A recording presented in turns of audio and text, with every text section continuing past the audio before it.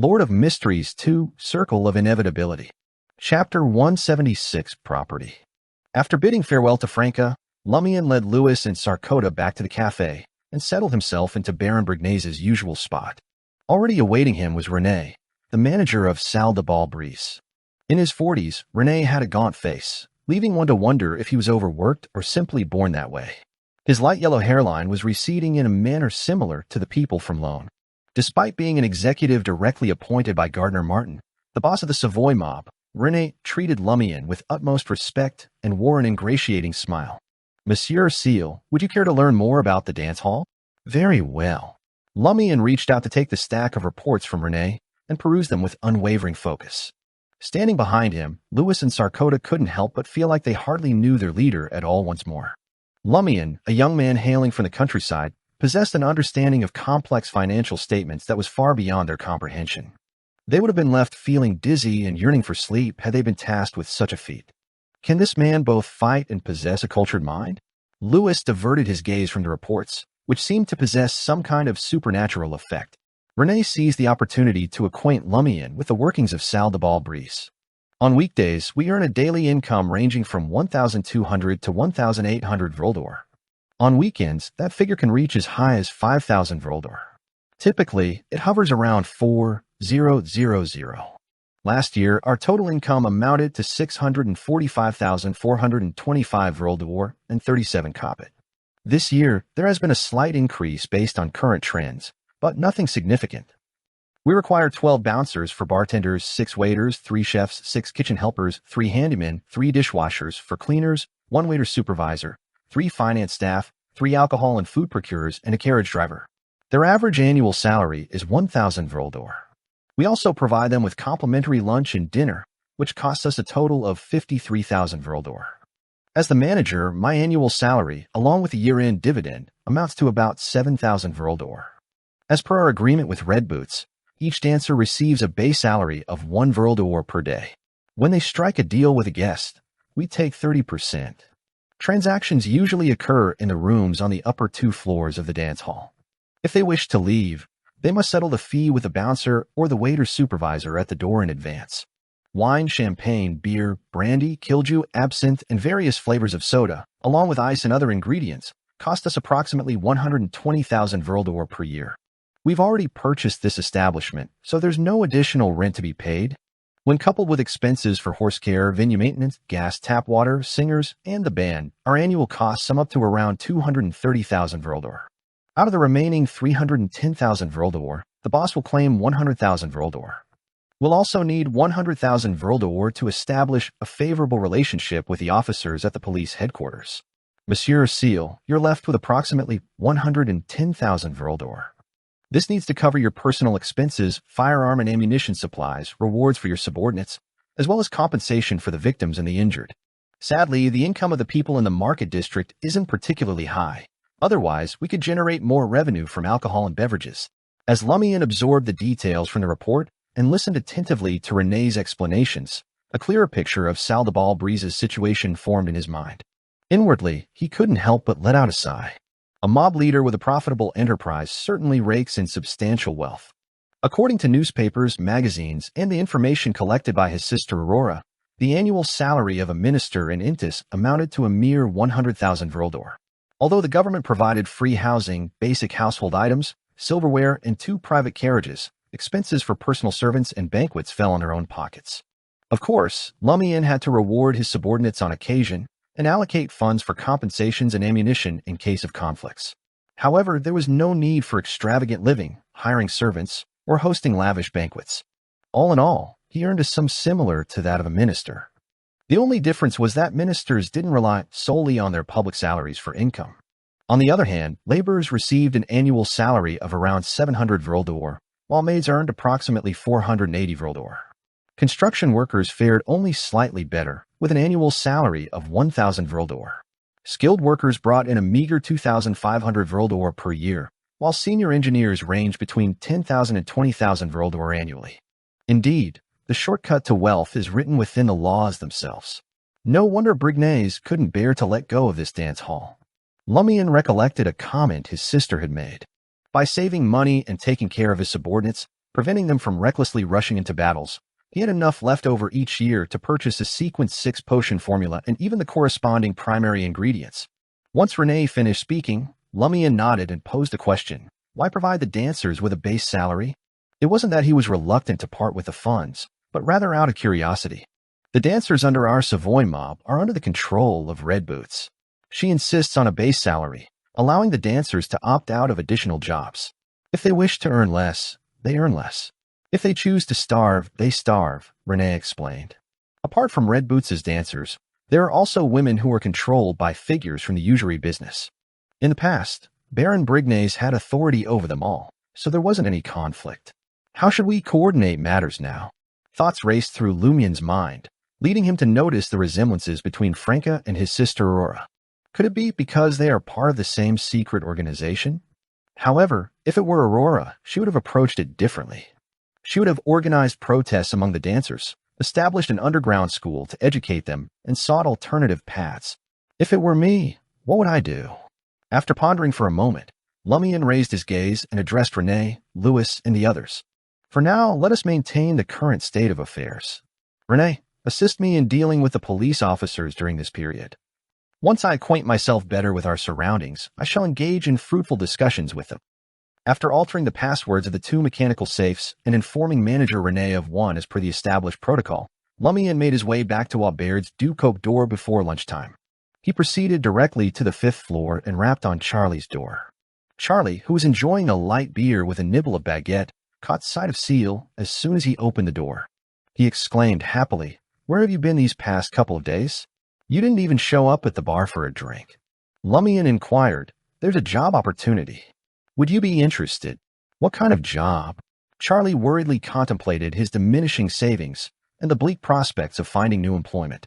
With a smile, Lumian responded, "How about working as a waiter at Salle de Balbris? You don't have to join the Savoy mob. You'll earn 70 Vril d'Or per month. You can keep the tips, but be aware that folks in the market district aren't inclined to tip unless you become a woman and are willing to engage with them intimately. Yes, there are also female patrons who seek out waiters for such purposes. You're experienced in that domain, so there's no need for further elaboration." Salle de Balbris. Charlie's eyes widened. Have you already gained Baron Brignays' trust? To be able to arrange for someone to work as a waiter at Salle de Balbris without joining the Savoy mob? Lumian simply maintained his smile. "I don't need Baron Brignays' approval. Salle de Balbris is now under me." "Huh?" Charlie questioned his own hearing. Lumian clarified, still smiling. "After I eliminated Hammer 8, the Savoy mob's leader handed over Salle de Balbris to me." "Is that so?"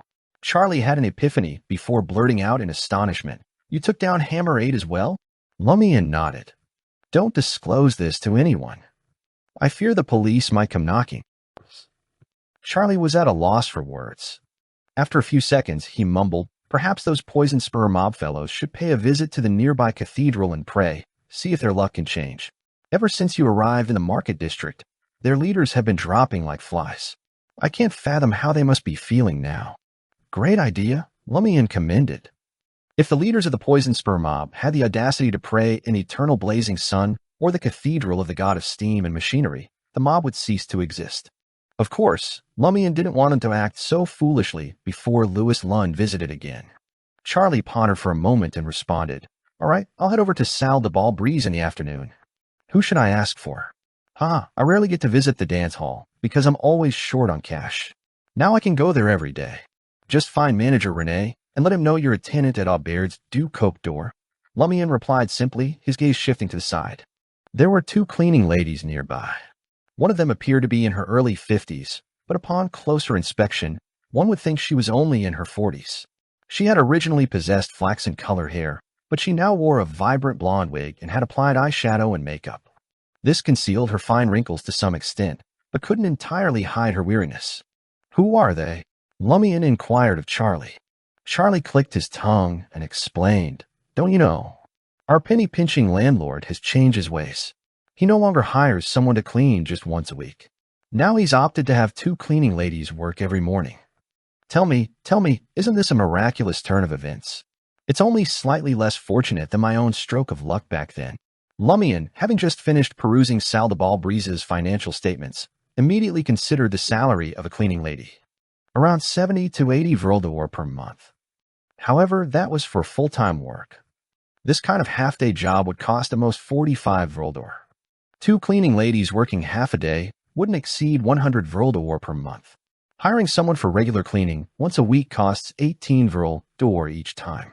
And Monsieur, I've promised to increase it to twice a week. In other words, it'll cost 150 vril per month. How is this generous? It's simply meticulous budgeting. Lumian scoffed. He suspected that if it weren't for the fact that a cleaning lady couldn't finish the entire motel in half a day, no one would take on such a job. Monsieur, I definitely wouldn't hire two. Is that so? Charlie scratched his head. His computational abilities couldn't keep up with Lumian's rapid deductions. As the two cleaning ladies entered a vacant room to rid it of bedbugs, Lumian subtly gestured in their direction with his chin. Why is one of them wearing a wig and eyeshadow? What kind of cleaning lady does that? Charlie lowered his voice and said, I asked about that. Her name is Elodie. She claims to have been a theater actress and says she's used to dollying herself up like that. And she continues to do so to this day. No one knows if she's telling the truth. When I worked as an attendant at Hotel du Cygne Blanc, I heard from the kitchen staff that when aging prostitutes are scorned, their only option is to take on tasks like dishwashing and cleaning. Lumian recollected Elodie's appearance and surmised that she must have been quite a beauty in her youth. Whether she had been a theater actress or a woman of the streets had no bearing on her current role as a cleaning lady. After bidding farewell to Charlie, Lumian made his way to the restaurant on the first floor for a quick meal before taking a public carriage to Avenue du Boulevard. He intended to inform Mr. K that the mission had been successfully accomplished. Lord of Mysteries 2, Circle of Inevitability. Chapter 177, Proselytizing. Before stepping onto the public carriage, Lumian made a special effort to spend 6 licks on purchasing a copy of the Psychic magazine, disguising himself as someone attending a gathering of mysticism enthusiasts at 19 Rue Shear. He worried that Gardner Martin, the boss of the Savoy mob, might secretly tail him to ascertain if something was amiss. While he could employ some anti-tracking methods to try and shake off potential pursuers, wouldn't that raise more suspicion? In comparison, it would be more convincing to pose as a naive country bumpkin who had recently arrived in Trier and stumbled upon the Beyonder path. Such an individual would naturally crave knowledge about mysticism, leading to the purchase of psychic and other magazines. Occasionally attending various gatherings of mysticism enthusiasts would solidify the facade. In truth, this tale held some merit. The only hitch was that Mr. K, the organizer of the mysticism enthusiast gathering, had a secret organization backing him. If Gardner Martin's men had indeed delved into their investigation, Lumian would let them confront Mr. K and witness the clash of strengths. As the prankster king of Cordu, Lumian always relished witnessing a spectacle unfold. When the time arrived, he would adjust his choices based on the outcome of the battle. In any case, his overall direction would remain unchanged. He would follow the instructions of Madame Magician and infiltrate the secret organization behind Mr. K. Inside the carriage, Lumian flipped through Psychic. The current issue focused on the theme of secret deeds. Contrary to Lumian's initial instinctive interpretation, the term deed in the context of secret deeds did not refer to an actual deed, but rather denoted compatibility. It represented a method of merging one's mind with a specific hidden entity, enabling the acquisition of corresponding mental experiences and a certain amount of mystical knowledge. Psychic's editorial stressed that this act was exceedingly perilous. Unless one could verify the trustworthiness and absence of malice in the subject of the secret deed, attempting it was strongly discouraged. It would lead to dire and severe consequences, including but not limited to mental illness, possession by evil spirits, loss of rationality, sudden death, and alterations in personality. Now it makes sense. Lumian immediately grasped some of the contents of Aurora's grimoire. Initially, he had struggled to comprehend those passages, viewing them through the lens of a contract. However, with a change in perspective, he now roughly understood their meaning. Lumian lowered his gaze to the Psychic magazine in his hand and silently commended it, saying, "It's more useful than I anticipated. I thought it was all concocted to deceive enthusiasts of mysticism. Yes, although there are numerous errors in common sense that suggest it wasn't written by someone who truly ventured into the Beyonder world and conducted extensive research, their explanations of certain concepts are rather advanced. They come close to the correct answer, and some even enlighten me." Amidst his praise, he muttered, "Considering that Mr. K resides beneath the headquarters of Psychic, could there truly be Beyonders among the editorial staff and contributing authors of these mysticism magazines?" Did they intentionally write an accurate article first, and then deliberately alter many concepts and common knowledge to something incorrect? As these thoughts raced through his mind, Lumian inwardly hissed. From this vantage point, the editors of this issue aren't instructing the correct secret deed ritual. Instead, they are cautioning those who attempt secret deeds without discretion. No, it's not merely without discretion. It's more plausible that it was purposefully guided by someone with malicious intentions. How many incidents involving secret deeds have occurred? At that moment, Lumian revisited Psychic, no longer focusing on the specific words. He even sensed that it was brimming with warnings written in blood-red ink. Cease. Refrain from engaging in any further secret deed rituals. The mysterious world is truly fraught with peril. Lumian closed his eyes and sighed deeply, touched by emotions. The longer he immersed himself in the field of mysticism, the more he comprehended his sister's helplessness and struggle. He closed Psychic, a magazine 2 licks cheaper than the average, and directed his gaze out of the carriage window. Upon reaching Rue Shear and Avenue du Boulevard, Lumian executed his customary anti-tracking measures, showcasing his hunter instincts. He then entered Psychic's headquarters and knocked on the door of room 103, using the distinctive pattern of 3 long, 2 short, and 1 long knock. As before, he was led to the basement and encountered Mr. K. Mr. K still wore a voluminous black robe with an oversized hood, rendering his face concealed within shadows. Seated in the crimson-backed chair, he gazed at Lumian for a few seconds before speaking in a low, raspy voice. "What brings you here this time?" "Mr. K, I have fulfilled the mission you assigned me, and have become a leader in the Savoy mob of the Market District. I now oversee Salle de Balbreeze and Aubert's Du Coq d'Or," Lumian said with a smile. Mr. K offered a slight nod. "Excellent. I like your way of doing things. What you must do next is earn Gardner Martin's trust and secure his genuine recognition." This time, Mr. K omitted the words reward or mission. Instead, he issued a direct command, treating Lumian as if he were already his subordinate. Earning the boss's trust? Lumian was momentarily taken aback, followed by intense bewilderment and unease. He recalled vividly that when Mr. K assigned the mission, he hadn't specified joining the Savoy mob. He had used the word "eh." Yet now, the subsequent task was to be truly acknowledged by the boss of the Savoy mob. If I hadn't chosen Baron Brignaise and chose another mob, what kind of mission would Mr. K have assigned me today? Or was he utterly convinced that I would join the Savoy mob? What makes him so certain? Thoughts swirled in Lumian's mind, reminding him of recent events.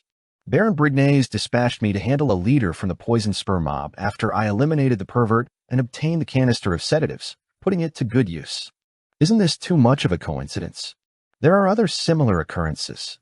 Every so often, I sense someone's gaze upon me from the shadows nearby, yet I perceive nothing. Could all of this have been orchestrated by Mr. K?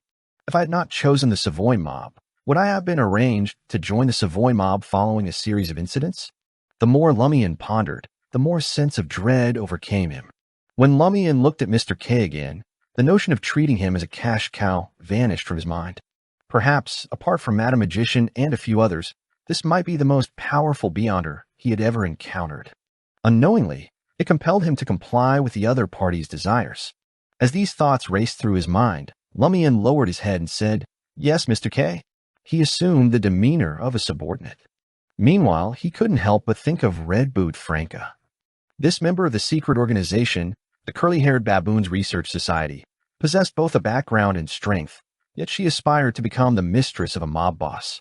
Clearly, she harbored ulterior motives. Is her objective also to get close to Gardner Martin? Is she involved in something significant or a crucial secret? Lumian attempted to make an educated guess. Mr. K nodded in satisfaction. "I'm pleased to see you know your place. Don't worry, I won't be stingy with the rewards.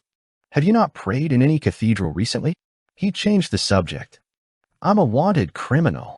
Lumian recalled Madame Magician's warning and retorted angrily, "Besides, those deities won't save us at all."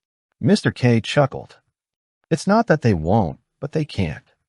Their power cannot envelop all believers and assist everyone during times of calamity. There are numerous reasons, but to put it succinctly, there is only one. Weakness is an inherent sin. Are you curious about the Lord I believe in? He embodies the truth of this world. He is supreme. His divine grace flows abundantly like the sea. He created everything and shall annihilate everything. He is power incarnate, as are we. Observing Lumian's silence, Mr. K didn't press further. You need not answer me now. Ponder carefully during this period. Reflect on who can save us and offer protection in this increasingly perilous and deranged world. Once you have affirmed your faith in him, you will genuinely become one of us. It won't be long before your strength significantly improves. I shall consider it deeply, Lumian replied in a hushed tone. Mr. K then inquired, is there anything else? Having adjusted his mindset, Lumian asked, with the intention of not missing out on anything by asking, in the course of fulfilling the mission, if I encounter danger, may I employ your finger? How should I utilize it? Mr. K nodded and responded, just take it out. In other words, it could be employed. If I use it, how should I deal with the threat from Susanna Mattis in the future? Lumian probed further. Mr. K fell silent for a few seconds. After you employ that finger, return to me here. I shall provide you with another one. Indeed, your fingers are consumables. Lumian pondered for a moment and said, I sold Hammer 8's Beyond Her characteristic to Gardner Martin for 18,000 Vrildor. I wish to purchase a sealed artifact that can enhance my mystical abilities or aid me in better disguising myself. Do you have any such items here, Mr. K? Mr. K didn't offer an immediate response, as if he were contemplating a suitable candidate. After a while, he said to Lumian, come here and make your selection on Thursday night. Lumian beamed. Thank you, Mr. K. It felt reassuring to have the support of an organization, even if he was only an unofficial member. After arriving at Le Marquet du Quartier du Gentleman, Lumian carefully stowed Mr. K's finger in room 207 of Aubert's du Coq d'Or. His next destination was Salle de Bal Brise, where he intended to locate an unoccupied room. There, he would summon the messenger of Madame Magician to relay the progress of his mission. Lumian hoped to receive valuable feedback from her, particularly regarding how Mr. K had permitted these events to unfold with an uncanny degree of coincidence. Lord of Mysteries 2, Circle of Inevitability. Chapter 178, The Messenger's Response. Evening, Avenue du Marché, Salle de Bal Brise. Lumian made his way to the entrance. Just as he reached the door, he was greeted by two mobsters standing guard. Good evening, boss. Lumian, still donned in a crisp white shirt, a black vest, and rolled-up cuffs, acknowledged them with a smile and a nod. Louis and Sarkota had been eagerly awaiting the return of their new leader. Spotting Lumian entering the dance hall, they swiftly abandoned their positions at the bar counter and forced smiles on their faces. Boss, why don't you let us accompany you? It's not safe to be unprotected like this. Louis expressed his loyalty with concern. Lumian chuckled in amusement and replied, You too? Protecting me? I worry that if anything were to happen, you both would end up beaten to a pulp. I'd have to compensate your loved ones. Louis smiled sheepishly. I know you're formidable, boss, and you can handle Hammer 8 and Wolf Margot on your own. But isn't there a saying that goes, 2 fists can't fight 4 hands? Besides, we all carry guns, and our aim isn't too shabby. 2 fists can't fight 4 hands? Lumian thought to himself. Wasn't that something Emperor Roselle once said? When did it become a saying? Aurora had always suspected that many vulgarities originated from Emperor Roselle, but nobody had ever confirmed it.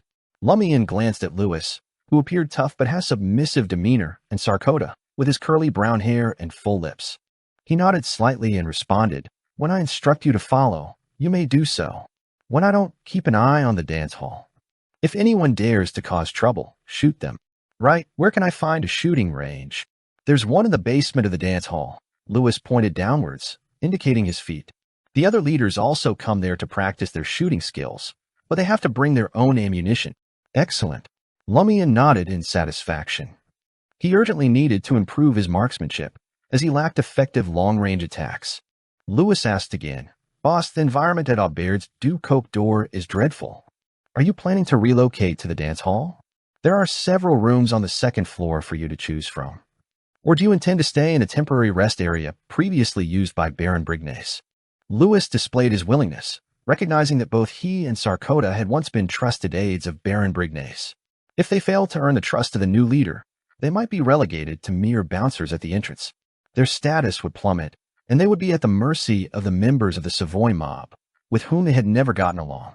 Not only would their income suffer, but they would also face significant bullying. Lumian pondered for a moment before responding, Show me the rooms. This location was ideal for the ritual to summon Madame Magician's messenger. Lumian had no plans to check out of Aubert's du Coq d'Or anytime soon. His strategy involved selecting a room on the second floor of Salle de Balbrise and room 207 of Aubert's Du Coq d'Or as his nightly resting places after dismissing Louis and Sarcoda. This increased his chances of being attacked under the cover of darkness. Occasionally, he would also consider his rented safe house on Rue de Blouses Blanches. Lumian sensed that the poison spur mob wouldn't let him off easily. He had eliminated 3 leaders consecutively and had deliberately provoked them. Once the authorities let their guard down a little, the likelihood of retaliation would be high. Lumian was confident that the other side had been provoked, as his potion had been further digested. In another month or two, he might even consider advancing to pyromaniac.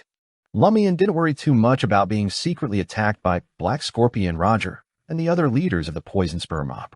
With Mr. K's finger, he stood a good chance of defending himself, even against Susanna Mattis, who was equivalent to a sequence 5 beyond her, let alone Black Scorpion Roger and the others who had not yet become sours. His concern lay in the possibility that if a fight were to break out, Mr. K might lose control and end up killing Black Scorpion Roger. If that happened, Louis Lund would disappear and the trail of clues would come to an abrupt end. Upon reaching the second floor, Lumian made his way through the cafe and entered the corridor. After scanning the area, he pointed to a room closer to his office and declared, "I'll take this one." The room boasted classical furniture, a 4-piece set of dark red velvet, and a cushioned recliner. "Boss, should we replace these fabric items with new ones?" Louis ingratiatingly inquired. Sarcoda, ever quiet in comparison, stood by his side. "No need," Lumian replied, finding an excuse. He then assigned his 2 bodyguards to watch over the door leading from the cafe to the second-floor corridor. Locking the door, he settled himself at a wide wooden table near the window to write a letter to Madame Magician. In the letter, he emphasized that he had completed Mr. K's mission and earned his trust, even undergoing proselytization. He mentioned the opportunity to join the secret organization supporting Mr. K and inquired about the necessity of praying to Mr. K's Lord, as well as the potential consequences of being monitored by that entity. Finally, he highlighted his recent actions and expressed his unease over certain coincidences. Once he neatly folded the letter, Lumian arranged the altar and conjured a wall of spirituality. With the summoning ritual completed, he fixed his gaze upon the blue flame of the candle and waited in the chilling and eerie environment. Before long, a doll-like figure, the size of an arm, materialized above the fire. Clad in a delicate golden dress, the figure surveyed the area with unfocused, light blue eyes. Raising its right hand, it delicately pinched its petite, pale white nose. "It stinks. It stinks. This place isn't as clean as the last one. Isn't this place supposed to be clean?" Lumian exclaimed, scanning his surroundings in surprise. "There are no bed bugs, and it's just been cleaned." The messenger continued to wrinkle its nose, its voice ethereal and illusory as it spoke. "There are old bones buried beneath the ground. They're foul, putrid, and repulsive." With those words, the blonde doll snatched the letter and vanished instantly. Clearly, it had no intention of staying a moment longer. "Old bones underground." Lumian repeated the messenger's words, perplexed. He remembered that Salle de Balbrise had been erected upon a cemetery belonging to a cathedral, and the bodies and ashes had been relocated to the catacombs. Even after the Savoy mob had acquired the building, there remained an eerie atmosphere. Concerned that some bones might have been left behind deep beneath the ground, they had commissioned a spherical statue crafted from white skulls and placed it at the entrance, accompanied by an engraved inscription. The messenger's reaction hinted that there truly were ancient remains interred underground. When Église St. Robert had moved the remains and ashes from the original cemetery to the catacombs, they likely hadn't intentionally left anything behind, unless they had failed to discover it or were unaware. Could it be that there is a hidden tomb beneath the original cemetery, dating back to the 4th epoch? Is that why the messenger reacted so strongly? Well, for now, let's set aside the matter of the old bones underground. After all, nothing untoward has occurred at Salle de Balbrise throughout these years. It's highly unlikely that anything would go awry the moment I set foot here, right? Lumian mused, concluding the ritual and tidying up the altar. He settled into the cushioned recliner, gently rocking back and forth, awaiting Madame Magician's response. Time passed, and the sky darkened completely. Lumian contemplated whether he should have Louis and the others bring dinner to his room or indulge in it at the cafe or the bar counter. Suddenly, a stack of papers fell from above, landing on his lap. This time, the doll messenger didn't even reveal itself, clearly displaying its profound aversion to the overall environment of Salle de Balbrise. "In the future, I'll summon it at Aubert's Du Coq d'Or, or that safe house." Lumian unfolded the letter and read it attentively. Excellent job. It seems you have gained Mr. K's admiration and initial approval. From now on, simply follow his instructions. When the need arises, I will inform you of the true objective in advance. You can pretend to believe in the entity mentioned by Mr. K. After all, you already bear traces of two entities. Adding another one won't be an issue. I'm just concerned it might get a bit crowded. The previous statement was a jest. The real solution is as follows. You can feign belief, but whenever you meet Mr. K and engage in prayer, beseech my Lord for the protection of an angel. You should have learned the corresponding ritualistic magic, correct? If not, consult your sister's grimoires. Usually, refrain from invoking the honorific name of that individual, even if the order has been disrupted, unless you are certain you have received the angel's protection. I understand that the more one tries to suppress certain memories, the more they tend to resurface. During your next therapy session, you can attempt seeking assistance from your psychiatrist. In other words, you must postpone the matter of becoming a false believer until after the upcoming treatment. As for coincidences, they often have multiple factors intertwined in various things. Firstly, the corruption sealed within your body stems from an entity known as inevitability. Clearly, inevitability is linked to fate. It will subtly disrupt your destiny, leading you to encounter specific individuals and events that you are destined to come across. Secondly, it is highly likely that Mr. K has made arrangements to station someone in the shadows, observing you and providing the mob leaders with subtle psychological cues.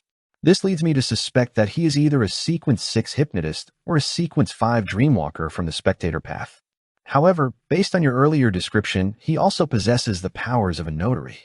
Therefore, there is a strong possibility that he is a shepherd.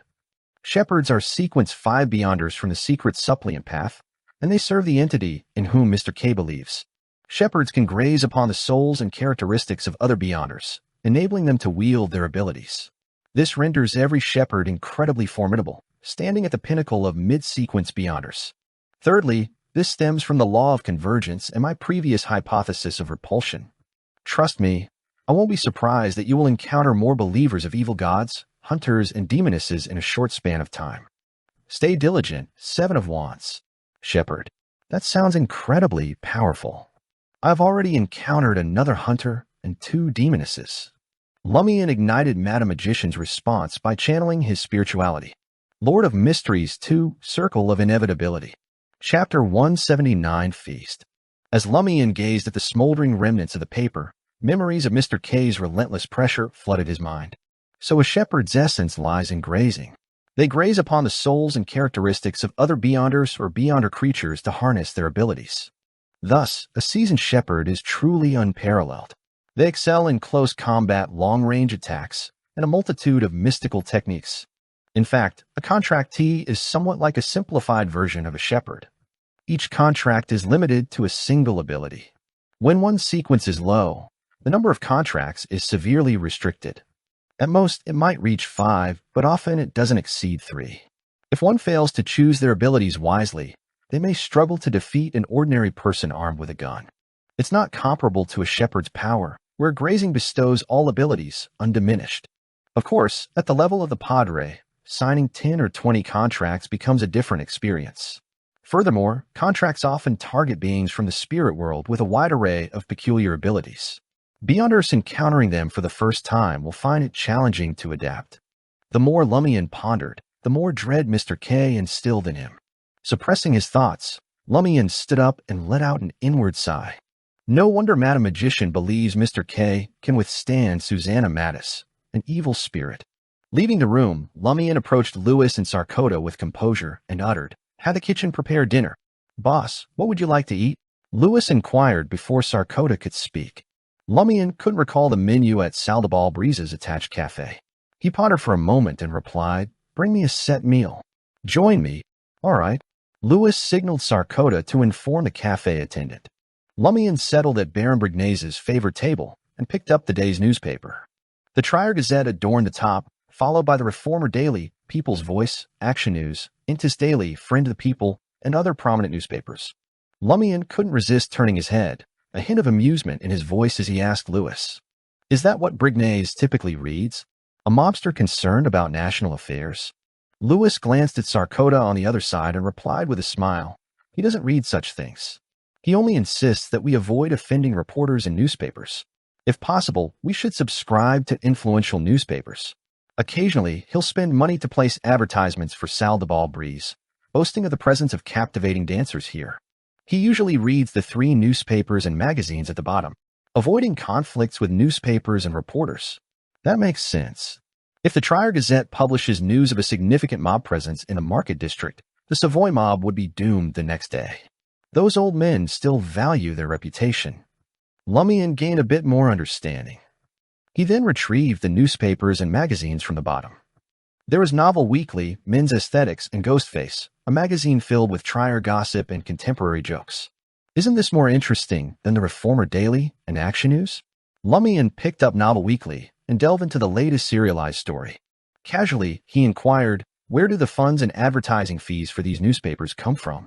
Lewis pondered for a moment, beads of cold sweat forming on his forehead, but he couldn't provide an answer. Just then Sarkota chimed in, it's deducted from the 100,000 Vrildor we set aside for cultivating ties with the police.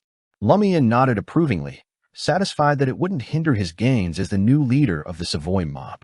Before long, the cafe attendant arrived with their food. Onion minced pigeon, smoked rock crab, hot bamboo, chicken pie, stewed mutton brain, stewed veal slices, grilled oysters with vanilla, 2 salads, scarlet cheese, grilled almond sauce, a glass of red, white, and blue liqueur, and a bottle of Cabernet Sauvignon. The fragrant aromas mingled together, wafting into Lumian's nostrils and causing his mouth to water even more. Just as expected from Trier. Even an ordinary cafe set meal offers such a variety of dishes. If this were Lone, I'd be limited to choosing between pan-fried steak or stewed peas with tender mutton. Lumian, being a pure Intisian, mockingly compared Lone's cuisine based on his impressions from various newspapers, magazines, and folk jokes. He lifted the glass of tricolor liqueur and took a sip, then pointed to the armchairs on either side of the table, saying, let's eat together. Lewis bowed slightly and replied with a smile, boss, we'll take turns eating after you finish. Lumian didn't insist and savored his first feast since arriving in Trier. It was on the house. It had to be said that the chefs at Salle de Bal Brise were truly skilled. Lumian nodded repeatedly as he enjoyed his meal. Among the dishes, he found the mutton brain most delightful. Skillfully infused with several spices, the fishy and gamey flavors of the brain were cleverly balanced, leaving behind a delicate texture akin to roselle tofu, accompanied by a rich and enticing fragrance. He finished the glass of red, white, and blue liqueur and 1/3 of the bottle of Cabernet Sauvignon. Then he gestured for Lewis and Sarkota to take their turns. Lumian picked up Novel Weekly and Ghostface magazines, ready to delve into their contents. In the pages of Ghostface, Lumian's eyes fell upon a familiar name, Dur. The proprietor of the restaurant renowned for inventing Duvar's broth had amassed a fortune and relocated to Quartier de la Maison d'Opera. An intriguing anecdote caught Lumian's attention within the Ghostface pages. Duvar's infatuation with Pearl, a stage actress from Lone and a Trier courtesan, had cost him a fortune. The tale recounted a banquet held at Pearl's private residence, where she lay naked on an enormous silver platter, served by attendants, in the presence of over a dozen guests. This shattered Duvar's heart. He had even attempted suicide to no avail. Lumian couldn't decide whether to sigh at the Trierians' tendency to exaggerate or to jest at the Loanese for not being as conservative as they seemed. It appeared that the latter adapted swiftly in Intis, or perhaps he should mock Duvar for his unblemished innocence despite being a Trierian in his 40s. At times, Lumian couldn't help but wonder if these behaviors stemmed from the influence of a Beyonder's nature, or if the followers of the malevolent god couldn't rein in their impulses. Naturally, had it not been for the shared inclinations among the Trierians and the fact that many things posed no issues, these individuals would have been exposed long ago. After Lewis and Sarkota had finished their meal, Lumian led them down to the first floor. The dance hall buzzed with activity in the evening. Jenna stood upon the wooden stage, her voice carrying a melodious tune accompanied by the band. Couples below embraced one another, twirling around the floor. Lumian cast a fleeting glance at the scene before redirecting his gaze and striding toward the exit. Boss, where are we headed? Lewis inquired. Lumian chuckled. Am I the boss or are you? Do I need to report my whereabouts to you? Lewis's expression froze. He glanced at the silent Sarkota and suddenly felt that emulating his composure wasn't a bad idea. I am merely concerned about our next course of action, he asserted. As Lumian made his way out of the dance hall, amidst greetings from the bouncers, he smiled and replied, I will inform you when there is a need for you to know. He returned to Aubert's Ducope door, but veered away from room 207, where he intended to retrieve Mr. K's finger and his revolver. Instead, he ventured into the underground bar. Before Lumian could assess the situation, Charlie's voice reached his ears, brimming with enthusiasm. Have you heard the news? Seal now goes by the nickname Lion Seal. Little minx, Jenna came up with it. Have you laid eyes on her? I doubt you've ever seen a woman as stunning as her. She possesses an alluring figure and a face that could bewitch anyone. When she sings, everyone yearns to abandon their faith for her. And she took a liking to Seal and invited him to dance. They were inseparable, grinding each other. Oh, the dance hall was dimly lit. You can well imagine what transpired. Lumian suddenly felt like he had become the protagonist of a news story in Ghostface. Lewis and Sarkota, standing behind him, felt both embarrassed and concerned for their boss. They were embarrassed that the person at the small round table might be boasting on their boss's behalf. They were worried that if it were true, their boss would be making Red Boots Franca cuckold. In that case, they would be in serious trouble. Franca not only held considerable power, but was also the mistress of their big boss. Charlie, holding a beer, caught sight of Lumian, and his smile froze. He hopped off the small round table and approached Lumian, coughing before speaking. Hey, Seal, would you mind if I shared some details about your romantic entanglement? Instead of answering, Lumian asked, how did you find out? Charlie grinned. Many people know. It spread from the Salle de Gristmill. In other words, the Poison Spur mob is aware that I danced with Jenna twice before assassinating Hammerate. That's true. I only disguised myself back then without even changing my hair color. I even provoked those around me. In hindsight, coupled with Hammerate's demise, they will surely recognize me. As Red Boot's mistress, Jenna may also become a target for their vengeance. There's no need to be overly concerned, though. She is protected by Red Boots. As a seasoned Beyonder and a formidable Demoness, Franco won't be careless in such matters. Lumian nodded, understanding the situation. He smiled at Charlie and said, feel free to share. The more the news spread, the more it would attract Red Boots' attention, deterring any potential reprisal from the Poison Spur mob. Lumian asked Charlie, why didn't you go to Salle de Balbrise? Charlie forced a smile and replied, the manager, Rene, wants me to start officially tomorrow. He offered me 80 Vril d'Or per month. As they conversed, Lumian noticed his neighbor sitting at the bar counter. The abject author, Gabriel. He still sported disheveled, greasy brown hair, large black-framed glasses, a faded linen shirt, and black dungarees. Lumian bid farewell to Charlie and approached Gabriel, asking, what's the matter? Gabriel, sipping on a glass of light green absinthe, glanced at him and smiled bitterly. My script was rejected.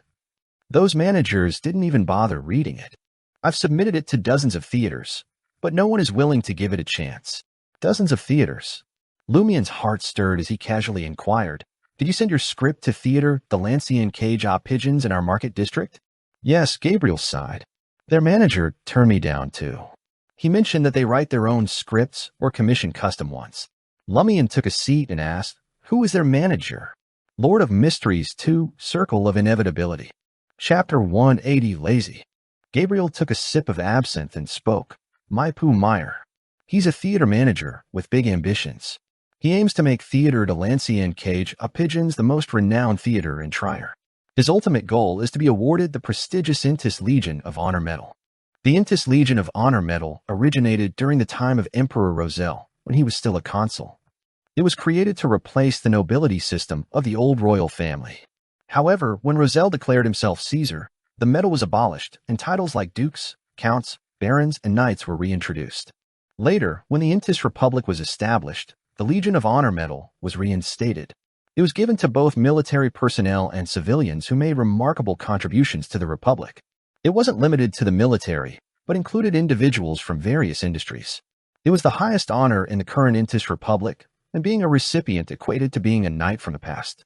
In the past, painters, authors, actors, journalists, and sculptors had been honored with the Intis Legion of Honor Medal, serving as inspirations for future generations. In the stories he crafted in his dream, he deceived the villagers of Cordu by claiming that Aurora was headed to Trier to receive the Legion of Honor Medal. It wasn't entirely implausible. If Aurora could become Intis's renowned Furs Wall and the best-selling author on the northern continent, gaining recognition from l'Institut de Intis for her artistic achievements, she might have a genuine chance at obtaining the Legion of Honor medal. Lumian chuckled and remarked, "If a person lacks dreams, they're no different from salted fish." He found Maipu Meyer, the theater manager, to be quite ordinary. This led him to believe that the issues with Theater de l'Ancien Cage aux Pigeons extended beyond the majority of the people. There were only a few individuals closely associated with the landlord of Aubert's du Coq d'Or, Monsieur Ives, who were peculiar. After conversing with Gabriel for a while, Lumian guided Louis and Sarkota to the second floor and asked them to wait outside room 207. He closed the door behind him, took off his holster from under his left armpit, and stashed away the bullet bag. Then he put on a dark jacket. Without delay, Lumian retrieved Mr. K's finger from beneath the pillow and slipped it into his right pocket. As for Fallen Mercury, the dagger from Hedsey, the awakening gas, and the unidentified liquid, he always carried them with him. However, the triangular spike served no immediate purpose, so he left it in a drawer of the wooden table.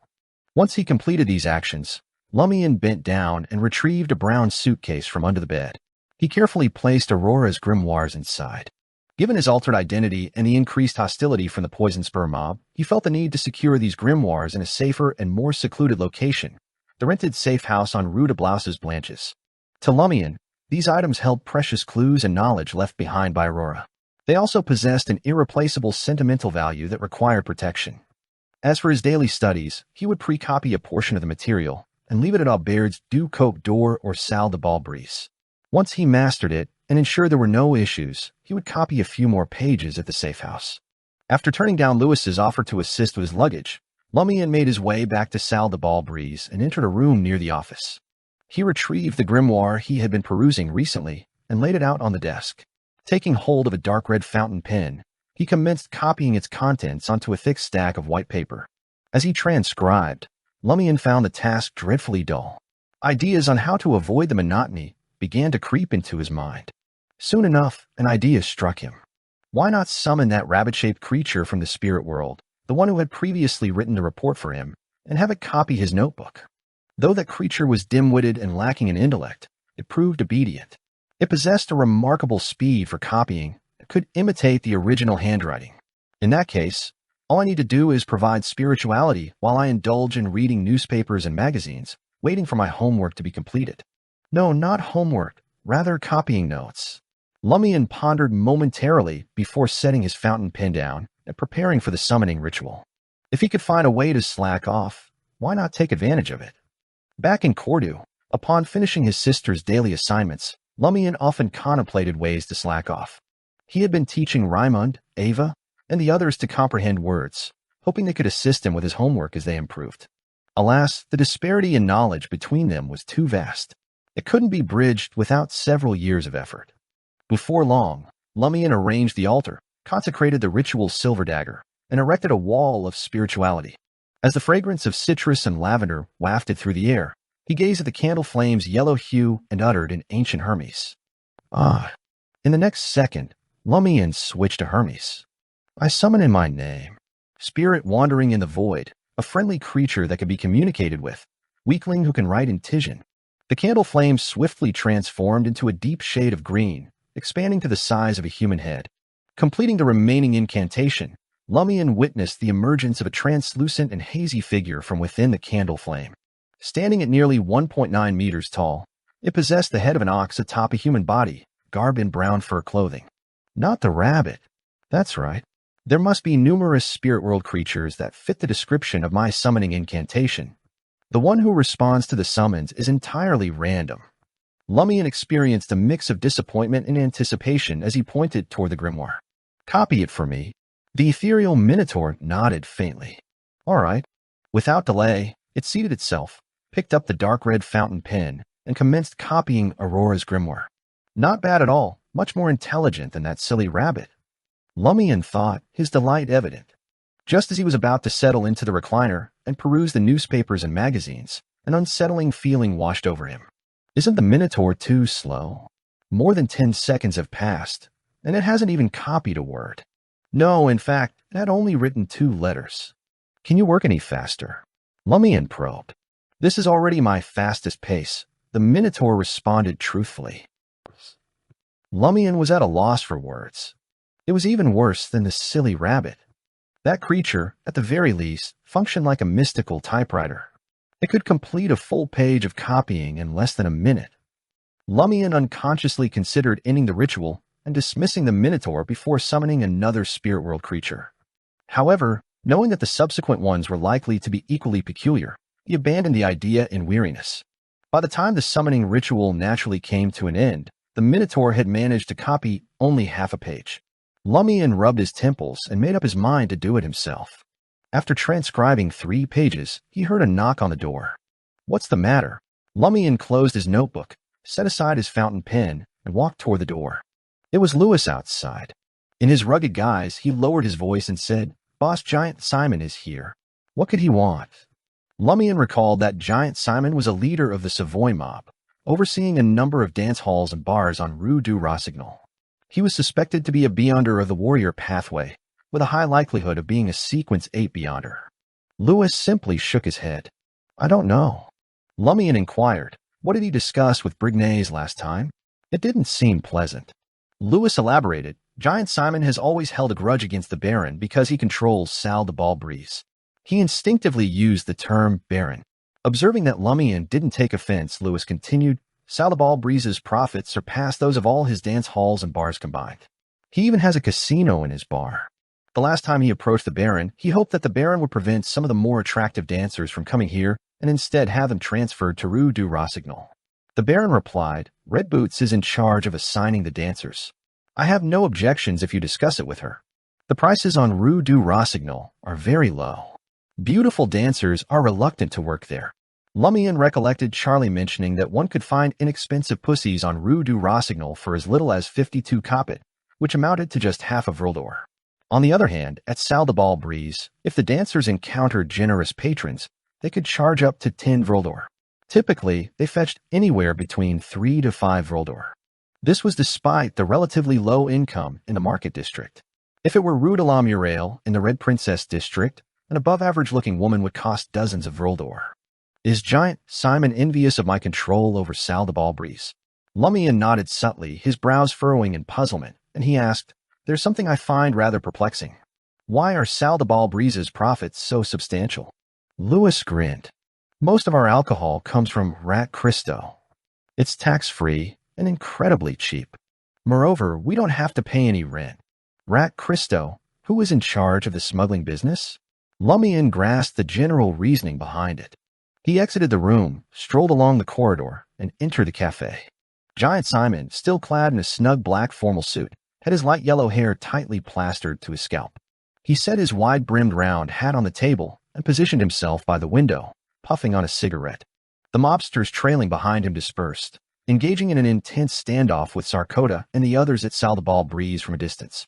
Spotting Lumian approaching, Simon crushed the cigarette in his hand and put on a feigned wide smile. Well, Seal, you've already gained the boss's approval and managed to get to run Sal de Balbrise. Why didn't you treat us brothers to a drink?" As Simon spoke, he strode toward Lumian. At over 1.9 meters in height, Lumian, who was already standing at 1.8 meters, appeared rather short. Lumian gazed up at Simon's prominent nose and pockmarked face, returning the smile. "I have some sort of social phobia, so I couldn't bring myself to invite you guys. Hey, you're quite tall. Just as one would expect from a giant. You're even taller than Hammer 8. His words conveyed a message of maintaining their respective territories. "If you don't provoke me, I won't provoke you. Otherwise, I'm capable of killing you, just like the Sequence 8 warrior, Hammer 8. Giant Simon didn't comprehend the meaning behind the first sentence, but he discerned the provocation in the latter. His face darkened as a result, simultaneously dispelling his disdain for Lion Seal. This wasn't merely a brawny man. Smiles and pleasantries wouldn't get him far. Simon gestured toward the table where Baron Brignaise often sat. "I need to discuss something with you. Lord of Mysteries 2, Circle of Inevitability. Chapter 181, The Loyal Seal." Lumian settled back into his seat, taking a casual stance. His gaze locked onto Giant Simon as he inquired, "And what's the matter?" Giant Simon's cast his light blue eyes over Lewis and Sarkota standing behind Lumian. "Aren't they Brignaise's men? Why would you allow them to tail you?" "If it were me, I'd put them to work as bouncers." Lewis and Sarkota exchanged anxious glances when Simon hit the nail on the head. Lumian wanted to applaud, grateful that Simon had provided him with an opportunity to win their trust. However, he couldn't entirely trust Lewis and Sarkota. He had no desire to become a mobster, but he didn't want to be shot in the back, riddled with bullets someday. Lumian smirked once again. What do you mean, Brignais's men? I used to work under Brignaise. We're all members of the Savoy mob, loyal to the boss. As long as I remain faithful, there's no need to worry about them turning against me. Lewis and Sarkota nodded repeatedly, impressed by Seal's broad-mindedness and demeanor. That's right. Baron Brignaise changed our status in the Savoy mob and gave us a lot of trust, but we're still members of the Savoy mob. Betraying the boss is out of the question. And it was the boss who commanded us to follow Seal and obey his orders. Simon choked on Lumian's words. After a few seconds, he finally said, You may be loyal to the boss, but others might not be. Brignaise is ambitious. You find Brignaise unloyal to the boss? Hidden Blade. Red Boots Franca mentioned that Brignaise hasn't been obedient lately. Lumian suddenly felt pity for Gardner Martin, the boss of the Savoy mob. His most capable subordinates lacked loyalty, and his favorite mistress had ulterior motives. The newcomer he had recently promoted turned out to be a spy from another organization. Realizing he couldn't shake off Lewis and Sarkota, two thugs who often accompanied Baron Brignaise and had knowledge of various matters, Simon steered the conversation back on track. I came here to discuss the dancer's basic salary. F** King dammit, why the bloody hell do we have to give those sluts money every day, even when they don't have a single customer? Franca is overbearing. Just because she's the boss's mistress, she convinced him to agree to such an unreasonable demand. We're mobsters, not a charity. By steam, when I handed money to those women, I felt like a bloody priest.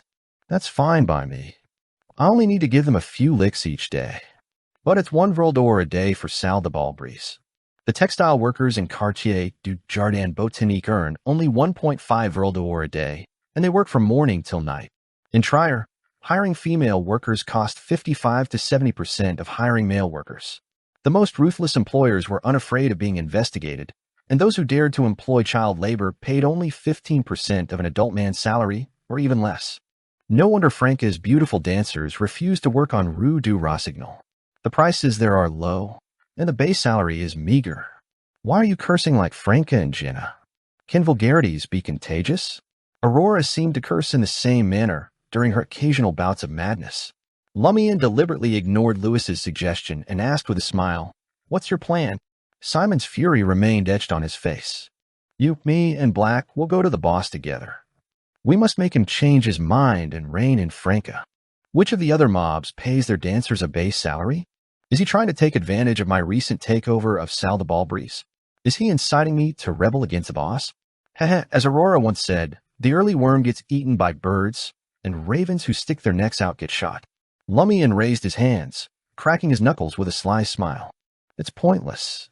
Franca is the boss's mistress. The boss will undoubtedly heed her. If you want him to change his mind, there's only one way. Become the boss yourself. Is this something you should say in front of so many people? Lewis, Sarkota, and the others behind Lumian were so terrified that they almost covered their leader's mouth. Giant Simon also appeared taken aback. What nonsense are you spouting? Most of his thugs trembled with fear. What I mean is, Lumian suddenly seized the table's edge and flung it at Giant Simon. Clang! The table crashed to the ground, and the cups upon it shattered into shards. Giant Simon had already retreated 2 steps, his expression darkening. His subordinates instinctively reached for their revolvers. He looked at Lumian and demanded, What do you want? Lumian stood behind the upturned wooden table, seething with anger. You wretched dog *T. Did the boss mean anything to you? How dare you plot a mutiny in secret, attempting to force him to change his orders? Do you truly aspire to be the boss? The boss's commands must be carried out, whether they're good or bad. If there's an issue, you can address it with the boss privately, but you cannot conspire with others to coerce him. The question exposed Giant Simon's true intentions, leaving him unable to explode in anger or continue inciting Seal. He spat out his words. Damn it, is there something wrong with your brain? When did I say I wanted to force the boss? I merely suggested that everyone should approach the boss and explain that providing a dancer with a base salary is unreasonable. It places a heavy burden on us. With that, Giant Simon waved his hand, wearing an expression that conveyed difficulty in communicating with Seal. He turned and departed, his subordinates trailing after him, descending the staircase. Observing their departure, Lumian inwardly chuckled.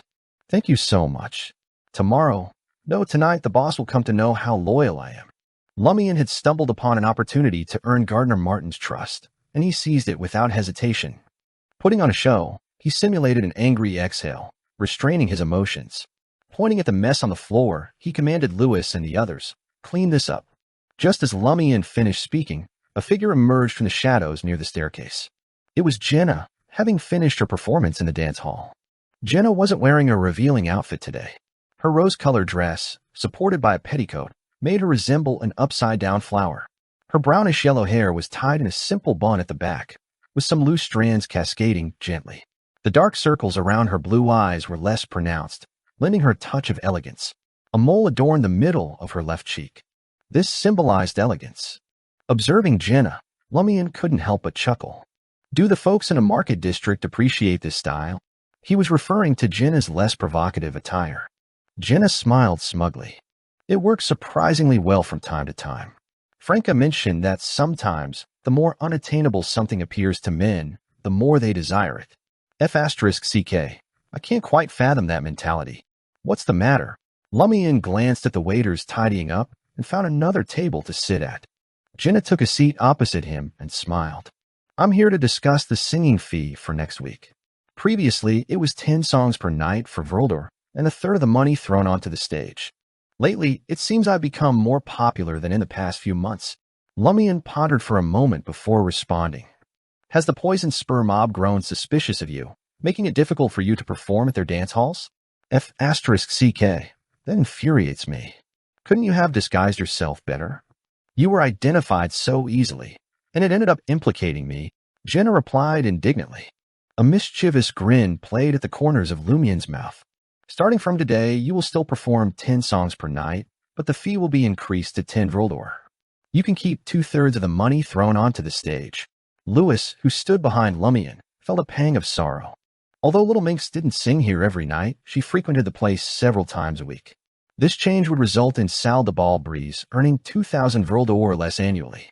However, it seemed that Little Minx had played a significant role in the assassination of Hammer 8, the mob leader. As a consequence, she had lost the opportunity to perform in Poison Spur mob's territory, amounting to a loss of over 1,000 Vrildor per year. Jenna appeared quite content.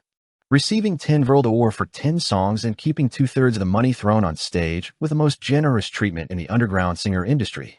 She smiled and said, I can only come for 3 days next week from Friday to Sunday night. Seeking opportunities at dance halls in other districts? Lumian inquired casually. Jenna shook her head. No, I don't have that much time to bloody sing. I have other things to attend to. Isn't being an underground singer your profession? Lumian inquired curiously. This is just a part-time gig, Jenna emphasized with a smirk. My main job is being the shared mistress of Lion Seal and Red Boots Franca. Lewis's legs nearly buckled at the jest. In his mind, Franca was a possessive woman. She had taught a lesson to any man who dared to snatch Little Minx away from her. If the boss truly became involved with Little Minx, he would undoubtedly face Red Boots' fury. This fellow has other identities? Lumian's thoughts raced as he asked thoughtfully, Is Jenna your real name or an alias? Part-time underground singers often adopted an alias to avoid impacting their other occupations. Jenna's lips curled up, and she blinked before replying, What do you think, Monsieur Seal? She deliberately emphasized the name Seal, implying that he, too, used an alias. With that, Jenna rose from her seat, leaned across the wooden table, and whispered into Lumian's ear, After hearing your conversation with Giant Simon, I have a sincere suggestion. The less loyal someone is, the more they boast about their loyalty. Your performance went a bit overboard, hee. Jenna straightened up, wearing an air of pride, and confidently walked toward the staircase. Finally, it was her turn to educate Seal. Is that so? Lumian pondered as he watched Jenna's departing figure. Aren't you wearing perfume today? Jenna turned around, her expression brimming with delight as she inquired, So you didn't notice me ascending the stairs? Lord of Mysteries 2, Circle of Inevitability. Chapter 182, Truth Serum. What do you think, Madam Jenna? Lumian grinned, throwing Jenna's own words back at her. Damn it, Jenna exclaimed, raising her hand in frustration before turning around with a scowl and storming back downstairs. Lumian pondered for a few moments, tapping the table in front of him. He turned to Lewis and Sarkota and said, "Bring me a glass of fennel absinthe." Being the protector of Saldabal Breeze had its perks, and his meals here were on the house. As he remembered that he had to hand over most of the dance hall's profits to the boss and bribe the police, Lumian felt less inclined to be frugal. No matter how difficult things became, he couldn't let himself suffer. He had to do his utmost to make the boss suffer instead. Lumian drank 2 glasses of the bitter, mind-altering light green liquid and remained at Saldabal Breeze until nearly midnight. Standing up, he turned to Lewis and Sarkota and declared, "I'm going to bed. Wait until the dance hall closes before you head home. If anyone causes trouble, throw them out. If you can't handle them alone, gather everyone and be bold enough to take action. Don't worry, I'll take responsibility if anything goes wrong." What he left unsaid was, "If I can't handle the responsibility, I'll leave it for the boss to worry about." Saldabal Breeze stayed open until 2 a.m. every day, usually opening between 10:30 a.m. and 11 a.m. "Yes, boss," Sarkota and Lewis replied in unison.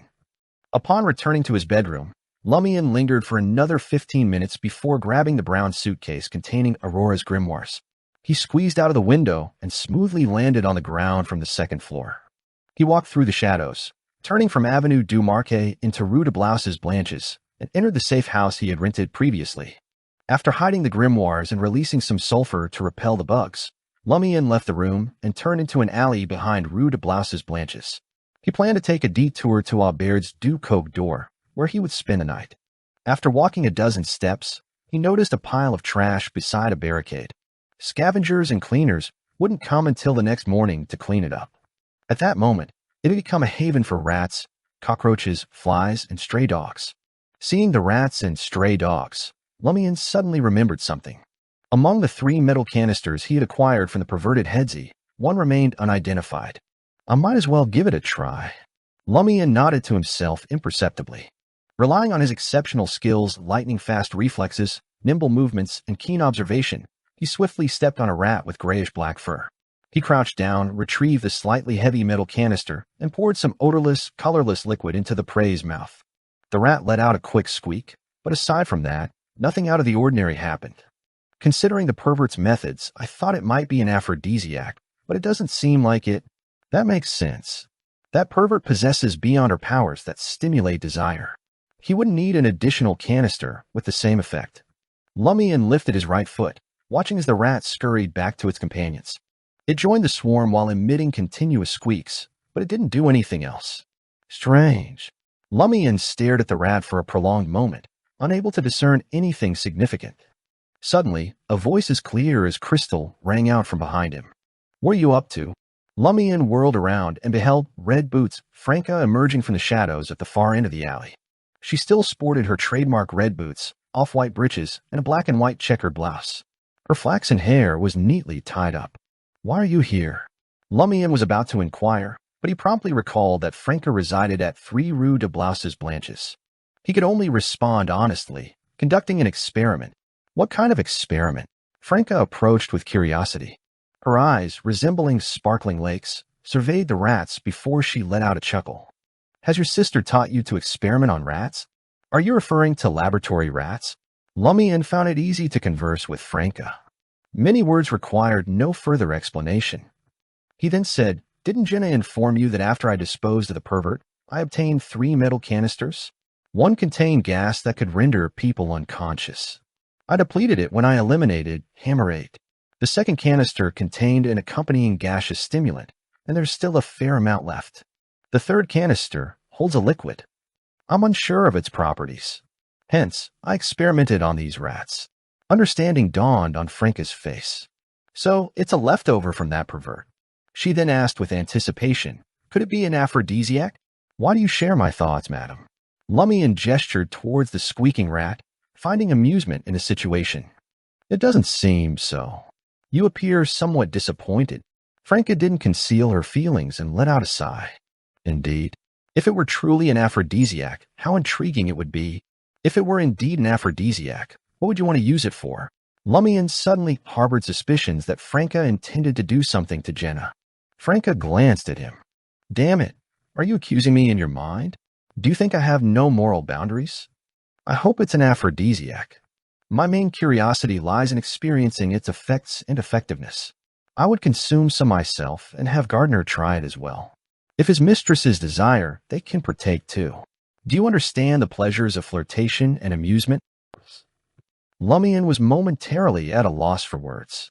After a few seconds, he responded, "You Trierians certainly excel at games." "I'm not a Trierian," Franca retorted, "but I concur with your statement." She turned her gaze towards the metal canister in Lumian's grasp. "Shall I assist you in discovering its properties? Aren't you concerned about the dangers?" Lumian was somewhat taken aback. It remained uncertain whether this vial of liquid was a slow-acting poison or a vessel for curses. Franca chuckled and replied, "You truly need to supplement your knowledge of mysticism." "I intend to employ divination." Witches possess considerable divinatory abilities. Aurora's grimoires made no mention of it. They solely documented the witch's potion, which causes gender transformation. It speculates that every witch excels in spells. Yes, those proficient in spells shouldn't be lacking in divination. Lumian handed the liquid-filled canister to Franca. Franca walked to the edge of the alley and halted behind a 5-story building. She extended her right hand and traced it back and forth on the dim glass window. Simultaneously, she softly recited something in Hermes. Even with Lumian's acute hearing, he could only catch a few words. Spirituality. Inquiry. Answer. A few seconds later, the glass window darkened and deepened, as though it led to an enigmatic, unknown world. Franca stepped back, raised the metal canister, and spoke in Intijan. "What is the purpose of the liquid inside?" From the depths of the glass window, an aged voice responded, "Induces an urge to confess." Franca nodded, expressed gratitude, and concluded the divination. As the glass window returned to its original state, she turned to Lumian and stated, "It appears to be a concoction akin to a truth serum." "Truth serum?" Lumian inquired. Aurora had never mentioned such a term. Franca casually explained, "It's a serum that compels people to speak the truth. Once their desire to spill their secrets is triggered, along with the interrogator's questioning, although there may be a fair amount of nonsense, it becomes exceedingly challenging to lie. What they utter should stem from their innermost desires, confiding their desires, similar to the pervert's other abilities, involving diverse human yearnings, as expected of a boon from the mother tree of desire. This could prove quite useful for a beyonder like me, who lacks proficiency in spirit communication and divination." Lumian retrieved the metal canister from Franca. Franca glanced around and queried with a smile, "Why did you choose Rue de Blouses Blanches for the experiment? Shouldn't your activities be centered around Avenue du Marquet and Rue Anarchy?" Lumian withheld nothing. "I rented a safe house here to safeguard my sister's grimoires. I fear they may be damaged if I am targeted." Very cautious, Franca nodded approvingly. "Your sister is fortunate to have a brother like you." "I used to have a brother too. He was conceited, enjoyed flaunting his skills, and lacked practicality. I yearned to teach him a lesson every day." She trailed off midway, her gaze falling upon her red boots. "Used to have? Does that imply he is no longer present?" Lumian keenly sensed Franca's unspoken meaning and promptly understood the reason behind her sudden despondency. After a few seconds, Franca's smile returned.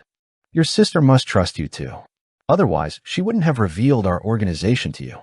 Although we never explicitly mentioned keeping the research society a secret from our families, hardly anyone ever discloses it. After all." Franca fell silent once more, her smile taking on a bitter tinge. "After all, what?" Lumian was perplexed, but he refrained from asking. Instead, he simply elaborated on Aurora's rationale. "We were caught in a calamity back then, unsure of who would survive and who would perish. That's why my sister divulged some secrets to me, hoping they would prove useful in the future." "Understood." Franca nodded, regaining her composure. She smiled and remarked, "I thought you came to Rue de Blouses Blanches in search of me, eager to learn about mysticism. It's too late now." Lumian was already feeling weary. Franca clicked her tongue and chuckled. "I won't do anything to you. It's too mad and shameful to engage in such activities with someone who knows my true gender." "Is that so?" "I was afraid that once you got accustomed to it, the shame would only heighten your excitement." Lumian suspected that Franca, who could be swayed by the notion of life is short, why not give it a try, would engage in more unforeseen endeavors. After bidding farewell to the Demoness, he returned to Aubert's du Coq d'Or. Nothing eventful occurred in Le Marquet du Quartier du Gentleman until Thursday. At 8 p.m., Lumian arrived at 19 Rue Shear on Avenue du Boulevard and met Mr. K in the basement. Mr. K gestured towards the three assistants holding silver trays behind him and stated, "There are a total of 3 mystical items, each priced between 15,000 Vril d'Or and 20,000. Make your selection." Lord of Mysteries 2, Circle of Inevitability. Chapter 183, 3 Items.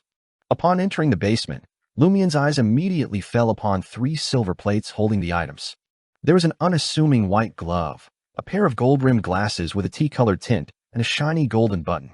Observing Lumian's interest in the mystical objects, Mr. K, seated in a red armchair, introduced them in a low, raspy voice. "That glove is Circus. It grants you some weak but peculiar mystical abilities. It can conjure a gust of wind, create fog, and use bursts of light to mess with your target's vision. By touching them, you can freeze your enemies. You can also open most doors without a key. It can even guide you through solid walls. These techniques suit your need for mysticism, but remember, carrying it will make you lose your way more often. And sometimes, getting lost brings misfortune. Price is 18,000 Vril d'Or. Sounds like the Sequence 8 Trickmaster of the Apprentice Pathway mentioned in Aurora's grimoires. Although the powers aren't formidable, if used to support alongside traps or my close combat skills and revolver shots, they can yield miraculous results." Lumian found solace in the positive effects of the circus glove, compensating for his lack of mysticism and helplessness in certain situations. However, the negative effects were dire. For hunters who relied on tracking and pathfinding, losing their way frequently meant losing their strengths entirely. Misfortune could strike at any moment, even without wearing the glove. Merely having it in his pocket would affect Lumian. Mr. K shifted his attention to the brown, gold-rimmed glasses and addressed Lumian. "Do you remember the painting from the gathering?" Painting. Lumian's mind immediately conjured the image of the dizzying oil painting. The painting, reputedly created by a Beyonder before his demise, boasted vibrant colors, a peculiar pattern, and a hallucinatory scene. It seemed as if the artist had descended into madness before his death. "I do." Lumian nodded. Mr. K continued, "After the painting's owner passed away, his Beyonder attributes together with a strange power fused into his glasses, creating a unique mystical item. It allows the wearer to perceive things invisible to the naked eye.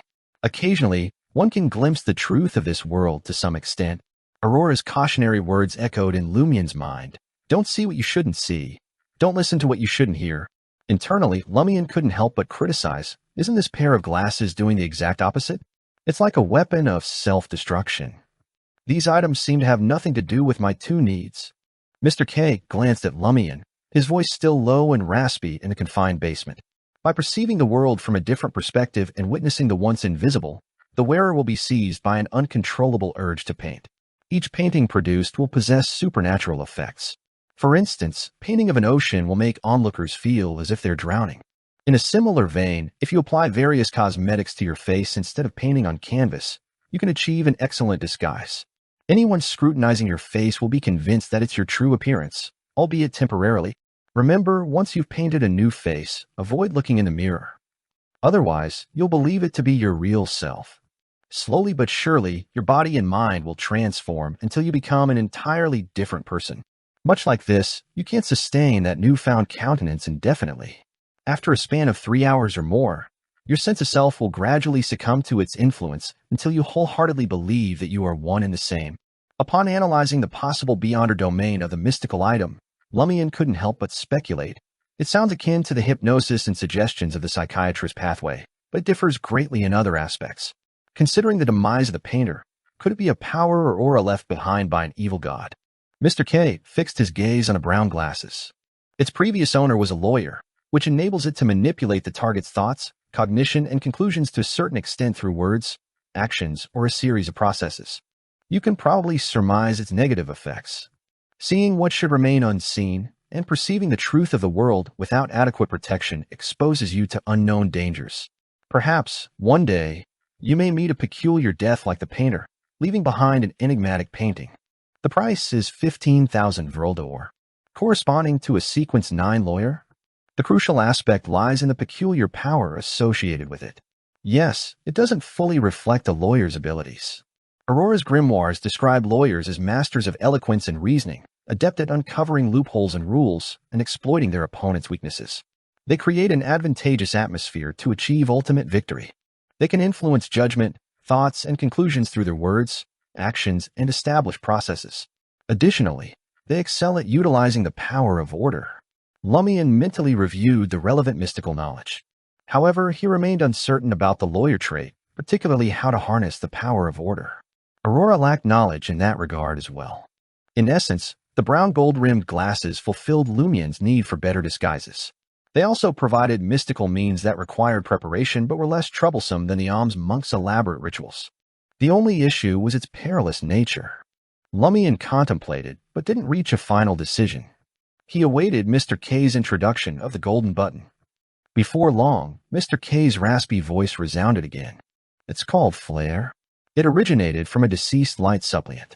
It grants additional buffs such as courage and strength through singing. It enables you to sense the presence of undead creatures and evil entities. You can also employ spells and rituals from the Sun domain, making it highly effective against undead souls and similar targets. After wearing it, you'll feel compelled to sing. Darkness and cold become unbearable, and you'll yearn for sunlight and warmth. If you haven't removed it after half an hour, you'll become a devoted follower of the eternal blazing sun, earnestly praising the sun. The price is 20,000 Vril. If it can resolve my issue of resisting the undead, the negative effects are bearable. The problem lies in the limited, viable targets. Lumian pondered deeply, torn between which item to choose. His rationale suggested opting for Flair or Circus, yet he couldn't make a decisive choice. The brown gold-rimmed glasses catered to both of his needs and were his preferred option. By wearing them solely before disguising himself and creating paintings with supernatural effects in a safe environment, he could effectively evade most of the negative consequences. Thus, he would avoid witnessing things he shouldn't and the so-called truth of the world. In essence, it wasn't an item that needed constant donning. Lumian could choose the opportune moment to utilize it. This way, he could proactively construct a spiritual barrier, screening out anomalies, similar to when he performed the summoning dance. Considering his seal, the coincidences of inevitability, and the occasional summoning dance, Lumian didn't believe an additional trait would worsen matters. I want those glasses. Mr. K appeared taken aback by Lumian's choice. After a few seconds, he queried, "Are you certain?" "I'm certain." Lumian produced a small cloth bag brimming with banknotes and meticulously counted out 15,000 Vril. Mr. K refrained from further persuasion, emitting a raspy chuckle. "You're even crazier than I presumed." There was a hint of admiration in his tone. Instructing the attendant to accept the 15,000 Vril and hand over the brown glasses to Lumian, Mr. K nodded and remarked, "You can give them a test run here. It's safe enough." Lumian caressed the frame and discovered that the seemingly metallic material had an odd rubbery texture. "I'll dub you the mystery prying glasses." Lumian pondered, recalling his sister's beyond her pathway. In the ensuing moment, he placed the brown gold-rimmed glasses on the bridge of his nose. Almost instantly, he beheld a multitude of scenes from various angles. The mottled ceiling, bloodstains in the corners, Mr. K's back that should have been out of sight, and the attendant stationed in the corridor. Lumian also caught sight of a blot of darkness, a silhouette, a gaze emanating from an unknown source, and a visage concealed within the shadows. Beneath the hood lay black, feathery hair, delicate features, sunken eyes, dark orbs, and ageless skin, only visible from below. "Is that Mr. K's face?" Lumian experienced a sudden revelation. Images from different perspectives flooded his mind, leaving him feeling lightheaded. His state of mind grew increasingly abnormal, and an insatiable urge to capture everything overcame him. Hastily, Lumian removed the mystery-prying glasses, and his vision reverted to normal. Yet, the compulsion to draw lingered within him. Exhaling deeply, he declared, "It's tolerable." Mr. K offered a brief warning. Try to employ it in familiar and secure situations. After bidding farewell to Mr. K and departing the psychic's headquarters, Lumian boarded a carriage back to La Marque du Quartier du Gentleman. En route, as he passed through Quartier de la Cathedral commemorative, a thought struck him. I must gather some canvases, brushes, and paints. Even though my skills are limited to sketching and not particularly exceptional, the quality of the painting shouldn't influence the attached supernatural effects. Perhaps, the more distorted and grotesque it appears, the better the outcome. 15 minutes later, Lumian alighted from the carriage ahead of schedule and located a shop specializing in oil painting supplies. Upon hearing the price, he couldn't help but inquire, "What? 160 Vril? A single canvas costs 160 Vril. Lord of Mysteries 2, Circle of Inevitability." Chapter 184, Painting. When Lumian stepped back into the Aubaire's Ducoque door, his mind was still filled with exorbitant cost of painting supplies. Among his colleagues at the Salle de Bal Brise, Charlie's monthly salary as a waiter was considered decent. However, it would take him 2 months of foregoing food and drink just to afford a single roll of canvas. Lumian couldn't help but view painters as a destitute lot. How could they ever afford canvases, brushes, paints, wooden frames, human models, and all the other expenses that came with their craft? Perhaps they relied on financial support from their families just to get by. Shaking off these thoughts, Lumian closed the door behind him and carefully placed the stack of items on the wooden table. Eventually, he resigned himself to the fact that he couldn't afford proper canvases. Instead, he settled for the cheapest brushes, paints, paper, and other necessities. The truth was, Lumian didn't aspire to be a painter or have his work displayed in an exhibition. He simply needed a medium to imbue the supernatural power obtained from the mystery-prying glasses. The quality of the paint, the possibility of cracking, the fading over time, or even his painting skills were all inconsequential matters. And so Lumian spent a total of 30 vril d'or, acquiring his modest supplies. Mixing a palette of vibrant colors and unfurling a flexible sheet of white paper, Lumian prepared himself for the ritual ahead. With the sanctified silver dagger in hand, he crafted a wall of spirituality within room 207. His intention was to explore what he could draw and observe the effects it would yield. Based on the reaction of Madame Magician's messenger at Aubaire's Ducoque door, Lumian surmised that there was nothing particularly abnormal about this place. The only notable issue seemed to be the abundance of bedbugs. Susanna Mattis' predicament most likely had its origins in Theatre de l'Ancien Cage aux Pigeons, or perhaps even an underground cavern. Taking a slow breath, Lumian retrieved the brown glasses with golden rims and carefully placed them upon the bridge of his nose. In an instant, the world around him seemed to spin, as if he had plummeted from the sky into the depths of the earth. During this disorienting journey, Lumian beheld the inverted motel with its occupants moving about in a similar fashion, an underground bar, roots of trees and soil extending beneath the surface, rats lurking in the corners, and vermin scurrying about. Deeper and deeper he fell, enduring the nauseating sensation of weightlessness. And then he caught sight of an immense network of brownish-green roots stretching in all directions, reaching into the distance and vanishing into the void. Lumian nearly expelled the contents of his stomach. The remnants of his unfinished dinner rose to his throat, threatening to escape. Swiftly, he removed the mystery-prying glasses and fought the urge to vomit. Fueled by an insatiable desire to draw, Lumian picked up a paintbrush, dipped it into the paint, and began sketching upon the blank canvas. Unbeknownst to him, his spirituality infused the brush with an increasing vigor.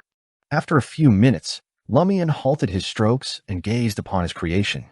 What in the world have I drawn? The question echoed in his mind.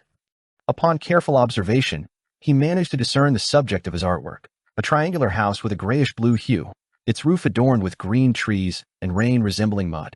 Lumian stared at the painting for a moment and suddenly felt an itching sensation on the back of his hand.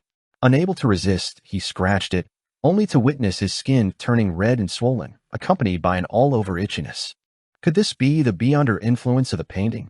Lumian's heart stirred as he looked away, attempting to soothe the irritation through the friction of his clothes. But his efforts were in vain, and he couldn't help but scratch a few more times. As he averted his gaze from the childlike graffiti of an oil painting, the itching gradually subsided and eventually vanished. It is indeed a problem with the painting, Lumian thought, letting out a sigh of relief. The urge to paint had vanished as well. He turned around and contemplated the details. I have to stare at the painting for at least 3 seconds before my body itches. It's challenging to use it in battle.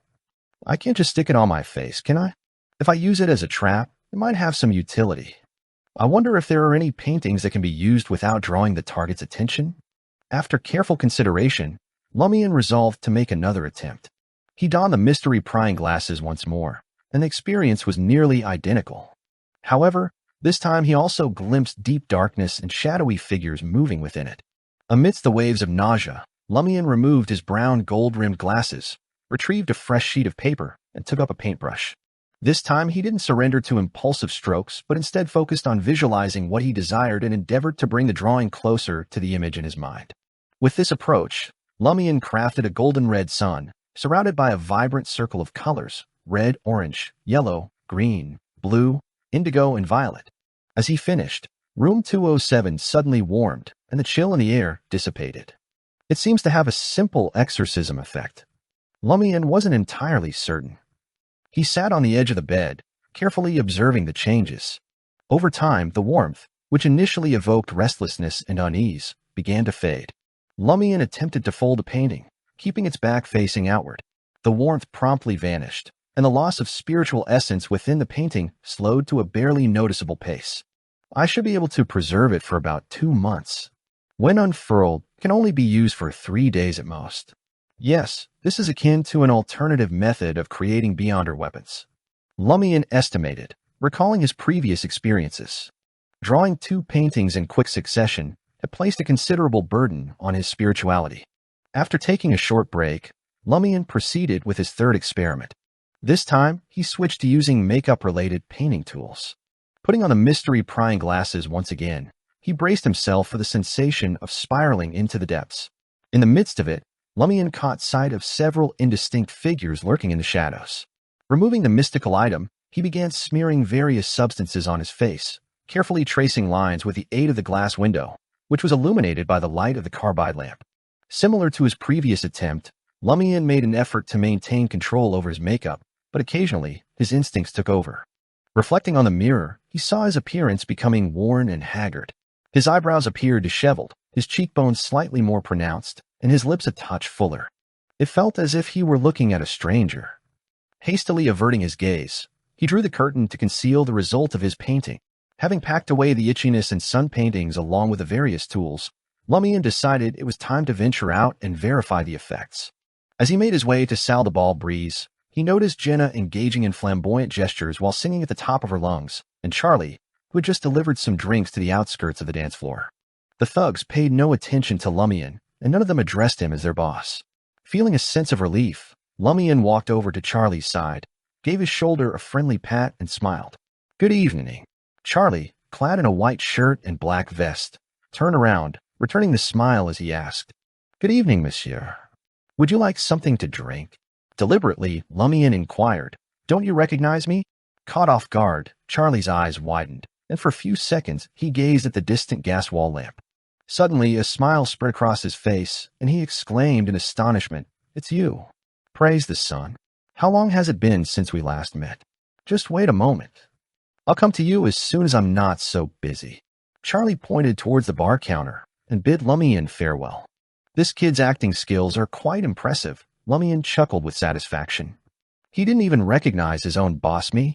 Shifting his gaze, Lumian approached Jenna's stage, patiently waiting for her to finish singing a song filled with vulgar lyrics. As soon as Jenna finished collecting the copper and silver coins from the stage and descended, Lumian eagerly greeted her and exclaimed, "You sang magnificently. Can I treat you to a drink?" Jenna immediately put on a cautious expression. Ever since the incident with that perverted headsy, she couldn't afford to be careless around any audience member who approached her. She worried about encountering another unpleasant situation. For a few seconds, she examined Lumian's face and forced a smile to conceal her wariness. "I must preserve my voice for my next song. Help me out by having another drink." With a wink, Jenna approached the 2 mobsters guarding the stage, seeking their assistance. The mobsters didn't dare offend Showy Diva, who was rumored to be their boss and Red Boots' lover. Stepping forward, they positioned themselves between Lumian and Jenna. Seizing the opportunity, Jenna made her way to the lounge near the bar counter. Before leaving, she glanced at Lumian's hair color and scrutinized his face intently for a moment. She muttered to herself, "Bloody hell, is this some sort of fashion trend now?" Lumian happily averted his gaze and turned toward the staircase leading to the cafe. The 2 vigilant mobsters guarding the area stopped him. "Very dutiful."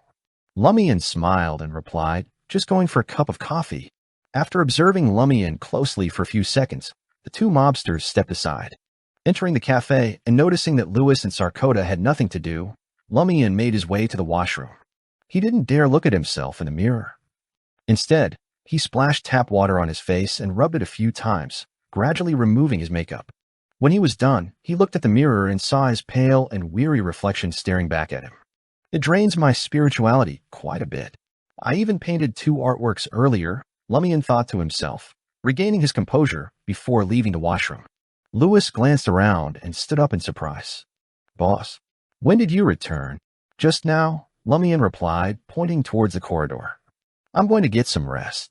Understood, boss. Lewis and Sarkota responded obediently, refraining from questioning further. Lumian entered his room, compelled himself to freshen up, and settled down on the bed, drifting into sleep. In his dream, he experienced the unbearable sensation of free-falling from midair towards the ground. As he plummeted, the earth beneath him unexpectedly cracked open, revealing a sea of raging flames. Lumian felt a searing and piercing pain in his mind. He snapped his eyes open, sitting up and gasping for breath. In that moment, the room was enveloped in darkness and silence. Only a faint glow of crimson moonlight filtered through the curtains, casting a dim light upon the desk beside the window.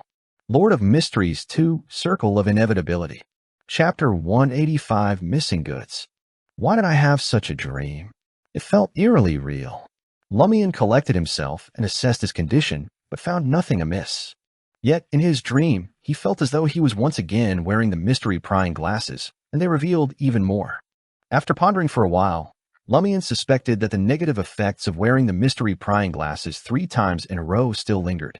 They seemed to have seeped into his subconscious, manifesting in his dream within the confines of Sal de Balbrise, an ancient burial ground. It appears that something is truly amiss beneath the surface here. Lumian sighed inwardly. He rose from his bed, donned his coat, and resolved to spend the night elsewhere to test his hypothesis. Under the cover of darkness, with Sal de Balbrise devoid of any illumination, Lumian followed the shadows along the roadside and returned to Aubert's Du Coq door, its main entrance locked. For Lumian, this posed no obstacle. He didn't try rousing the irritable Madame Fels by knocking on the door. Instead, he circled around to the side, traced the pipe, and climbed onto the balcony on the 2nd floor. In room 207, Lumian slept until 6 in the morning. He experienced only 2 sporadic, ordinary dreams. So, it was indeed the ancient bones buried deep beneath Sal de Balbrise that triggered the residual powers of the mystery-prying glasses within me. Lumian sat up, a mixture of delight and disappointment washing over him. His original plan was to use the mystery-prying glasses to create 1 or 2 supernatural paintings each day, accumulating them for future needs. However, it seemed that frequent use of the glasses was ill-advised. He would have to wait until the lingering negative effects dissipated before attempting further experiments. Otherwise, he risked something dreadful and bizarre happening over time, possibly leading to a strange demise akin to the lawyer who had left the glasses behind, leaving behind only an eerie oil painting with enduring abnormal effects. Tonight, I shall sleep within Sal de Balbrise and ascertain whether the negative effects have dissipated. In the future, I must refrain from wearing the glasses more than twice in a brief span of time. These are the details Mr. K neglected to mention. Yes, I must experience them firsthand. Only through first-hand experience can I truly comprehend. Lumian rose energetically and made his way to the washroom to freshen up. It being still early, many of the tenants were still abed, and the morning remained tranquil, devoid of the usual clamor over access to the washroom. From time to time, Madame Fels would ascend the stairs to inspect the water meters on each floor, ensuring no one wasted the precious resource. A contract had been inked between Aubert's Du Coq door and the Imperial Water Supply Company, stipulating a daily allowance of no less than 250 liters and no more than 500 liters of water. The cost amounted to 100 Vril per year. Leisurely, Lumian strolled to the café on Rue de Blauses Blanches. He indulged in delectable treats like sable cookies and brioche, a softer variation of croissants. Afterwards, he sought out a place for exercise. Upon returning to Aubert's Du Coq door, he spotted Charlie, sporting a linen shirt and black trousers, seated on the steps outside the entrance, relishing a mouthful of meatloaf accompanied by an apple whiskey sour. So early, Lumian inquired, a smile playing on his lips. Sal de Balbrise closed its doors at 2 a.m., and the morning had yet to reach 8:30 a.m. Uncertain whether to hastily rise and greet his employer or engage in the usual casual conversation, Charlie hesitated for a moment before standing up, a sheepish smile on his face. I think I'll catch a bit more sleep before heading back to the dance hall. I don't think I can keep doing this. I reckon there ought to be some time when we don't have to sleep or work. Otherwise, it feels. Sal de Balbrise opened at 10:30 a.m. Feels like we're mere machines built for work, devoid of a life to call our own. Lumian finished Charlie's sentence, lending him a helping hand. Exactly. That's spot on. Charlie agreed. You're quite the refined individual, you know. Sometimes you don't seem like a mobster at all. I mean, not like the leader of the Savoy mob. You come across as more civilized. Had everything gone according to plan, I would have been studying at a university in Quartier de la Cathedral commemorative. I will be spending time chatting with my classmates and exploring the depths of underground Trier. Lumian's heart sank as he focused his attention on Charlie. This was the method he used to observe whether Susanna Mattis' issues still lingered and when it would rear its head. What are you staring at? Charlie stammered nervously. Do you see something amiss? Lumian eased his worry. His luck appears to be relatively normal and stable. He smiled, raising his right hand and giving a wave behind Charlie's back. Good morning, Susanna. Charlie spun around, eyes wide open, scrutinizing every detail. A few seconds later, he exhaled and turned back, forcing a smile. He addressed Lumian. You're just messing with me again. That name remained a haunting nightmare he couldn't shake off any time soon. I'm strengthening your mental endurance. This way, if something truly occurs, you won't panic and find yourself unable to devise a solution. Lumian earnestly patted Charlie's shoulder. Moments before 10:30 a.m., Lumian made his way back to Salle de Balbris. Upon his arrival, Louis and Sarkota approached simultaneously, their voices merging into one as they spoke. Boss, something's up. What's the matter? Lumian inquired with a smile, seemingly oblivious to the anxiety and unease radiating from his two subordinates. Louis glanced towards the staircase, lowering his voice. Red Boots, Giant, and Rat are all here. It must be something serious.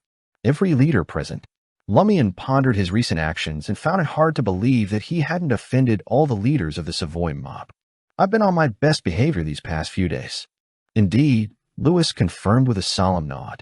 Lumian ascended the second-floor stairs nonchalantly, where Franca and the others awaited. Franca had swapped her footwear for darker red boots. She sported light-colored pants and a trendy dark skirt that had gained popularity in Trier recently.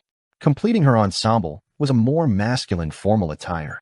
With her right leg crossed over her left, Franca grinned at Lumian as he approached.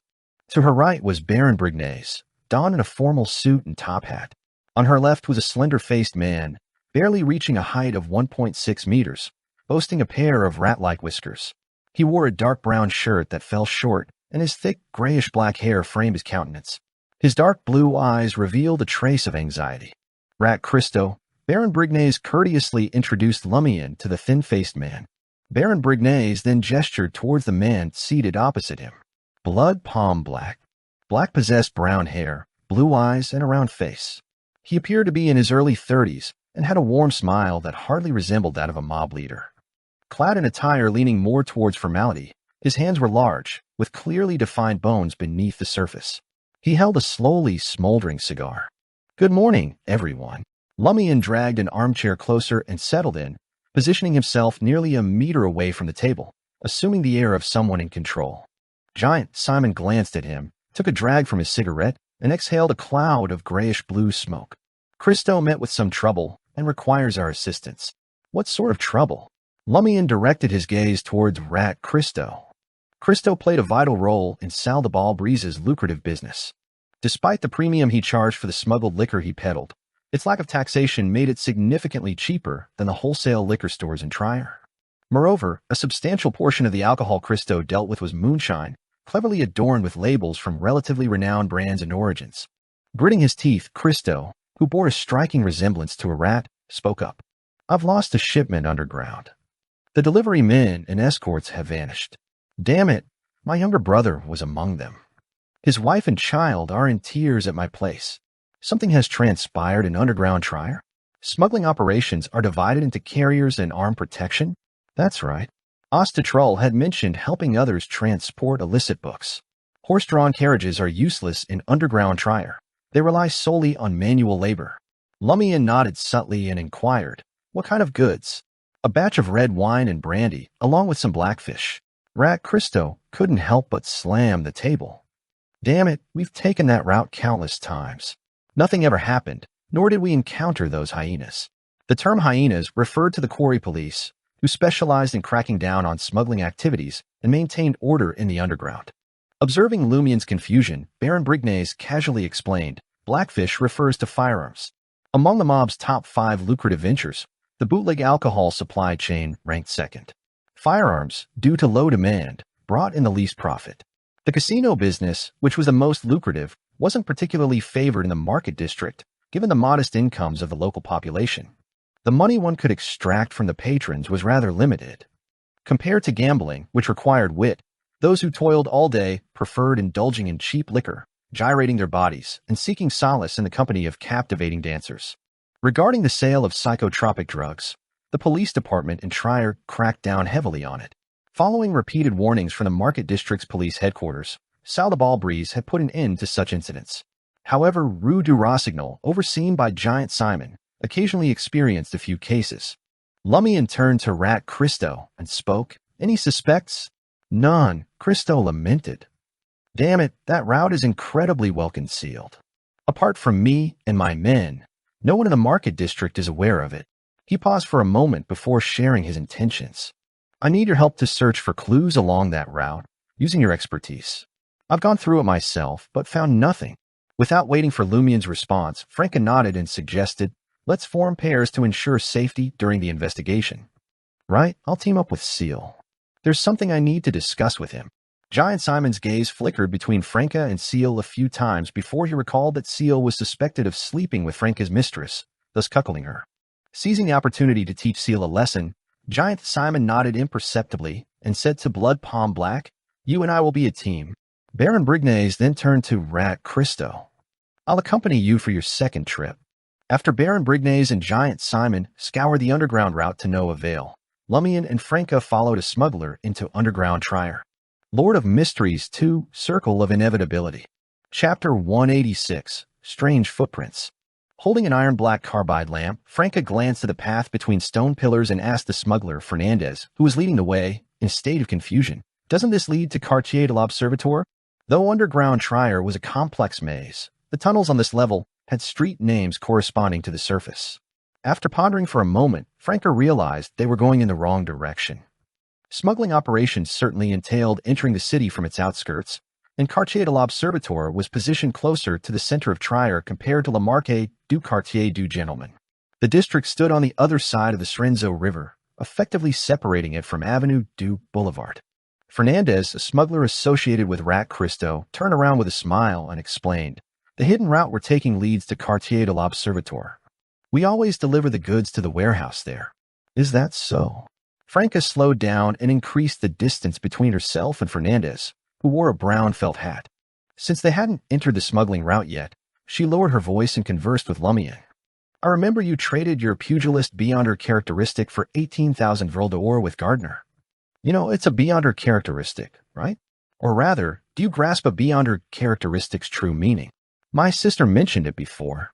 Lumian attributed his knowledge to Aurora. Franca was tall and had long legs, making it effortless for her to keep up with Lumian. Overwhelmed with emotion, she sighed and commented, "It's fortunate to have someone to guide you. In the past, we were stumbling around like blind mice, relying on ourselves to figure things out. Otherwise, I wouldn't have made the choice." Her voice trailed off, ending with a long sigh.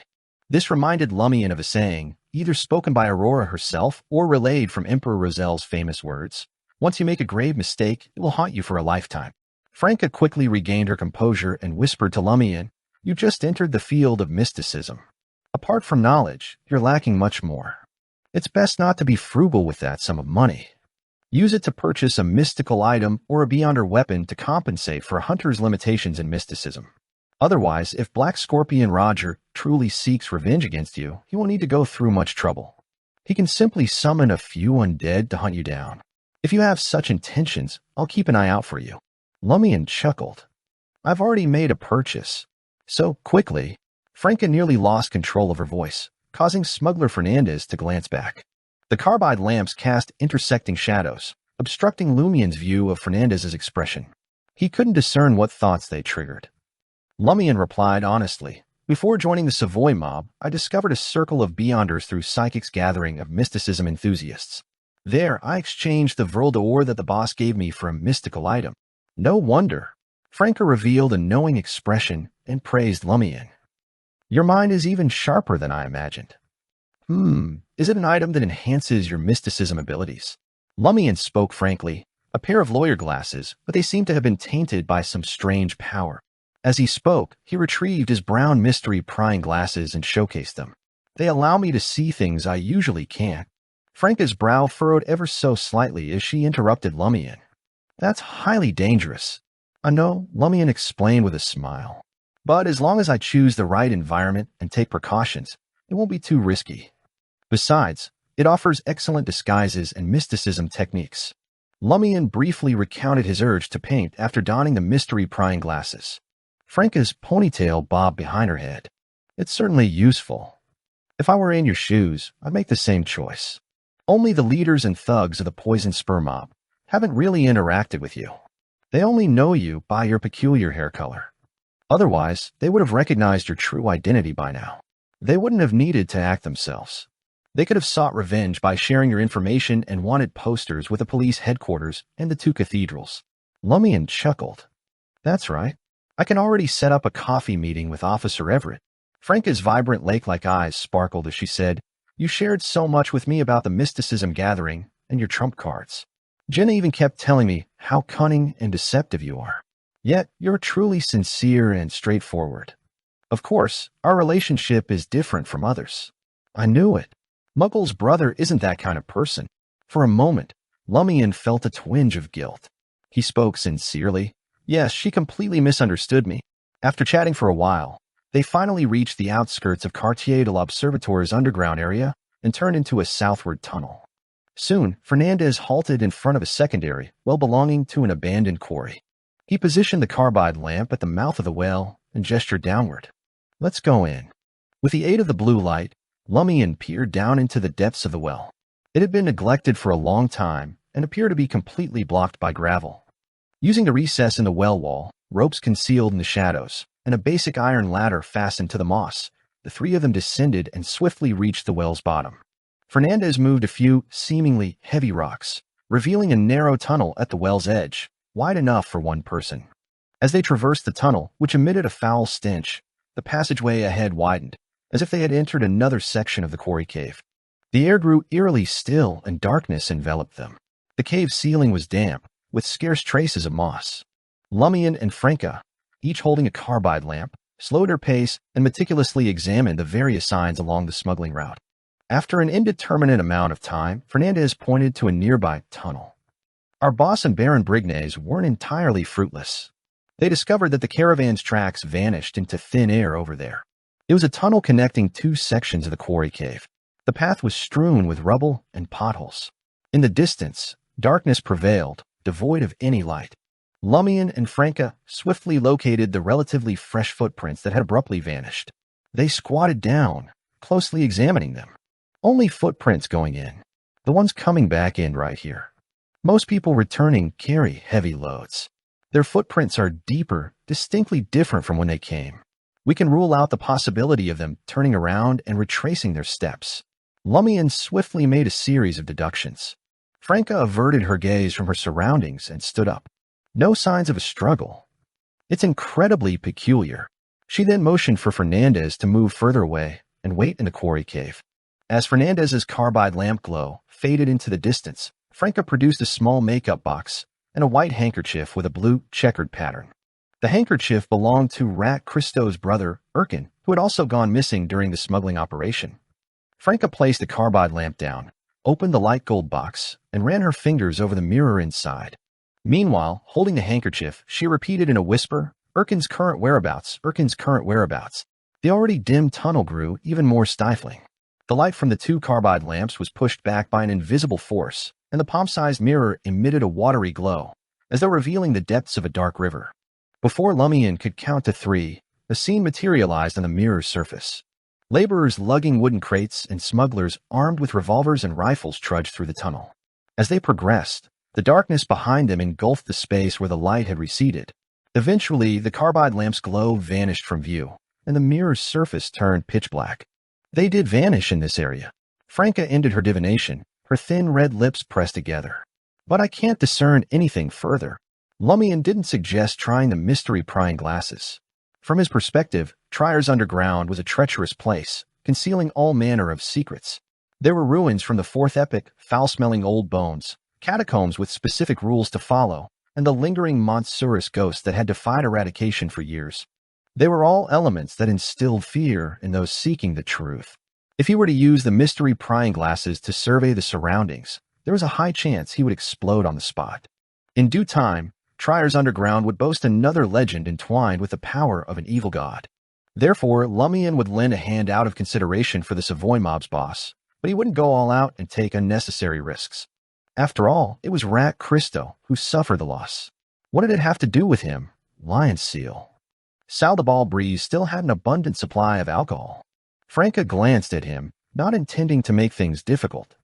Red Boots stowed away the makeup box in Erkin's handkerchief, picked up the carbide lamp, and said to Lumian, "Let's return and find Fernandez. Let him guide us forward. Perhaps there are other clues left behind." All right. Lumian felt that Franca was merely fulfilling her duty as a member of the Savoy mob.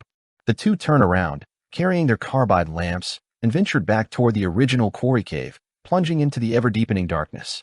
After taking a dozen steps, Lumian abruptly halted, his expression growing grave. "What's the matter?" Franca asked, perplexed. Lumian's voice resonated with gravity as he directed her attention to the scattered rubble and pockmarked ground. No more footprints. The smugglers' tracks from their departure, and our own as we crossed, have vanished. But there's a trail of footprints carrying a heavy load leading forward. Franca's heart skipped a beat. She peered ahead, coming to the realization that the ground lay in disarray. The footprints left by her, Lumian, and Fernandez in the tunnel had vanished, replaced by the sudden reappearance of the missing caravan's tracks out of thin air. Lord of Mysteries 2, Circle of Inevitability. Chapter 187, Shadow. Damn it. Franca exclaimed with frustration, her voice filled with intensity. She scanned her surroundings, her mind racing as she pondered and speculated. Did we stumble upon the same thing that the missing caravan encountered? Entering that tunnel transported us to another world, erasing the original footprints?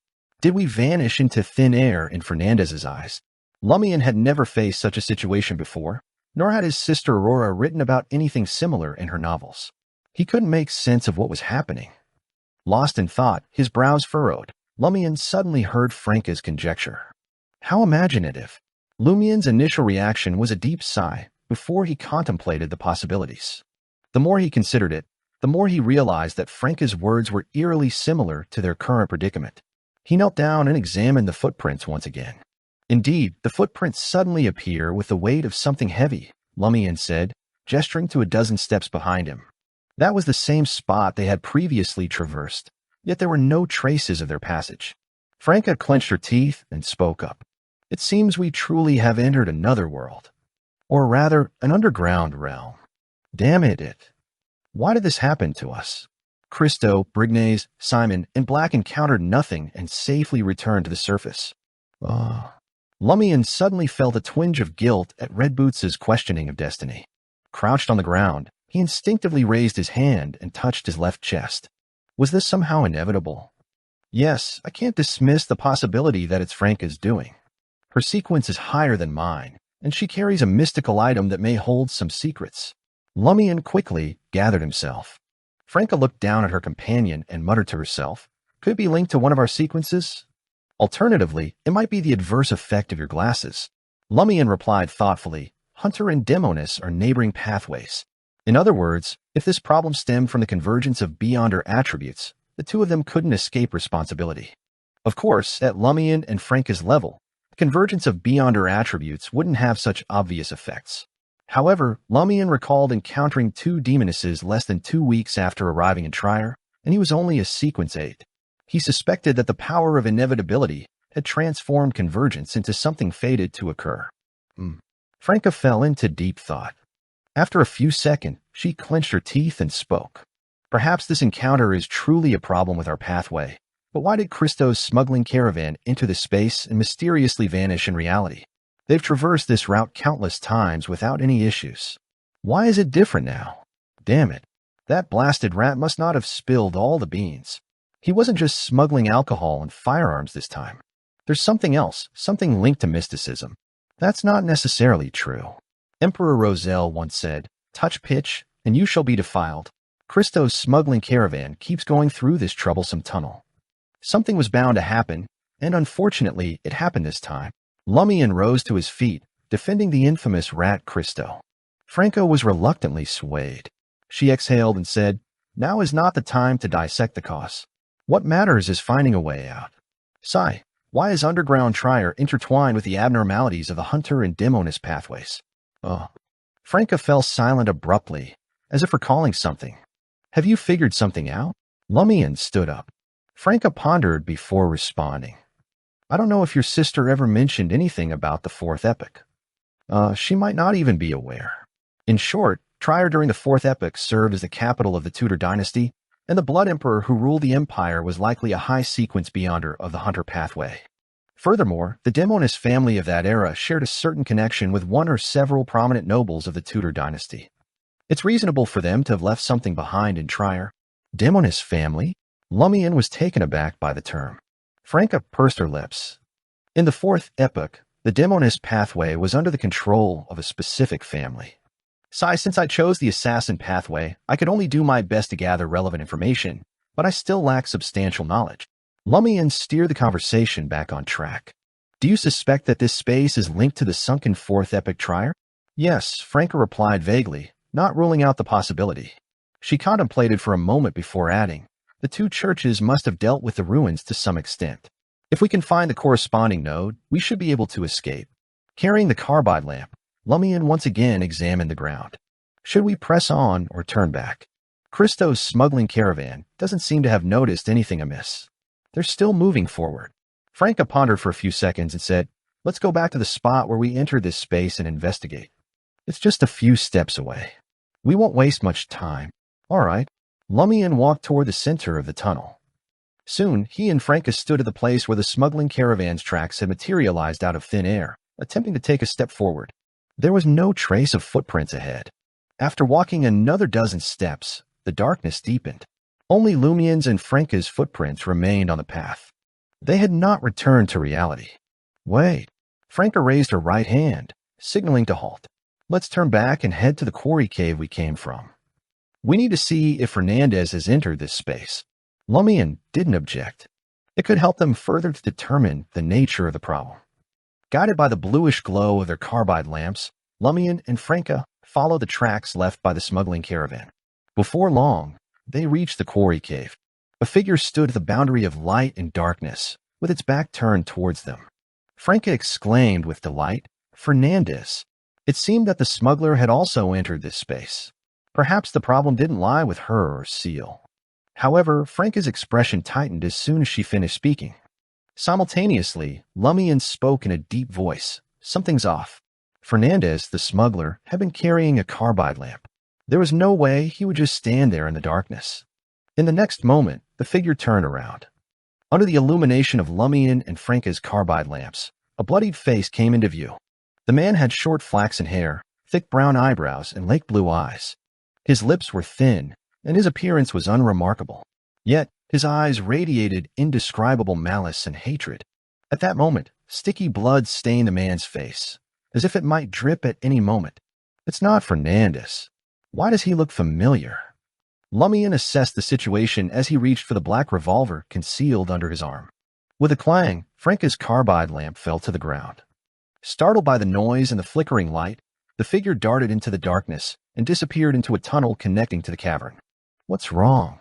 Lumian turned to Franca. As a Sequence 7 Beyonder, a member of a secret organization, and an experienced combatant, she shouldn't be displaying such abnormal behavior and exaggerated reactions. Franca gazed into the darkness for a few seconds before speaking. That was my past self. Your past self, when you were still a man. Lumian was alarmed. An unsettling feeling crept over him as he asked in a low voice, You mean before you drank the witch potion? Yes. Franca bent down and retrieved her carbide lamp. Confusion and fear etched on her face. I thought no one in this world would remember that face except for me. Why? Why am I seeing it here? Is it generated from my memories? Can't our memories be kept secret in this space? Wouldn't that be a good thing? Lumian's initial reaction was one of excitement. If this space could reveal the hidden memories of his subconscious, he could begin piecing together the truth of the Cordu disaster. As for whether this space might intrude on something it shouldn't and risk severe corruption and damage, he paid it no mind. With his carbide lamp and revolver in hand, Lumian cautiously circled the empty quarry. He found no other figures or anything related to his past. Disheartened, he expressed his disappointment to Franca. I couldn't find my past self. Could it be that it's not a memory from the past, but rather something from the future? Franca suggested returning to the secondary well that had brought them to this level. By searching for more anomalies along the way, they might be able to infer the nature of this space and find a way to leave. Side by side, they traversed the quarry cave, following the footprints left by the smuggling caravan, heading towards the edge of Quartier de l'Observatoire. As time went on, Lumian and Franca noticed something on the ground almost simultaneously. They were scattered droplets of blood, mingled with the disordered footprints of the smuggling caravan. Are the abnormalities starting to manifest? Franca whispered. Lumian nodded. If we proceed further, we might encounter those people. He glanced at Franca and added, although they may no longer be human. Franca scoffed. Are you trying to frighten me? Do you think that will scare me? Whether they're corpses or monsters, it's within my expectations. Remember, the most terrifying thing in this world is the unknown. Just as Franca finished speaking, Lumian's expression froze, illuminated by the glow of the carbide lamp. You're still trying to frighten me? Before Franca could finish her sentence, she felt something warm sliding from her nose and falling to the ground. It was a drop of bright red blood. Lord of Mysteries 2, Circle of Inevitability. Chapter 188, Confidence. Damn it. Franca couldn't help but blurt out her usual modal particle. With a quick swipe of her index finger across her nose, her hand revealed a bright red stain. The sight alone sent a shiver down her spine. Franca snorted. In an instant, black flames flickered in her nostrils, fingers, and the blood on the ground, swiftly vanishing into thin air. Catching Lumian's gaze, Franca, slightly contorted from the pain, forced herself to enlighten him. We can't leave our blood in this unknown place. Otherwise, unimaginable horrors may unfold. Hey, why are you unharmed? From Franca's perspective, she surpassed Seal in terms of sequence and experience. There was no reason for him to emerge unscathed while she suffered. Perhaps I'm fine for now, Lumian patronizingly responded, pondering thoughtfully. Maybe the shadow we encountered represented the old you, not the old me. So why do we come across the old me and not the old you? Franca eyed Lumian suspiciously. Could this bloke be hiding another secret? Lumian pondered for a moment before answering. Perhaps this space is more intertwined with demonesses. Could be. Franca fell into deep contemplation. After a few seconds, she pointed towards the footprints and blood droplets on the ground and suggested, let's catch up and investigate. The current condition of those people could reveal our future and help us prepare in advance. Lumian responded with action, walking into the darkness that swallowed the footprints and blood droplets. The yellowish-blue light of the carbide lamp quietly resisted the encroaching darkness. As they tracked further, the abnormalities on their bodies became increasingly apparent.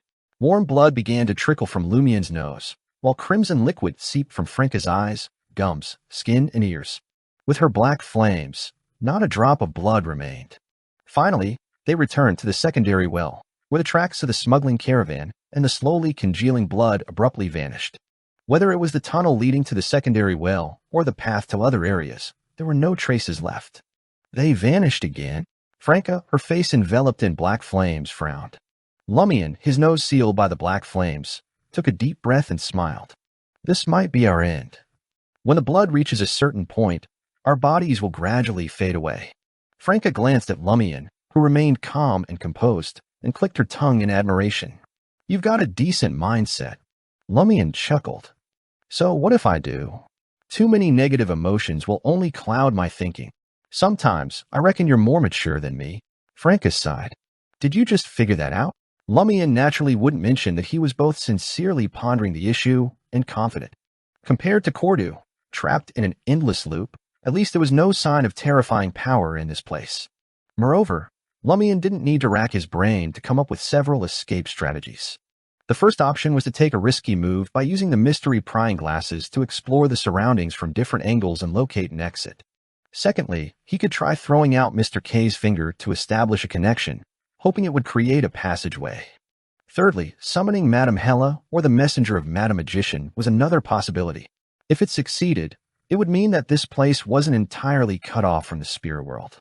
The two ladies might have a way to forcefully extract Lumian and Franca.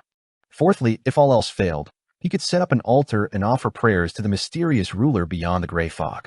Such a bizarre space couldn't restrict a great entity. Even the cycle of fate orchestrated by the evil god couldn't shield them from his watchful eye, let alone this place. Lastly, if the great entity remained unresponsive, Lumian could perform a ritual and beseech for a boon. He could activate the blackthorn symbol on his chest, allowing the sealed evil god's corruption to amplify. This disruption might create a vulnerability in the workings of this space.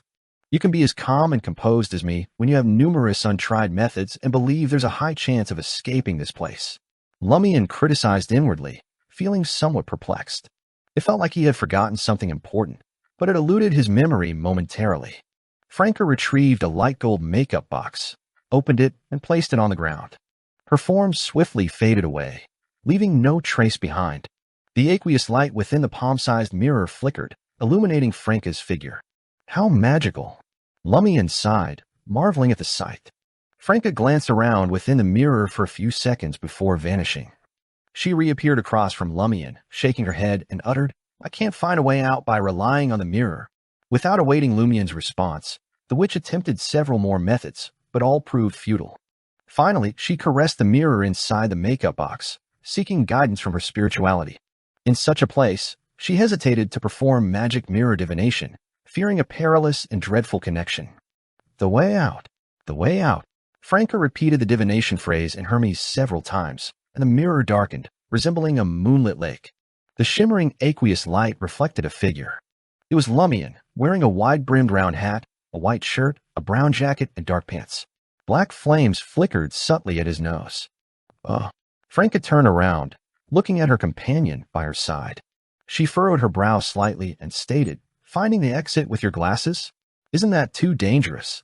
Congratulations on finally uncovering the simplest among my 5 solutions." Lumian pondered and remarked, "This is no longer the true underground trier, nor does it seem to be directly linked to the ruins of the 4th epoch. As long as we protect ourselves, we should be able to endure any peril." "Protect." Franca repeated the word with a smile. "I happen to excel at that." With a swift motion of her right hand, she extinguished the black flames on Lumian's nose. After a few seconds, a drop of bright red liquid trickled down, caught by Franca's open palm. Then she conjured fresh black flames, sealing Lumian's nostrils once again. The mild burning sensation was tolerable for alms monk Lumian. He asked cautiously, "What are you doing with my blood, a curse?" Franca chuckled. "Do I need to go through all this trouble just to kill you? I'll perform a mirror substitution to shield you from the danger of using those glasses." As she spoke, she retrieved a palm-sized mirror and smeared Lumian's blood upon it. "She has so many mirrors. Are they the essence of a witch's spells?" Lumian observed Franca's busy movements, enlightened and slightly envious.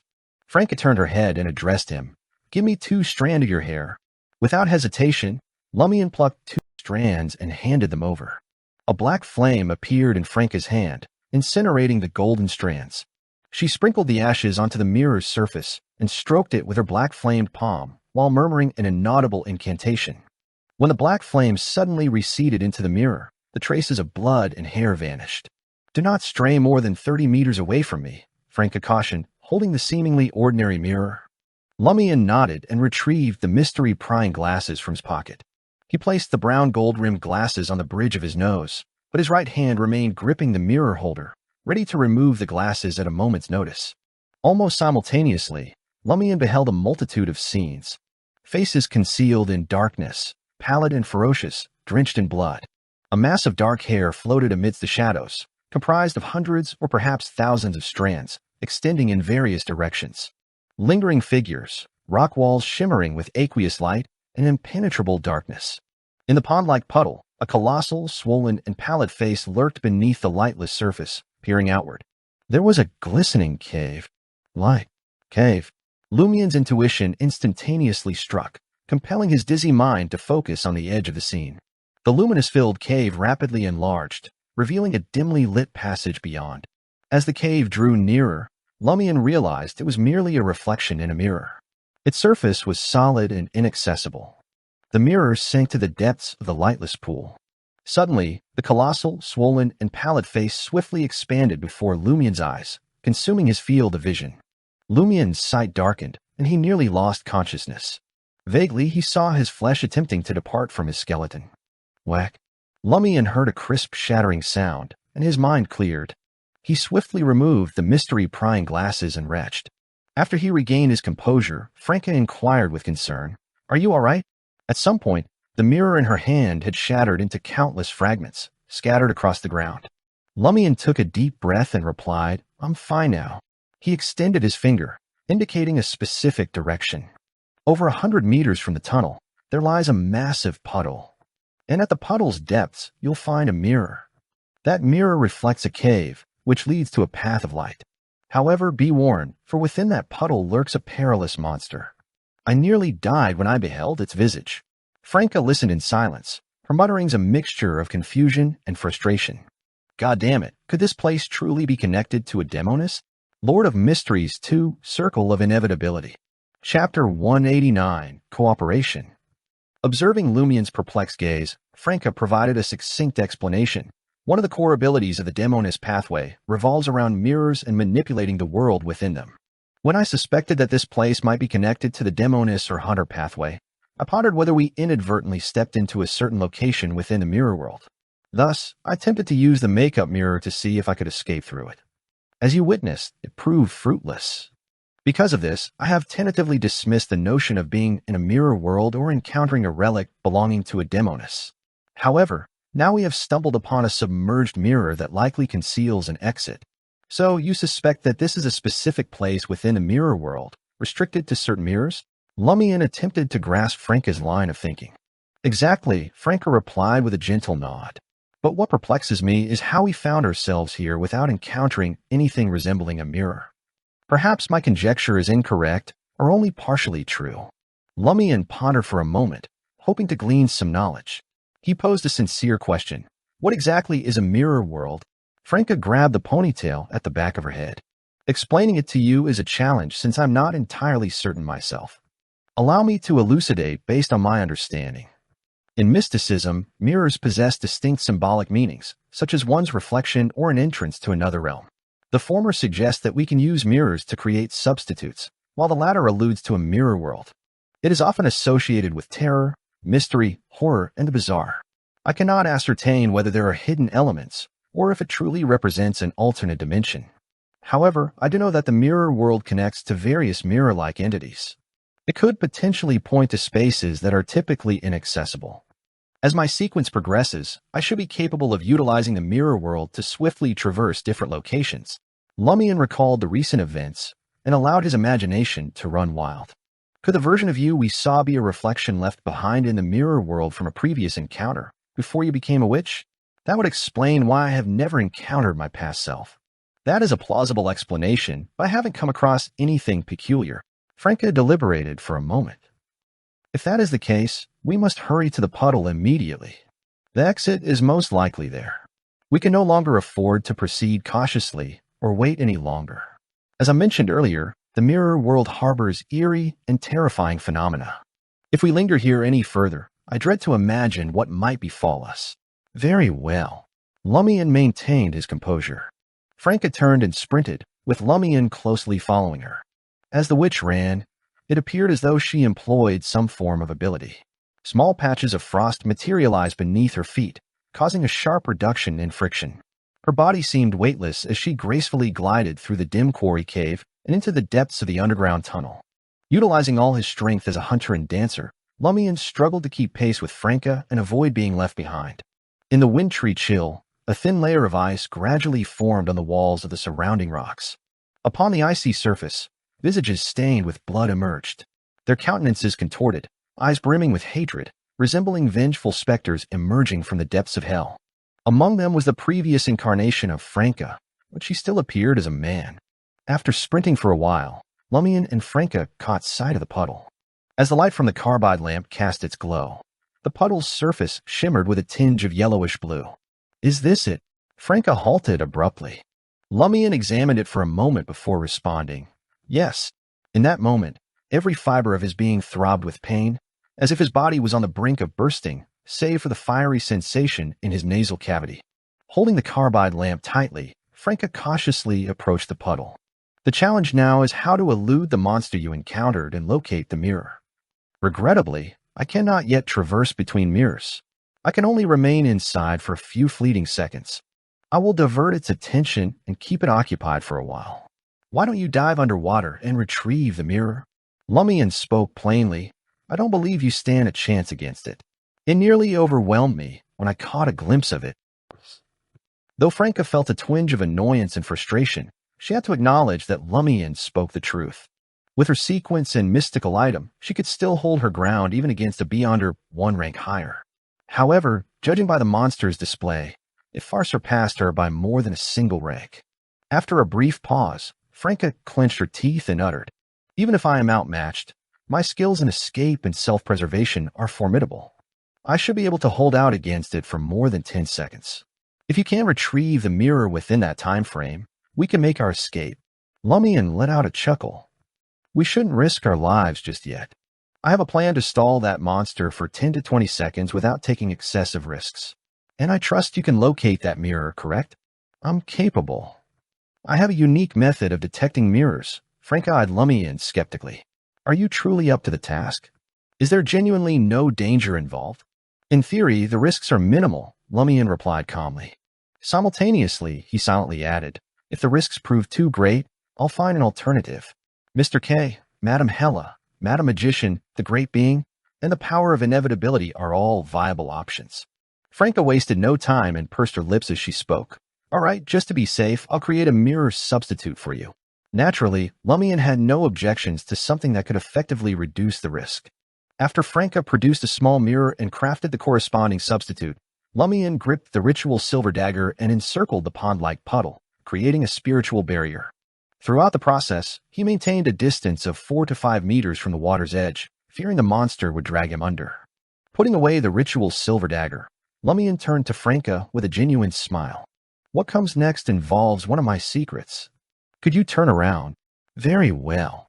Franca was content with his straightforwardness. She inwardly sighed once more. Does Jenna misunderstand Seal? As Franca turned around, Lumian placed the carbide lamp aside and began the summoning dance. He intended to summon the monster, but he wouldn't allow it to possess him. Lumian believed that the higher the level of a peculiar creature, the more aware it would be of the corruption within his body. This made it less inclined to attach itself to him.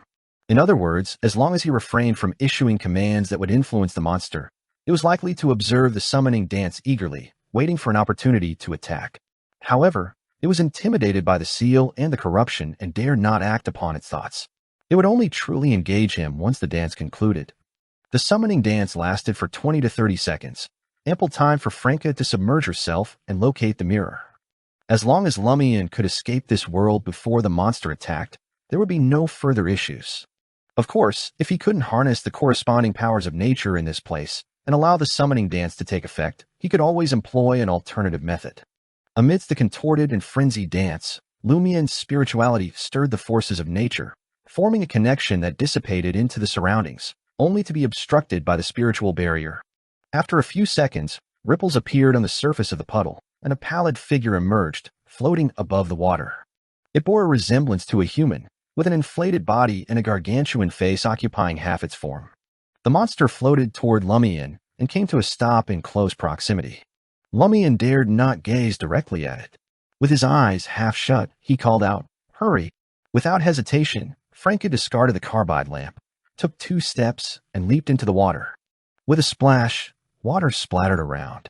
A cold, damp sensation penetrated Franca's skin as near darkness enveloped her vision. Guided by the faint glow of the carbide lamp seeping through the water, Franca swiftly descended to the depths.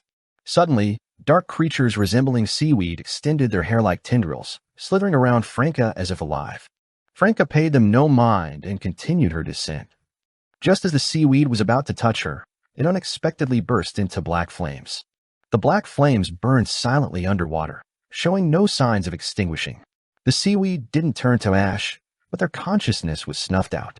They floated in the water, swaying with the currents. Farther away, a multitude of seaweed continued to surge forward, obstructed by layers of condensed frost. Beside the puddle, Lumian, engrossed in the summoning dance, did not look at the monster.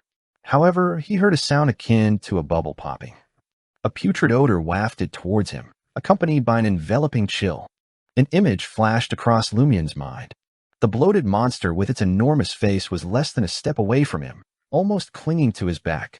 He could even perceive its breath. Hiss! Lumian instinctively gasped, refusing to interrupt the summoning dance. In the water, Franca, having dived deeper, finally sensed the presence of the mirror. Her form suddenly faded, vanishing from her original position. Franca's figure swiftly materialized on the ancient silver mirror resting silently on the seabed. She retrieved the artifact and swam towards the surface, a look of joy adorning her face. She had just confirmed that this mirror truly led to the underground tunnel in the outside world. Beside the puddle, Lumian was filled with anxiety as he kept his gaze fixed on the water surface. The summoning dance was nearing its end, and the bloated monster drew closer, its flesh almost brushing against his skin. If Franca did not emerge soon, he would resort to using Mr. K's finger. Just then, Franca reached the shore, holding the mirror, and leapt up amidst the splashing water. Avoiding eye contact with the monster, she lowered her head and hurried to Lumian's side, gripping his wrist.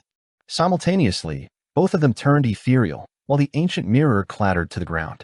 A scene unfolded upon the mirror's surface, Franca grasping Lumian's hand and leading him through a short dark tunnel to an illuminated cave before leaping out. Amidst flickering lights and shadows, Lumian realized he stood upon a dim path, with distant light seeping in. Franca retrieved the mirror that had served as his substitute and noticed countless cracks marring its surface, on the verge of shattering. That was a close call. She sighed sincerely. Lord of Mysteries 2, Circle of Inevitability. Chapter 190, Unexpected Development. Lumian glanced at the shattered mirror in Franca's hand, relief and confusion evident on his face.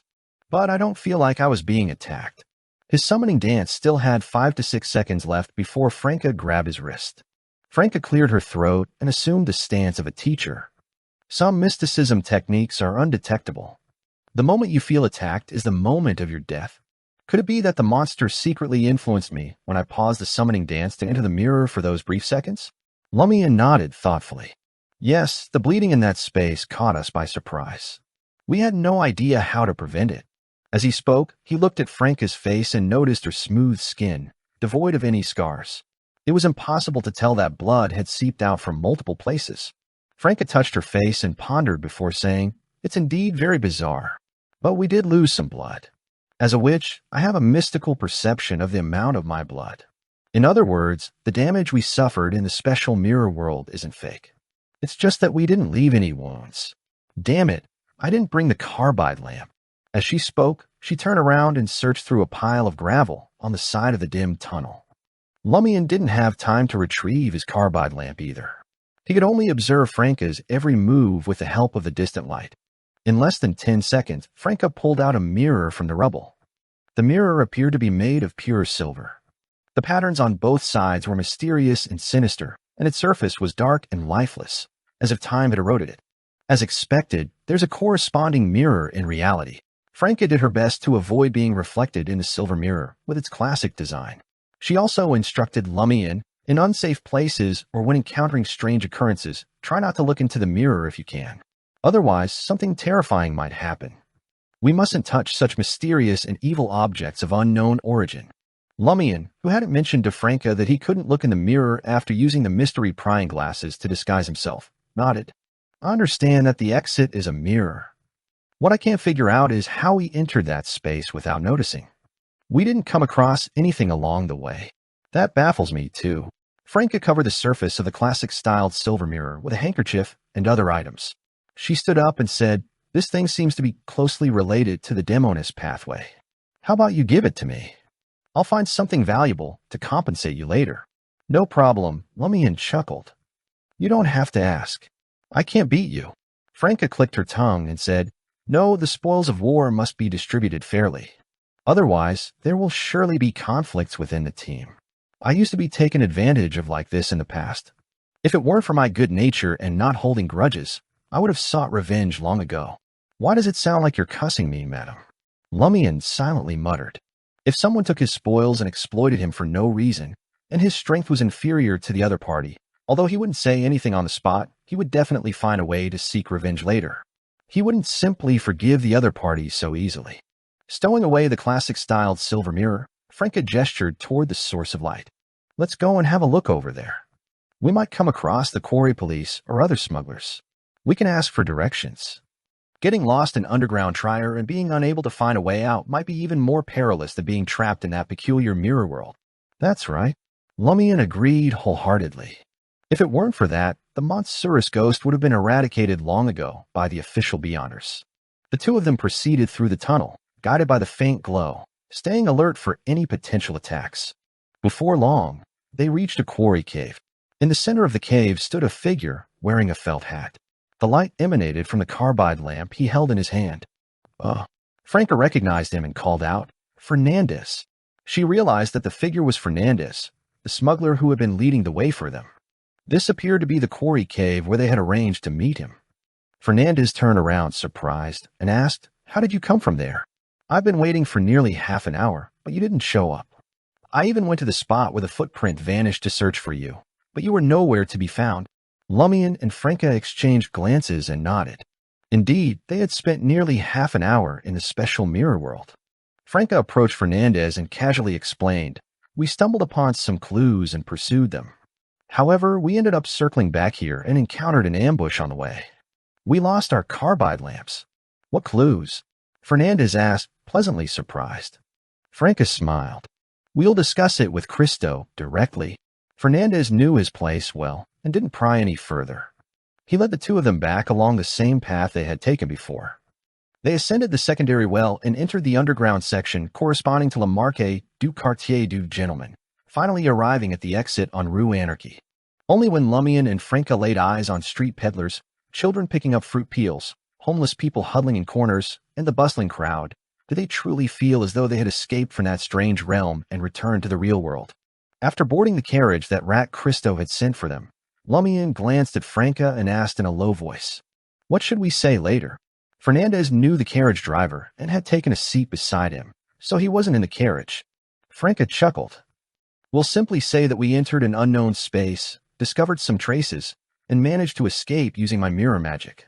The rest has nothing to do with Cristo." Lumian didn't say another word. He closed his eyes and recalled his encounters in the special mirror world. The four-wheeled carriage swiftly turned onto Avenue du Marquet, hurtling towards Suet's steam locomotive. It veered into the alley that led to the depot. Rat Cristo awaited them in the nearby warehouse. Before long, Lumian and Franca caught sight of the rat-like smuggler.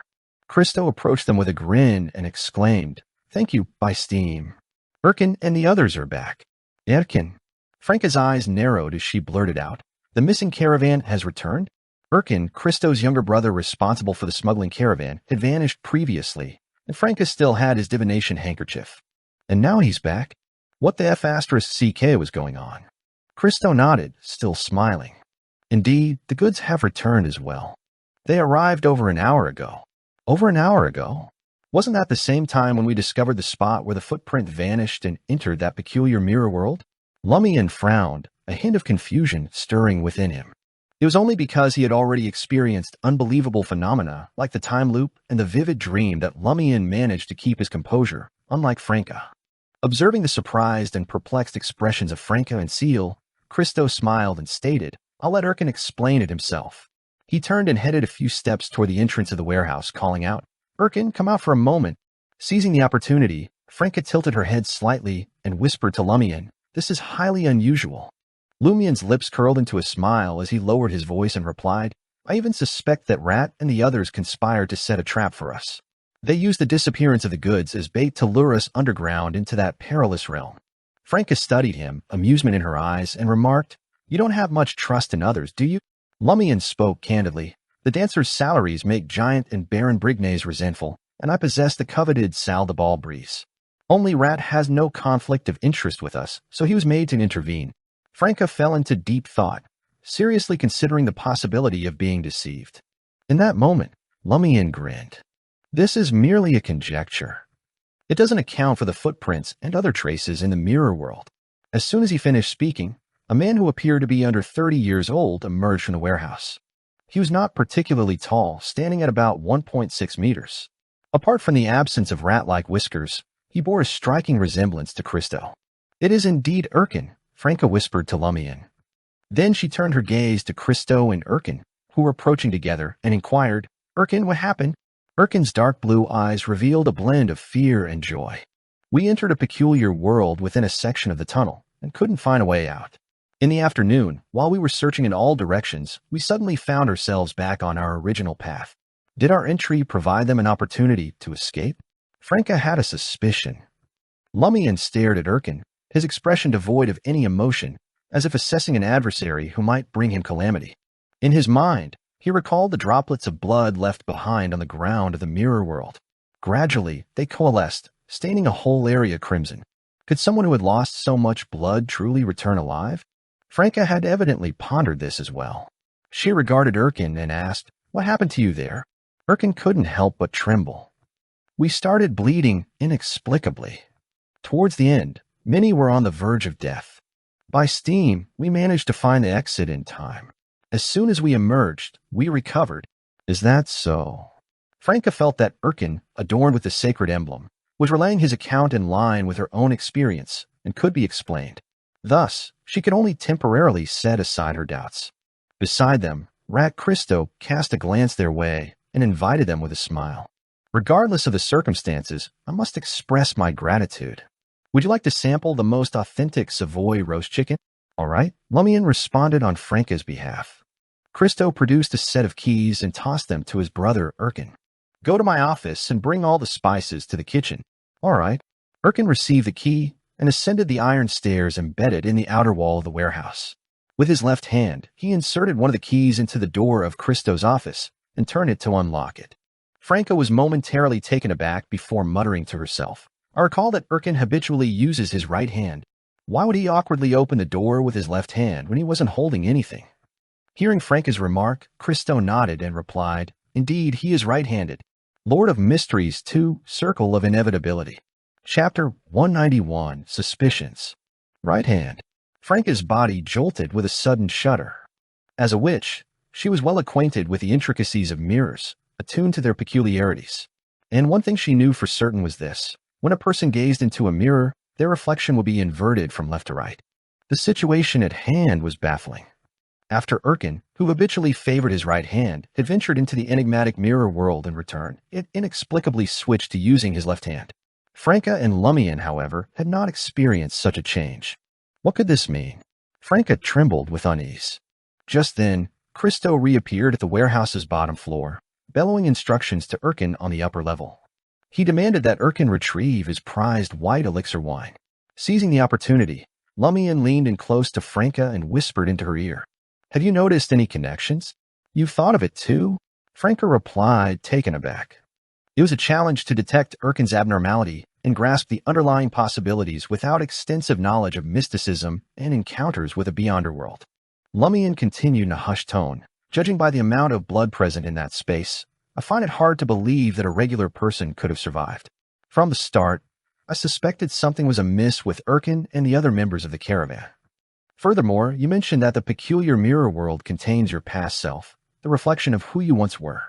A mirrored image is left-right reversed in reality. Do you think the Erkin in the mirror has replaced the original Erkin?" Franca fell into silence, pondering the implications. "I dread to consider such a horrifying possibility, but the circumstances align more and more with your theory. I need to be certain." As they conversed, Erkin descended from the warehouse's upper level, clutching a sack filled with various spices and 2 bottles of white elixir wine. He made his way towards a nearby grayish-white 2-story building. The structure served as a dining room and kitchen for Rat Christo's subordinates. On the surface, Christo presented himself as a merchant. He owned multiple companies specializing in trade and providing storage facilities. Franca approached Christo with a solemn expression and asked, "Are you absolutely sure that is truly Erkin?" Christo blurted out in surprise, "Why are you asking such a peculiar question?" "Of course, it's Erkin. By steam, how can I not recognize my own brother? My kids are also quite fond of him. They find nothing unfamiliar about him." Franca pondered for a moment before smiling faintly. "I can't help but feel that something might go awry after venturing into that bizarre realm. I've checked on them. They're fine, just a bit weakened from the bleeding. Damn it, now I have to offer them some compensation. Why did Emperor Roselle have to introduce these bizarre notions, and why do so many people still remember them after nearly 2 centuries? Christo's heart ached at the prospect of additional expenses. Franca chuckled. "You're not a beyonder yet. Before you took over this smuggling business, didn't you anticipate that those above you would follow certain customs and pay extra for particular matters?" Christo fell silent, uncertain of how to respond. Franca then said, "I'll help you confirm whether anything is amiss with those individuals. Franca retrieved her makeup box and Erkin's handkerchief, preparing to perform a divination in front of Rat Christo. Erkin's whereabouts. Erkin's whereabouts. As Franca chanted in Hermes, her eyes darkened, and she gently caressed the surface of the makeup mirror. Lumian observed as the mirror shimmered with watery ripples of light. Soon, a scene materialized within its depths. Erkin, dressed in a blue shirt, stood near the kitchen, engaged in conversation with the chef. I knew everything would go smoothly. Rat Christo chuckled. He then gestured towards the warehouse. I have some matters to attend to. You can explore the area on your own or wait for me in the dining room. Once the short-statured leader of the smugglers had entered the warehouse, Lumian turned to Franca. It appears that the real Erkin might be dead. Thus, the divination results indicated the person who originally belonged to the mirror world. Do you still think something is amiss with Erkin and the others? Franca furrowed her brow. And if not, Lumian laughed. Should we cover our eyes and ears and pretend we didn't see, hear, or discover anything? Franca pondered for a moment before responding. Perhaps, because I'm using mirror divination, it will be easier to pinpoint the individual within the mirror. I shall attempt another method.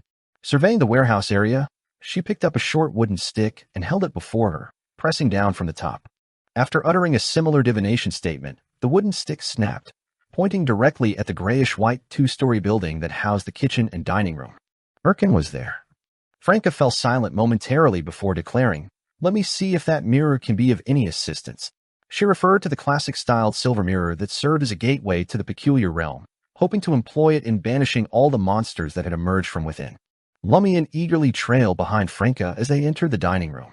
Their eyes were immediately drawn to a woman wearing a grayish-green dress. She appeared to be in her late 20s, holding the hands of a boy and a girl. Tears of joy streamed down her face as she embraced Erkin, who had just emerged from the kitchen. "You're finally back.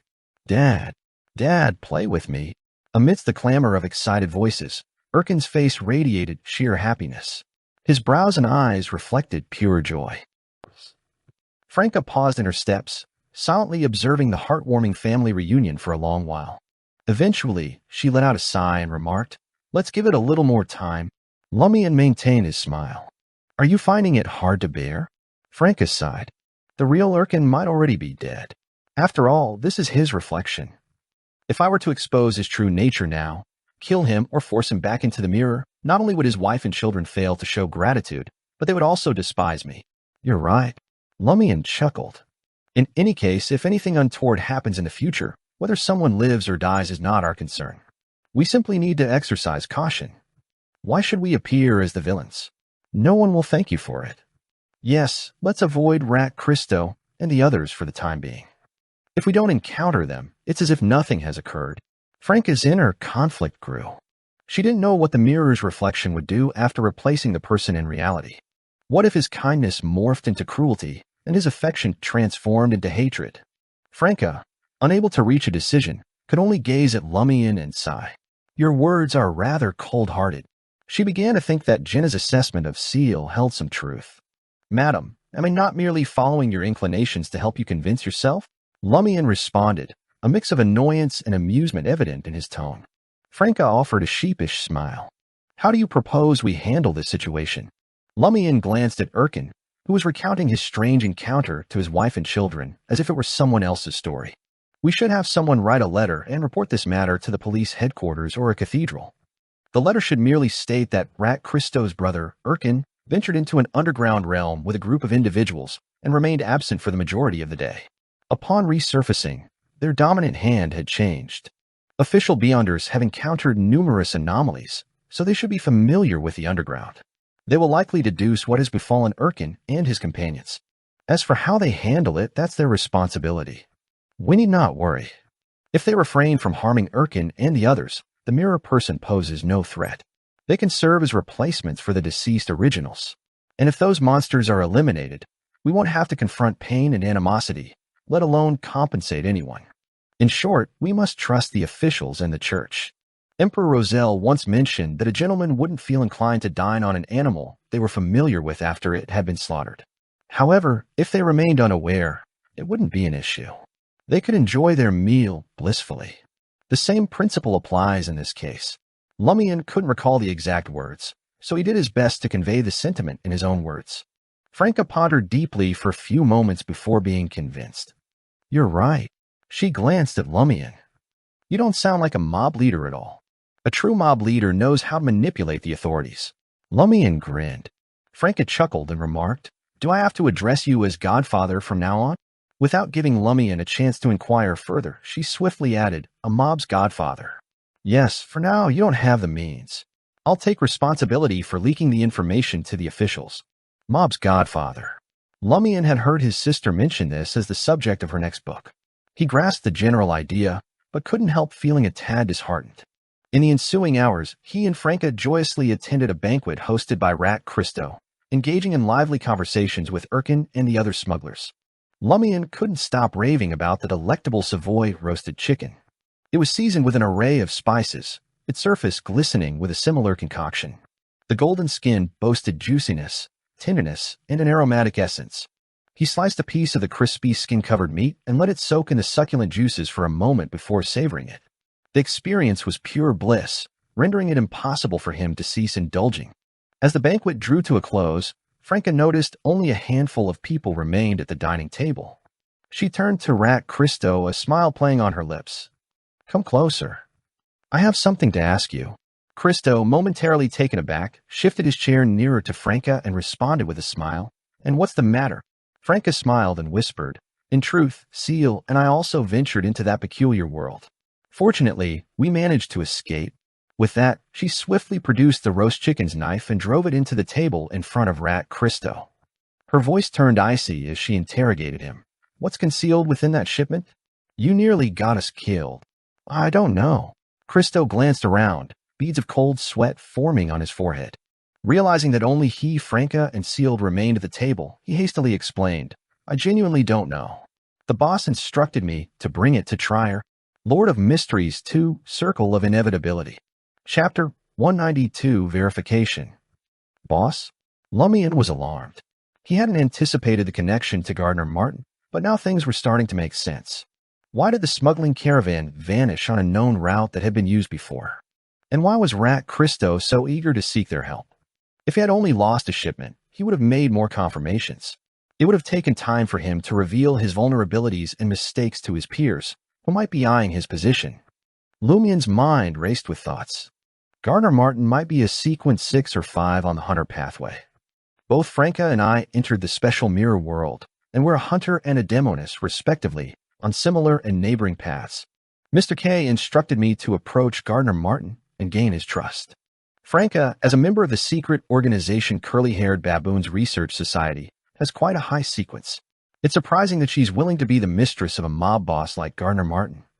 The boss of the Savoy mob must be hiding a major secret or involved in something significant. Why does he want Christo to smuggle an item related to the hunter or demoness pathway into Trier?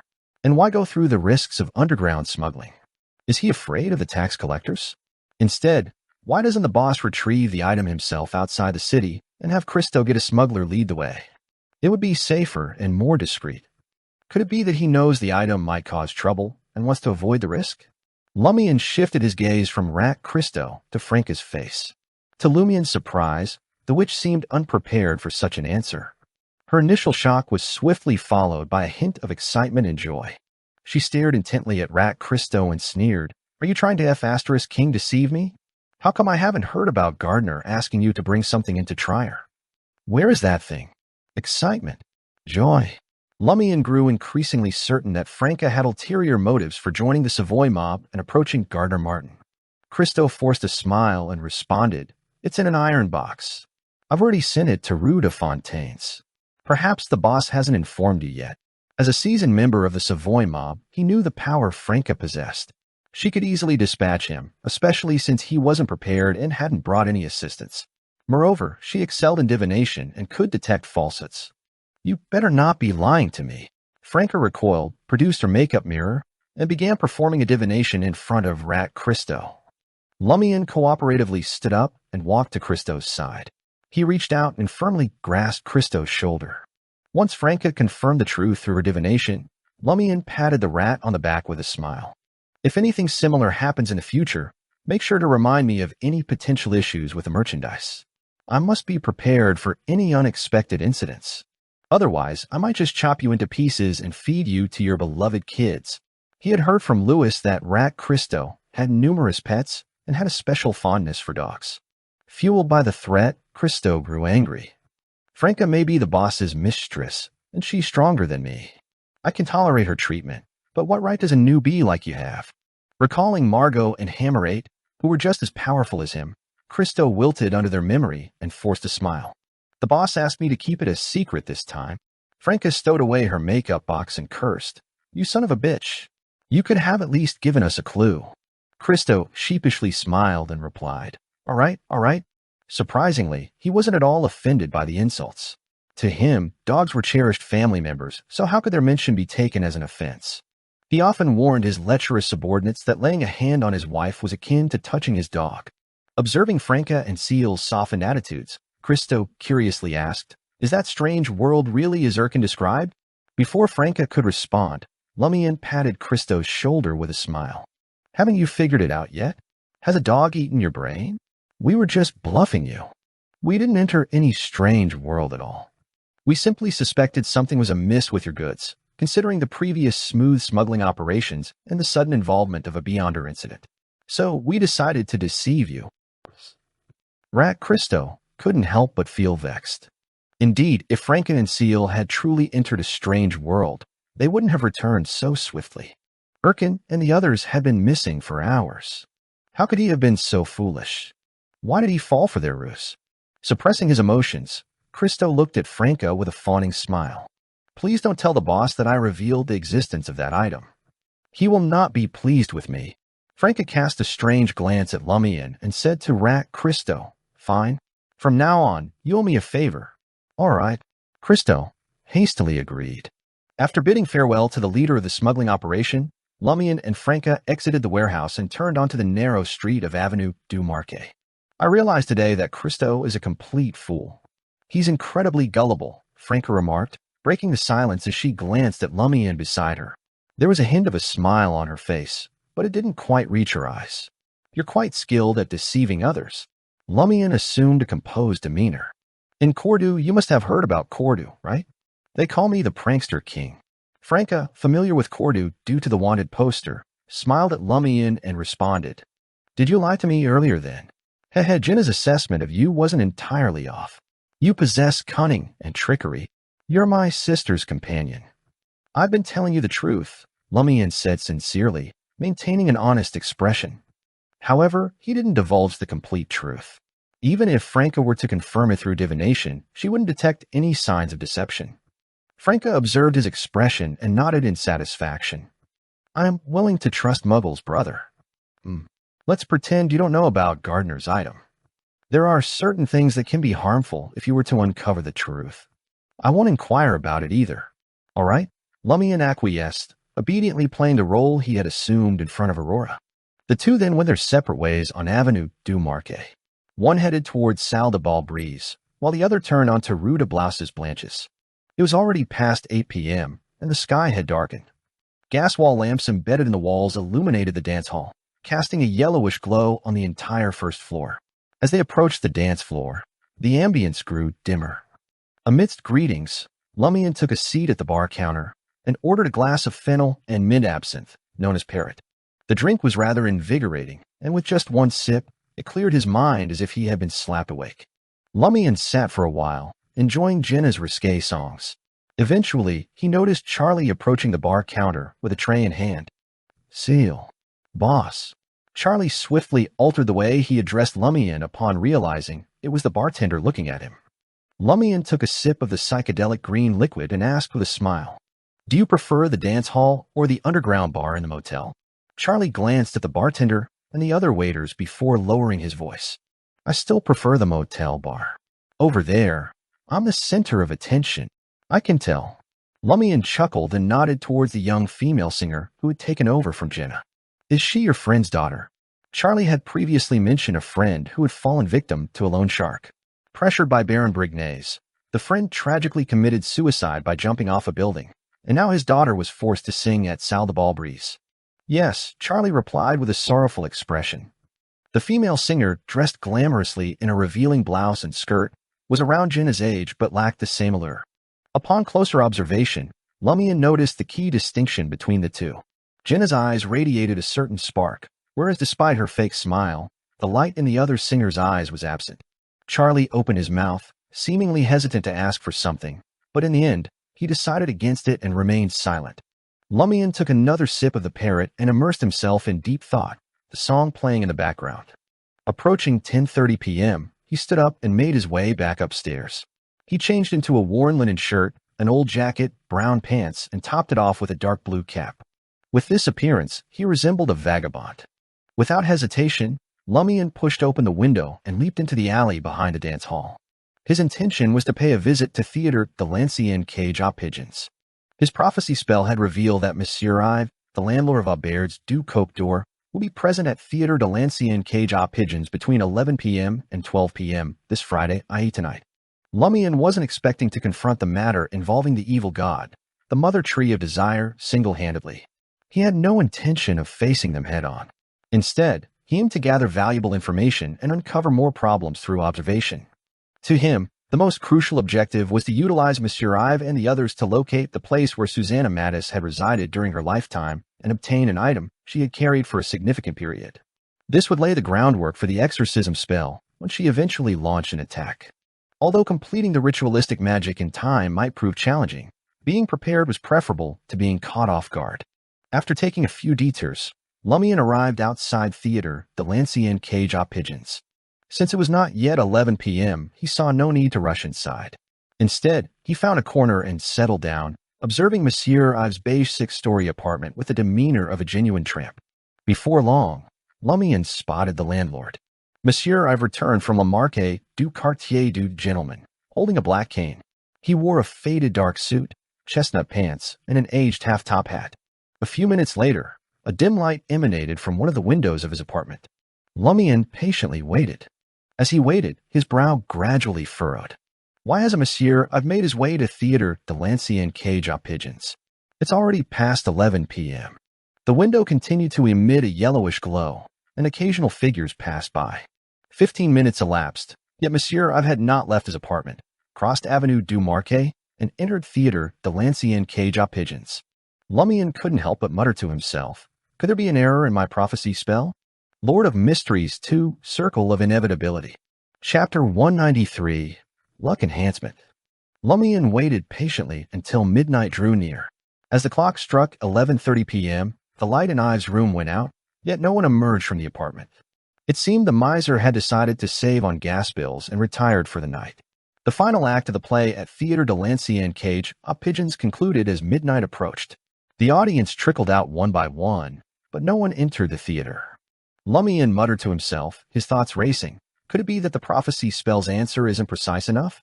After all, the ritualistic magic was cast by me. It's understandable that its effect isn't perfect. Yes, that's a possibility. But what if the prophecy spell is accurate?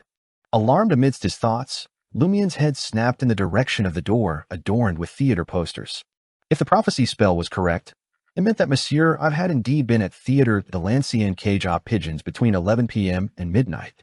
And if Monsieur Ives truly had been there, who was the identical figure who had entered the apartment and never left? There was a strong chance it was a decoy. Decoy? No way. Lumian couldn't fathom his own suspicion. How could he be deceived by such a trick, especially after meeting and conversing with Monsieur Ives before? He was more inclined to believe that the prophecy spell was flawed.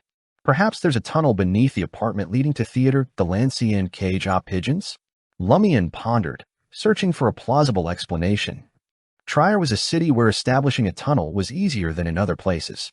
It only required a short excavation to connect to underground passageways and sewers. However, such tunnels were also prone to discovery. The underground Trier teemed with people. Quarry police patrol the area, smugglers travel through, and planters passed by. Unless the tunnel went deeper or had a cleverly hidden entrance, it wouldn't take long for it to be found. If Monsieur Ives' apartment did have a similar tunnel, he wouldn't have needed to venture out to the nearby underground Trier entrance at night. In the midst of these thoughts, Lumian recalled two important details. Firstly, he had witnessed a change in Monsieur Ives' luck when they first met. The next day, he realized that luck had inexplicably altered. Secondly, Monsieur Ives possessed beyonder powers and had a high likelihood of being a believer in the evil god, the mother tree of desire. Despite having a low sequence, when the official Beyonders brought him in for questioning, they found nothing amiss.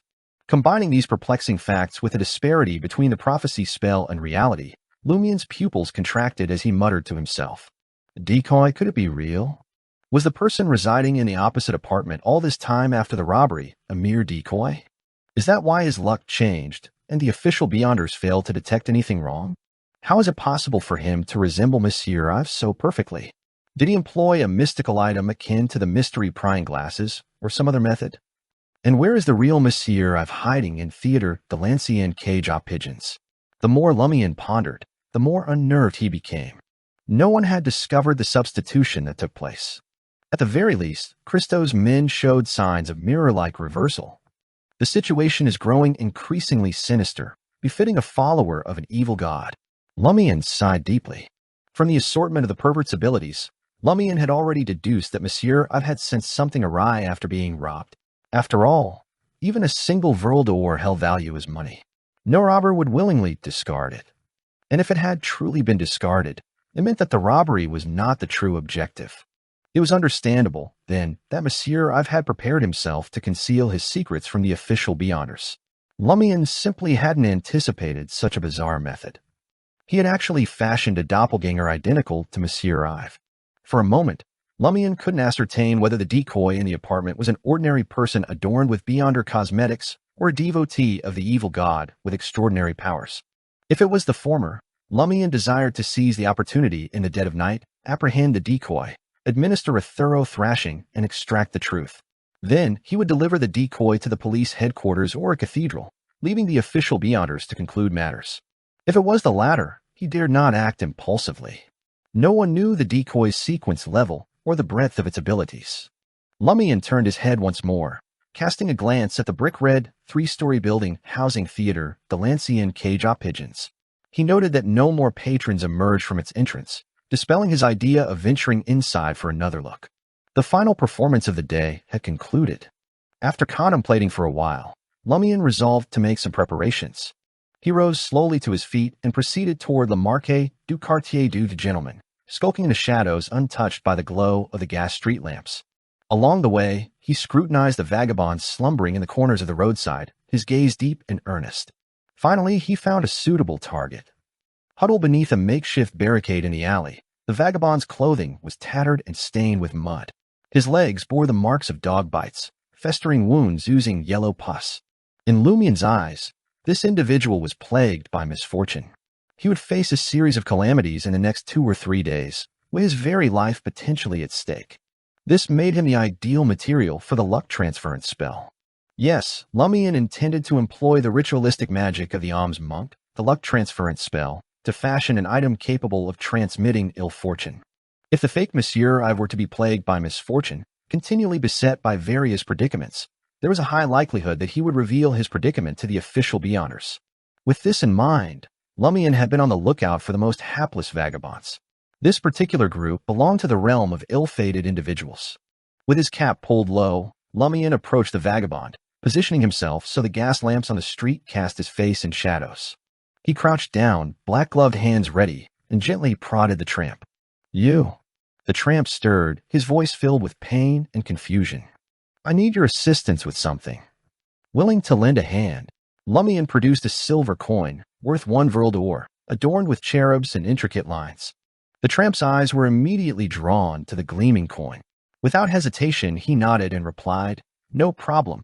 As he spoke, he extended his hand, already imagining the aroma of apple whiskey sour and hearty meatloaf. Once the silver coin was in his palm, the tramp's eyes widened suddenly, fixated on something behind Lumian. He blurted out in shock, "That's..." Seizing the moment Lumian turned his head, the tramp swiftly pushed himself up, attempting to vault over the barricade and sprint down the alley. It was evident that giving money to a vagabond and enlisting his cooperation in something posed a clear danger. For an ordinary tramp, the logical choice was to accept the money and make a run for it. Whack. Lumian swiftly withdrew his right hand, calmly observing as the tramp slumped against the barricade, unconscious. From the start, Lumian had no intention of allowing the tramp to witness everything while awake. Even if he were blindfolded and his ears blocked, there was still a risk of danger. Moreover, there was the potential for revealing Lumian's identity and the sinister ritualistic magic known as the luck transference spell. Hence, his plan had been to seek the tramp's consent and then render him unconscious. Lumian assisted the tramp to his feet, as if supporting a drunken companion, and guided him to the nearest entrance to underground Trier. Finding a concealed spot nearby, he secured the tramp, binding his hands and feet, blindfolding him, and muffling his ears. Once everything was in place, he stealthily returned to Sal de Bal Breeze, retrieving a carbide lamp and the necessary tools. Without delay, he went back to the entrance, carefully lifting the unconscious tramp and making his way to the quarry cave where he had previously performed the prophecy spell. This time, however, the ritual had undergone a change. While it remained a dualistic ceremony, the orange candle representing a deity and other supplicants had been replaced with one of a grayish-white hue. It still contained Lumian's blood. To enhance his chances of success, Lumian intended to utilize the ritualistic magic to pray to the corruption sealed within his chest, mobilizing a fragment of its power. After constructing the altar and erecting a wall of spirituality, he plunged Headsy's tainted dagger into the tramp, allowing his blood to flow into a metal vial. The tramp stirred, only to be swiftly rendered unconscious once again. Lumian disinfected and bandaged the wound, blending the blood with ash from his own hair to create an ink-like substance. Using the thinnest paintbrush at his disposal, he meticulously outlined a series of intricate and enigmatic symbols on faux goatskin parchment. The design consisted of interwoven black thorns forming a ring, snakes with entwined heads and tails, a river composed of these serpentine figures, distorted lines, a peculiar eye, and more. By the time he completed a fraction of the intricate work, Lumian's forehead was drenched in a sheen of cold sweat. He positioned the tramp and the faux goatskin adorned with symbols upon the boulder that served as the altar. Dripping perfume into the flames and sprinkling powder, Lumian took 2 steps back, fixing his gaze upon the gently flickering yellow candle flame, and uttered ancient Hermes words. Power of inevitability. You are the past, the present, and the future. You are the cause, the effect, and the process. As before, the flame of the deity's candle compressed to its utmost limits before expanding, swelling to the size of a clenched fist.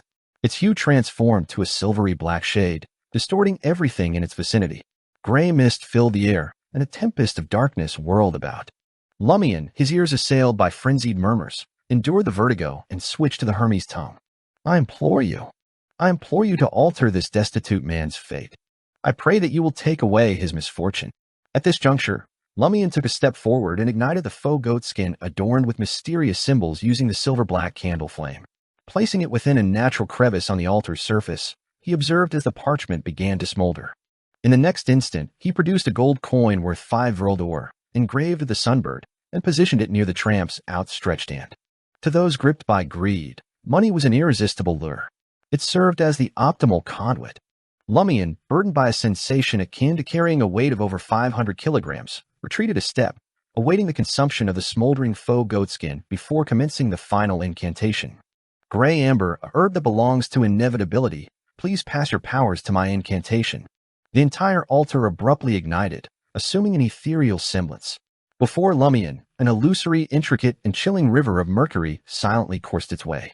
It enshrouded the tramp and the gold coin, amplifying the murmurs in Lumian's ears and causing the cyan veins upon his face to bulge. Instinctively, Lumian recoiled from the agony of supplicating for a boon. Suddenly, the illusory image shrank, descending upon the surface of the gold coin, resting upon the altar. Everything returned to its former state, except for the gold coin, which now appeared dimmer under the silver-black illumination. Lord of Mysteries 2, Circle of Inevitability. Chapter 194, Triggered. At the sight of this, Lumian hastily concluded the ritual and extinguished the candles in the proper sequence. The frenzied ravings that had filled his ears vanished, and the searing pain abruptly ceased before it could overwhelm him.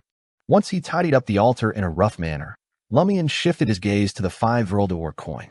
It no longer appeared peculiar.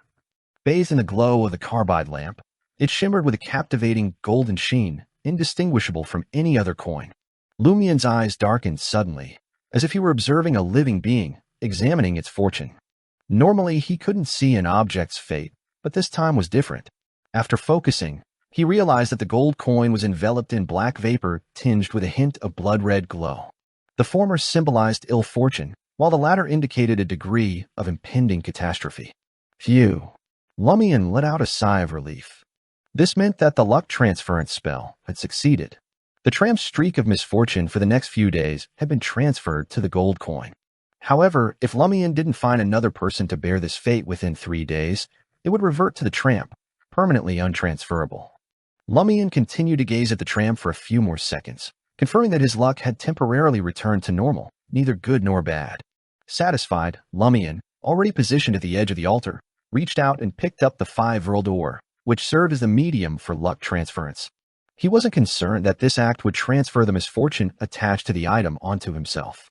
That's because activating the luck transference spell required specific conditions. Firstly, the recipient had to willingly accept the gold coin and subjectively desire to possess it. Secondly, throughout the entire process, the recipient had to exploit a situation they shouldn't have. In other words, if Lumian used the gold coin to make a purchase, the shopkeeper wouldn't suffer any ill luck merely because they accepted the item, unless they sold Lumian something counterfeit or dishonestly manipulated the transaction for illicit gain.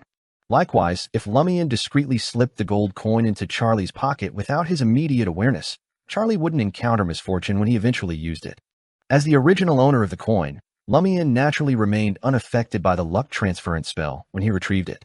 The two straightforward methods to trigger the luck transference spell were to keep the coin in his pocket and allow the target to steal it.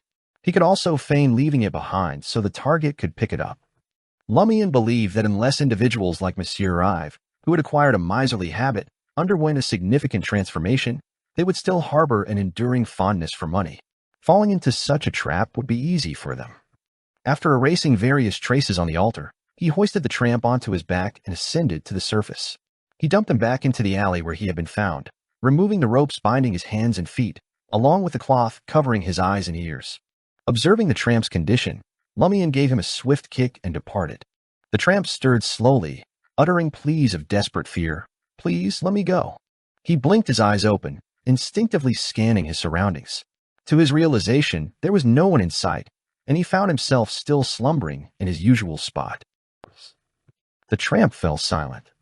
As his senses gradually returned, his initial reaction was to delve into his pocket. A chill seeped into his mind, and with a gleeful expression, he retrieved a silver coin worth 1 Vrildor. "It's still here. It's really still there. It wasn't a dream." Under the faint crimson moonlight casting its glow from above, and the street lamps illuminating the vicinity, the tramp fiddled with the silver coin repeatedly, assuring himself that it wasn't a counterfeit. Only then did he recall to examine his body. Soon, he noticed that his arm was bandaged, and a sharp ache assaulted his mind. Apart from that, there was nothing out of the ordinary. The tramp stumbled to his feet, rubbing his backside as he muttered to himself, "It's not that kind of pervert." Having witnessed the world prior to his bankruptcy, he was aware that Trier housed its fair share of peculiar individuals. Consequently, various private organizations had sprung up. Some advocated that men and women existed solely for reproduction, while others believed that true love only blossomed between men. Gatherings even catered to those who believed that women alone held the secret to loving their own kind. The tramp had initially suspected he had fallen victim to men with a peculiar fixation on foul, unwashed men. However, it seemed that wasn't the case. After pondering for a moment, he conjectured that someone had taken an interest in his blood and extracted some. The 1 Vrildor was his reward. He had heard tales before of influential figures relying on continual blood transfusions to sustain their lives. At least there's 1 Vrildor. The tramp instantly rejoiced, no longer dwelling on the loss of blood. He even entertained the hope that the other party would seek him out once more. When the time came, he would willingly inquire about their desired price. Lumian relied on a copper coin toss to decide that he would spend the night at Aubert's Du Coq d'Or. Consequently, he returned to room 207 and slept until 6 a.m. After having breakfast and engaging in some outdoor exercises, then returning to the motel, changing his attire, and disguising himself, Lumian prepared to set off for Avenue du Marquet to find the 2 cleaning ladies already hard at work. Lumian caught sight of a cleaning lady in her 50s, sporting a vibrant golden wig and makeup, as she diligently cleared the trash in the lobby. Lumian halted his steps and asked contemplatively, "You're Elodie, aren't you?" He recalled Charlie mentioning her name. "Yes, Monsieur Seal." Elodie straightened her posture. She wore an old yet clean grayish-white dress and stood at an average height of 1.65 meters. From her facial features, it was evident that she had been quite attractive in her youth. "You know me?" Lumian inquired nonchalantly. Elodie answered truthfully, "Monsieur Charlie Collins spoke of you before. He mentioned that you're the hotel's guardian." Just as expected of Charlie. That's the right attitude. No trace of inferiority or fear. Lumian started to feel that Elodie, the cleaning lady, wasn't a former street girl as Charlie had speculated. He casually asked, "I heard from Charlie that you used to be a theater actress?" "Yes." A smile graced Elodie's face. "I performed in 2 theaters, taking on supporting roles. However, one of them went bankrupt, and the other stopped hiring me for some reason. I was already quite old by then." As she reminisced about the past, a hint of melancholy appeared in her demeanor. Lumian nodded and glanced towards the motel door. "Had you heard of Theater Delancey and Cage Up Pigeons?" This was the question he was truly interested in. This cleaning lady named Elodie was originally a theater actress, but she had been hired by Monsieur Ive, the motel landlord who had a close relationship with Theater Delancey and Cage Up Pigeons. It was a little suspicious. Elodie's expression became animated. "I know that their plays are splendid. The actors possess remarkable acting skills. It's worth saving up for a month just to purchase tickets to their shows. When I attended a performance at Theater Delancey and Cage Up Pigeons, I discovered that they were in need of a cleaning lady for half a day. That's why I ended up here." "I see. It seems unrelated to Theater Delancey and Cage Up Pigeons or Monsieur Ive." Lumian refrained from further probing to avoid raising any suspicions. He smiled and remarked, "Seems like you have other jobs?" Elodie believed that Monsieur Seal sought to ascertain the cleaning lady's background to protect the motel's interests, so she responded honestly, "Every day from 2 p.m. to 10 p.m., I work at a factory south of the Market District. It's called the Goodville Chemical Factory, situated on Rue Saint-Hilaire. Rue Saint-Hilaire ran alongside Trier's city walls and neighbored the factories in Quartier du Jardin Botanique. Trier's factories had preserved a practice from the era of Roselle. If production continued around the clock, the workers were divided into 3 shifts, one for the morning to noon, another for the afternoon to evening, and the final one for the night." "That sounds demanding." Lumian sighed. Elodie smiled and spoke gently. "I have 2 children who are nearly grown. Once they secure their own jobs, I won't have to toil so relentlessly." "What about your husband?" Lumian casually inquired. Elodie's expression darkened. "He died in a factory accident a few years ago." Lumian didn't pry further. Instead, he engaged in conversation with another cleaning lady, faithfully fulfilling his duties as the protector of Aubert's du Coq d'Or. Exiting Rue Anarchy, Lumian stepped onto Avenue du Marquet, making his way towards Theater Delancey and Cage Up Pigeons. He wasn't intentionally waiting for Monsieur Ive, who was suspected of being a decoy. His intention was simply to observe. His primary objective was to keep a close watch on the individuals heading to 126th Avenue du Marquet. The prophecy spell had revealed to him that he would cross paths with Louis Lund on Avenue du Marquet. Hammerate had mentioned that Louis Lund would once again seek out the boss of the Poison Spur mob, Black Scorpion Roger, this Saturday or Sunday, and Black Scorpion Roger resided at 126th Avenue du Marquet. With this combination of information, Lumian had decided to become a permanent resident on Avenue du Marquet on Monday and wander about in hopes of encountering his target. As Lumian neared Theater Delancey and Cage Up Pigeons and Monsieur I's apartment, he slowed his pace. Sometimes he sat among the tramps, while other times he visited a nearby cafe for a drink. Since he was already there, it was only natural for him to keep an eye out for Monsieur Ive. After all, this was Avenue du Marquet as well. After nearly 45 minutes, Lumian finally spotted the landlord of the motel. Clad in a faded formal suit, a worn-out top hat, and a black cane that was on the verge of losing its paint, Monsieur Ive emerged from the apartment and made his way towards the Suet steam locomotive station. Lumian gradually stood up and glanced behind him. He feigned terror and jogged, as if he were being pursued by an enemy. In his attempt to overtake Monsieur Ive from behind, he accidentally collided with him. A clatter ensued as a golden coin fell to the ground, yet Lumian seemed oblivious to it. He lowered his head and fled in a panic. Monsieur Ive grumbled, his gaze suddenly drawn to the golden coin on the pavement. Subconsciously, he wanted to call out to the impolite individual, but as he extended his hand, no words escaped his lips. Swiftly scanning his surroundings, he swiftly squatted down and retrieved the 5 Vril coin. Nonchalantly, he slipped it into his pocket, as if nothing out of the ordinary had transpired. Lord of Mysteries 2, Circle of Inevitability. Chapter 195, Candidate. Hidden behind the shadow of an ebony street lamp, a mere 20 meters away from Monsieur Ive, Lumian leaned discreetly, tugging his cap lower amidst the bustling crowd.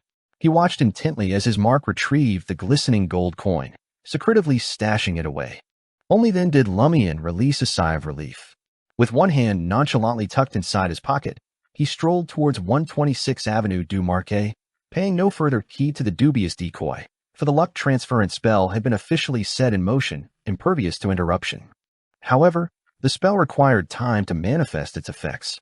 Within half a day, or at most a full day, misfortune would incessantly plague the false Monsieur Ive. Lumian need only orchestrate a small incident when the opportune moment arrived, and the chances were high that Monsieur Ive would inadvertently unveil his peculiar nature to the legitimate beyonders.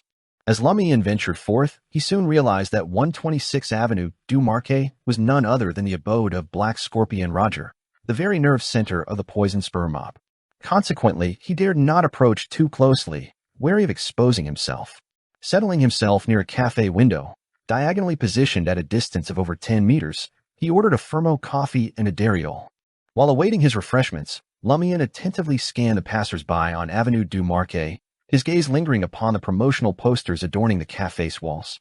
A prevalent theme among them was the impending National Convention election scheduled to commence on Sunday. There were 3 contenders vying for the position: Matthew Boulanger, representing the National Party, Hugues Artois, championing the Enlightenment Party, and Jacques Sanson, hailing from the Revolutionary Party. As Lumian observed the fervor surrounding the approach to 126th Avenue du Marquet, he found himself engrossed in the manifestos of the candidates. Matthew Boulanger, the incumbent parliament member for the Le Marquet du Quartier du Gentleman District, advocated for the restoration of Intis's former glory. His rallying cry was "Make Intis glorious again." Boulanger attributed the nation's current predicaments to its defeat in the recent war against the Lone Kingdom. His proposed solution entailed reorganizing the Intis army with a renewed focus on prioritizing Intis's interests. He sought to regain the advantages relinquished in the southern continent, bolster the economy, and transform the marketplace district. Boulanger believed that the process of making Intis glorious again would bestow upon the denizens of the marketplace district an abundance of employment opportunities, enabling them to amass wealth, whether through venturing into the southern continent, enlisting in the army, or capitalizing on foreign trade. Hugues Artois, a candidate gaining considerable popularity of late, advocated for more jobs for a fairer society. His pledge was to invigorate the economy, constructing additional factories in the southern region of the marketplace district, while simultaneously dismantling the shackles that bound factory owners, bankers, financiers, and merchants. However, his intentions also encompassed challenging the privileges enjoyed by the church and the affluent, imposing heavier taxes upon them. Jacques Sanson, a member of the Revolutionary Party, shared Hugues Artois' conviction that societal privileges had no place in the modern world. Regardless of one's affiliation with the church or financial benefits, Sanson believed that everyone should pay equal taxes. He boldly asserted that the current tariff policies hindered Intis's progress, particularly the city walls and the 54 checkpoints surrounding Trier. Sanson advocated for the free circulation of goods and the establishment of a liberated market, which would lead to the proliferation of factories and a significant increase in tax revenue. By taxing the privileged class alongside these reforms, the national treasury would swiftly recover from any initial setbacks. When the time came, Sanson planned to explore the implementation of Emperor Rozel's Envision annuity guarantee system, providing essential protection to the workers in the marketplace district.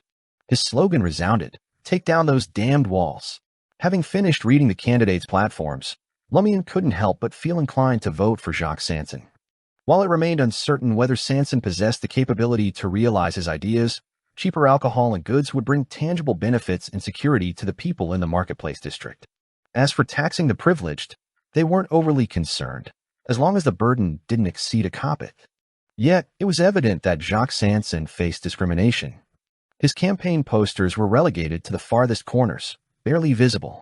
This treatment stemmed from the Revolutionary Party's perennial status as a minority within the National Convention.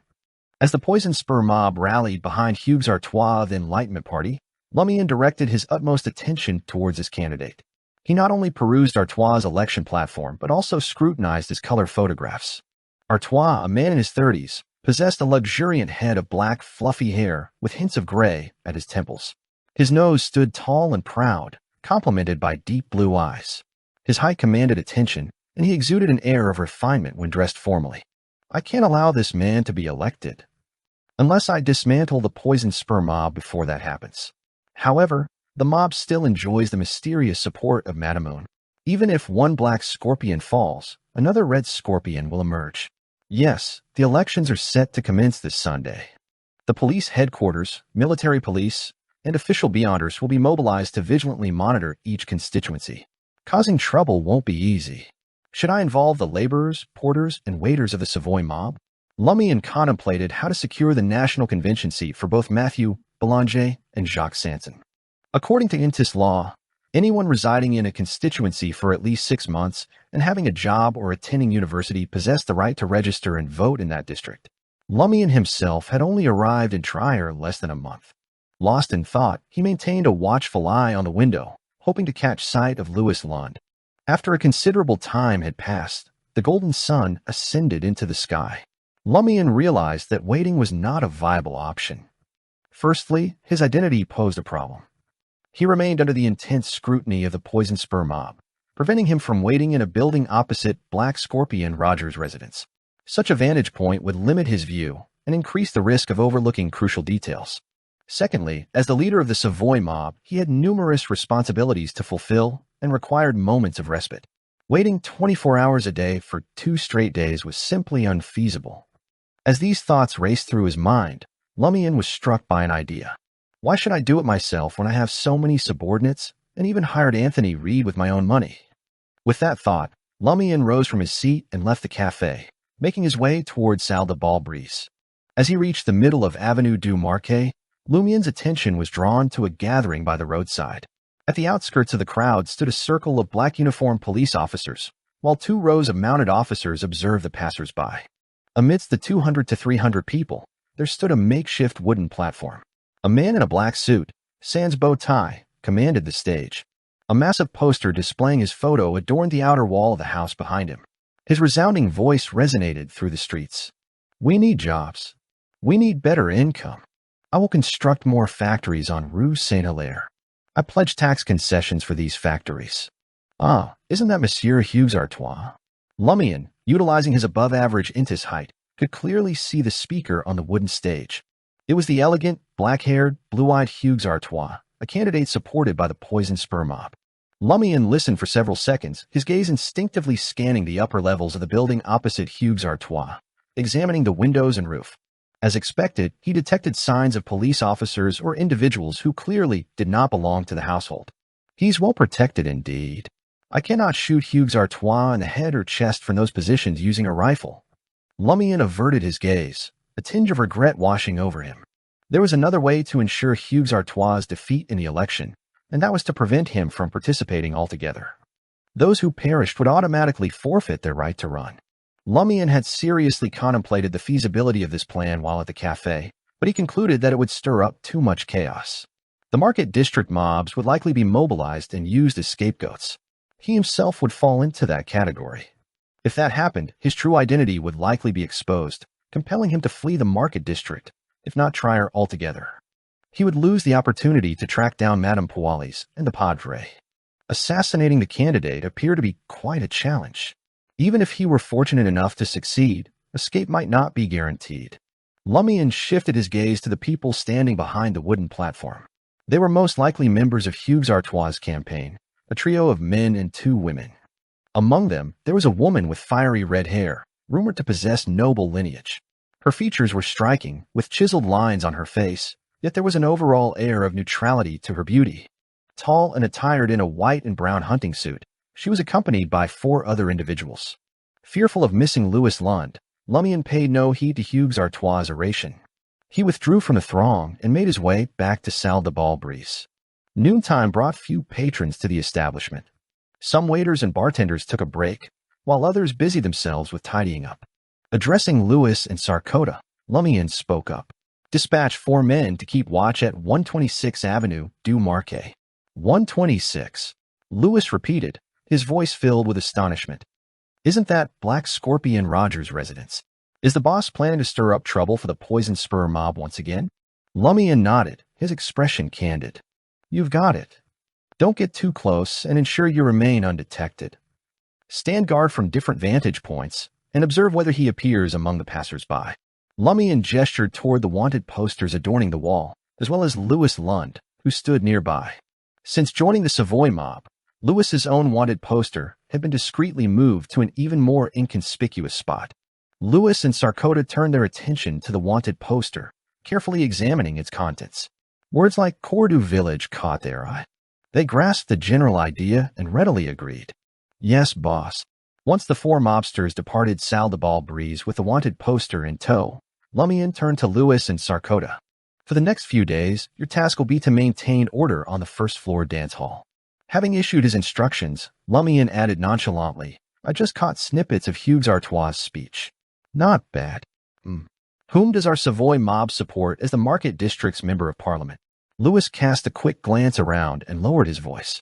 The Baron mentioned that he intends to vote for Monsieur Artois. Lord of Mysteries 2, Circle of Inevitability. Chapter 196, Elimination. Hugues Artois? Lumian never anticipated such a response. Did the competing Savoy mob and the Poison Spur mob really endorse the same candidate? If Hugues Artois succeeded, would he assist the Poison Spur mob in dealing with the Savoy mob? Or would he aid the Savoy mob in completely overthrowing the Poison Spur mob? Or would he demand peace between the two factions? The more Lumian pondered it, the more he sensed that something was amiss. If the influential figure behind both the Savoy mob and the Poison Spur mob was none other than Hugues Artois, then the two sides wouldn't have become bitter enemies to this extent. Though Lumian played his part, wasn't he acting under the blessings of the boss and Baron Brignace? Furthermore, Hugues Artois wasn't an elected member of Parliament. What authority did he have to protect both the Savoy mob and the Poison Spur mob? The only plausible explanation was the machinations of the Enlightenment Party, but it made no sense for them to incite two rival mobs to fight each other to the death. Lumian, lacking experience in this area, failed to find an answer even after considerable thought. All he could do was sigh with regret. I can't employ the Savoy mob's men to secretly intimidate voters into not supporting Hugues Artois. He glanced at Lewis, his confusion evident as he asked, Why was I unaware that our Savoy mob is backing Hugues Artois? Lewis immediately grew tense. I assumed the Baron had apprised you, boss. Wasn't that the purpose of the handover? Baron Brignace was in a foul mood after losing to Sal de Ball Breeze, so he couldn't be bothered to inform me about many things. In any case, I'll find out when I need to know. Lumian mumbled inwardly as he departed from Sal de Ball Breeze and returned to Aubaird's Du Coq door. He proceeded directly to the third floor and made his way to room 5, the dwelling of Anthony Reed, the information broker. Extending his hand, Lumian knocked on the wooden door. Knocks reverberated, yet no response came. He must not be present. That makes sense. How can an information broker stay holed up at home all the time? Lumian retrieved a note and fountain pen he carried with him and wrote on the note, using Anthony Reed's door as a surface. I've received intel that Louis Lund will be seen on Avenue du Marquet from Saturday to Sunday. Keep a close watch on him. As soon as you spot him, notify me without delay. You can find me either in room 207 at the motel or at Sal de Ball Breeze. The agreed payment will be made promptly when the time comes. Seal. After sliding the note through the crevice of room 305's door, Lumian returned to Sal de Ball Breeze and settled in the cafe, patiently awaiting feedback. As twilight descended, a gangster positioned near 126th Avenue, Du Marquet, dashed back to the dance hall, racing up to the second floor. Has Louis Lund been discovered? Lumian rose from his seat, eyeing his subordinate. The mobster appeared inexplicably anxious, as if a famished lion had set its sights on him. Without waiting for Lumian to inquire, he stammered in haste, Boss, this is bad. I saw a group of police officers heading toward the depot. The depot? Isn't that under the boss's ownership? Near the depot lies the warehouse belonging to Rat Christo. Could Franca's report have taken effect? Lumian swiftly contemplated a possibility. This left him disheartened. In his eyes, the mirror people and any potential harm they might bring couldn't hold a candle to a single strand of Louis Lund's hair. Suppressing his emotions and residual excitement, Lumian spoke to his subordinate. Understood. I'll handle it. Return to your original post and remain vigilant for the person depicted in the wanted poster. In half an hour, I'll send 4 others to relieve you. Yes, boss. The gangster heaved a sigh of relief and made his way downstairs. As Lumian watched him disappear, he gazed down at his trembling hands. They still quivered slightly. It was a result of the sudden surge of exhilaration he experienced when he thought his subordinate had brought news of Louis Lund. At times, my emotional stability wavers. Fortunately, I have another psychiatric session scheduled for this Sunday. Lumian sighed inwardly, taking a seat and savoring his coffee. In order to welcome Louis Lund in his finest state, he he had refrained from ordering alcohol. Outside the warehouses belonging to Rat Christo, he, along with his subordinates and the porters, had gathered together, encircled by 20 to 30 armed police officers donning black uniforms. Christo forced a fawning smile and addressed Superintendent Travis Everett, saying, "Monsieur Superintendent, why have you suddenly surrounded the warehouses? I'm a legitimate businessman." Everett, a man in his 30s with black-framed glasses and a broad chin, regarded Christo and spoke in a deep voice. "Do not assume that we are unaware of your usual dealings. We are not dealing with you because you abide by the rules and know what is permissible. Your only choice now is to cooperate with us and aid us in unraveling this as swiftly as possible." Christo detected a glimmer of hope in Superintendent Everett's words and nodded. All right, no problem." He had already distributed the batch of goods from yesterday. As long as the genuine account books were not discovered, there was no concrete evidence to accuse him. With his short black hair, Everett turned to the man standing beside him and said, "Monsieur Deputy Assistant Commissioner, you may proceed." The man had a rugged appearance, sporting fluffy blonde hair, golden eyebrows, and a beard. He wore a slightly smaller black police uniform, but his buttons were crafted from gold. Adorning his epaulette was a silver-white seven-petal sweet iris, accompanied by an off-white diamond square. This emblem indicated the rank of Deputy Assistant Commissioner. The police department in Trier had 4 ranks in ascending order: Chief Superintendent, Deputy Assistant Commissioner, Assistant Commissioner, and Deputy Commissioner. Of these, there was only one Deputy Commissioner, the head of Trier's police department. Across the entire Intis Republic, the Minister of the National Police Department, a commissioner, held a higher rank. The Assistant Commissioner and Deputy Assistant Commissioner served as Trier's Police Department's Deputy Minister and Police Committee members. Their epaulettes displayed off-white diamond squares beside the 7-petaled irises. There were 4 commissioners, 3 deputy commissioners, 2 assistant commissioners, and 1 deputy assistant commissioner, with no chief superintendents. In other words, this uncouth man with blonde hair and a golden beard held an equal rank to Amerk, the police committee member in charge of the entire La Marque du Quartier du Gentleman. However, Christo was entirely unfamiliar with him. "Just call me Angoulême," the rugged deputy assistant commissioner replied succinctly. His gaze swept across Christo, Erkin, and the others, inexplicably making them feel as if they were staring at the blinding sun, forcing them to lower their heads. Angoulême averted his gaze and instructed the plainclothes team behind him, "You may bring that object forward now." 2 team members approached the nearby 4-wheeled carriage and unveiled a wide, flat, and sizable object covered in a black velvet curtain. They positioned the object beside Angoulême. Angoulême locked eyes with Rat Christo and the others, subtly raising his chin, and uttered, "Line up in front of me, one by one." Christo sensed the kid in his pocket trembling visibly. He surmised that Angoulême was an official beyonder, someone of considerable power. After a few moments of contemplation, he approached Angoulême fearfully, not daring to resist. Suddenly, Angoulême pulled open the black velvet curtain, revealing the complete appearance of the object beside him. It was a full-body mirror, simple and unadorned, mounted on a stand of rusted iron black. Christo's reflection appeared instantly in the mirror, capturing every detail. Christo remained unaware of anything amiss, but Erkin's expression underwent a drastic change behind him. Erkin abruptly turned to the left, attempting to escape. Almost 20 others followed suit, including laborers and porters. Bang, bang, bang. Angoulême's team had already prepared, raising their arms and squeezing the triggers. Bullets struck those fleeing, but it was as if they struck an illusion, passing through them and landing in the distance. Angoulême calmly extended his left hand and adjusted the position of the full-body mirror beside him. The mirror reflected Erkin's figure against a dark background. Erkin froze in place, maintaining his running posture. In an instant, he was drawn towards the full-body mirror, a look of horror etched on his face. As soon as the two collided, Erkin's body vanished.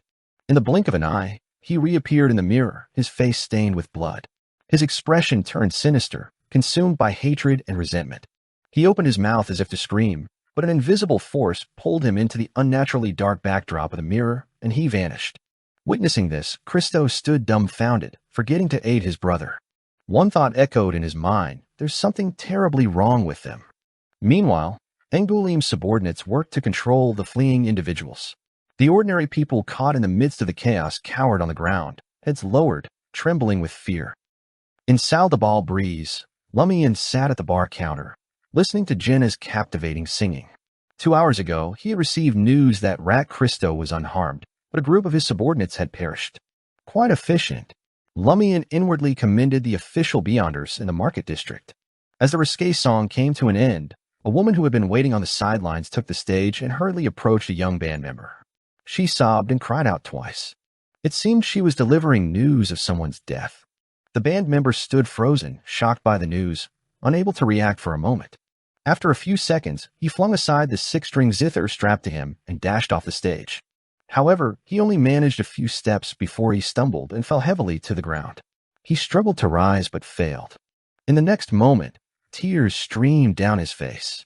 Jenna, adorned in a shimmering red dress, observed him for a few seconds before pressing her lips together.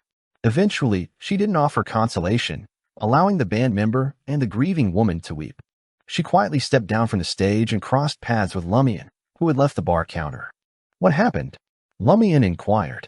Jenna let out a soft sigh and replied, "His father passed away in an accident a few hours ago. I know him. Learning to play a musical instrument hasn't been easy for him.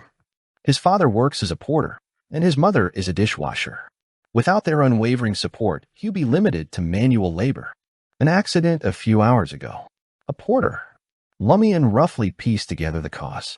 He gazed silently at the stage. Lord of Mysteries 2, Circle of Inevitability. Chapter 197, Helper. After the band member and his mother got time off from Renee, Sal the Ball Breeze's manager, the drum beats reverberated through the air, signaling the start of a new round of dancing. Lumian turned his gaze to Jenna, who stood by his side and spoke in a casual tone. "I thought you would offer him some comfort. After all, you know him well and often collaborate with their band." Jenna, dressed in a stunning red sequin dress that revealed a generous amount of her chest, pressed her lips together and responded calmly. In that moment just now, what he needed wasn't comforting words but a release. Offering condolences would only worsen his pain. Lumian scrutinized Jenna for a few moments. "You seem to understand it quite well.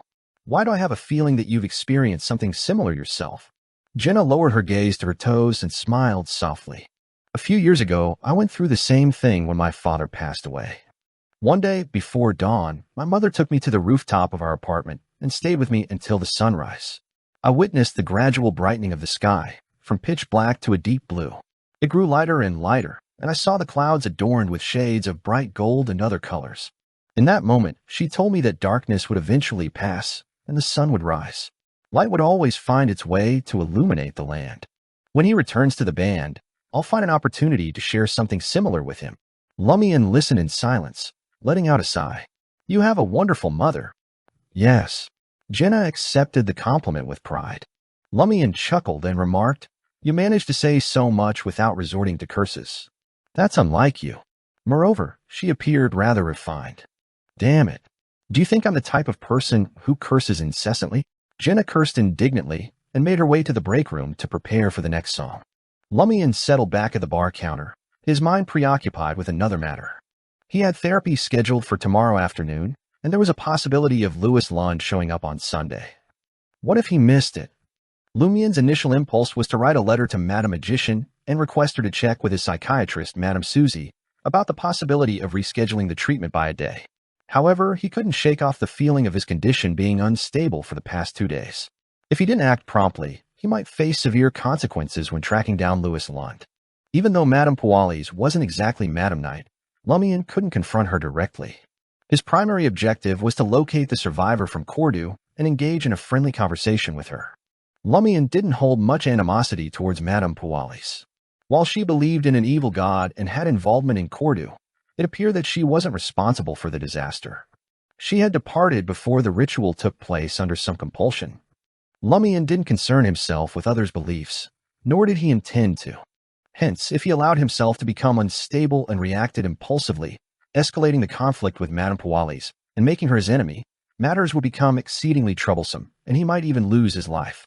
As for the dispute with the poison sperm mob, a problem with Madame Moon didn't equate to matters involving Madame Knight.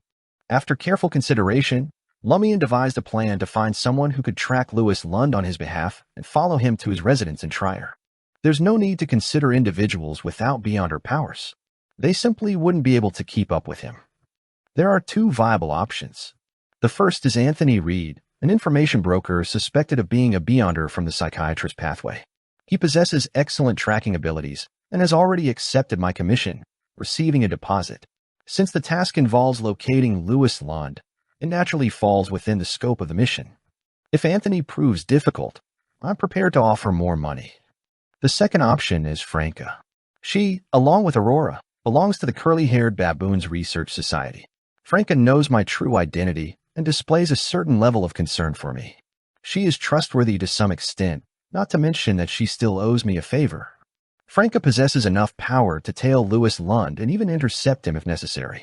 As these thoughts raced through Lumian's mind, he rose from his seat, making his way to the bedroom on the second floor and leaving Sal the Ball breeze through the window.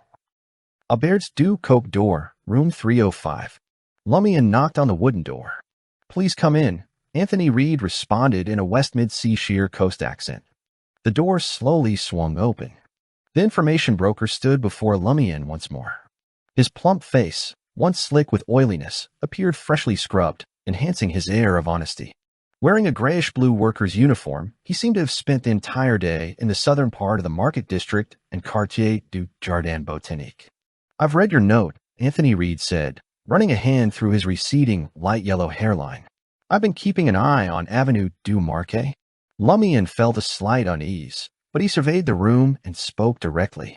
"I have other matters to attend to between 2:30 p.m. and 5 p.m. tomorrow. If you happen to spot the target during that time, don't inform me. Simply follow him and ascertain his place of residence." Anthony Reed locked his dark brown eyes onto Lumian's for a few seconds. Very well. He made no mention of an additional fee, and Lumian was content not to broach the subject either. 3 Rue de Blouses Blanches housed a relatively new apartment building. Its beige facade boasted a charming curvature, featuring numerous irregular walls adorned with a variety of statues. Angels, animals, celebrities, and legendary objects found their place amidst the architecture. The building boasted an abundance of large windows, wall pillars, and scroll art, creating an atmosphere of grandeur. Lumian stood before room 601 and pressed the doorbell. With a jingling sound, Franca swung open the dark red door. Her flaxen hair cascaded naturally and voluminously, while she wore a loose white silk nightgown that gracefully reached her knees. The wide-open collar revealed a fair expanse of skin. Observing that the other party showed no signs of wariness and wasn't even wearing a bra, Lumian made a conscious effort to keep his gaze focused. Before opening the door, Franca seemed to already know the identity of the visitor. She greeted him with a smile. "Coming to seek knowledge and mysticism. After all our discussions, you've finally arrived."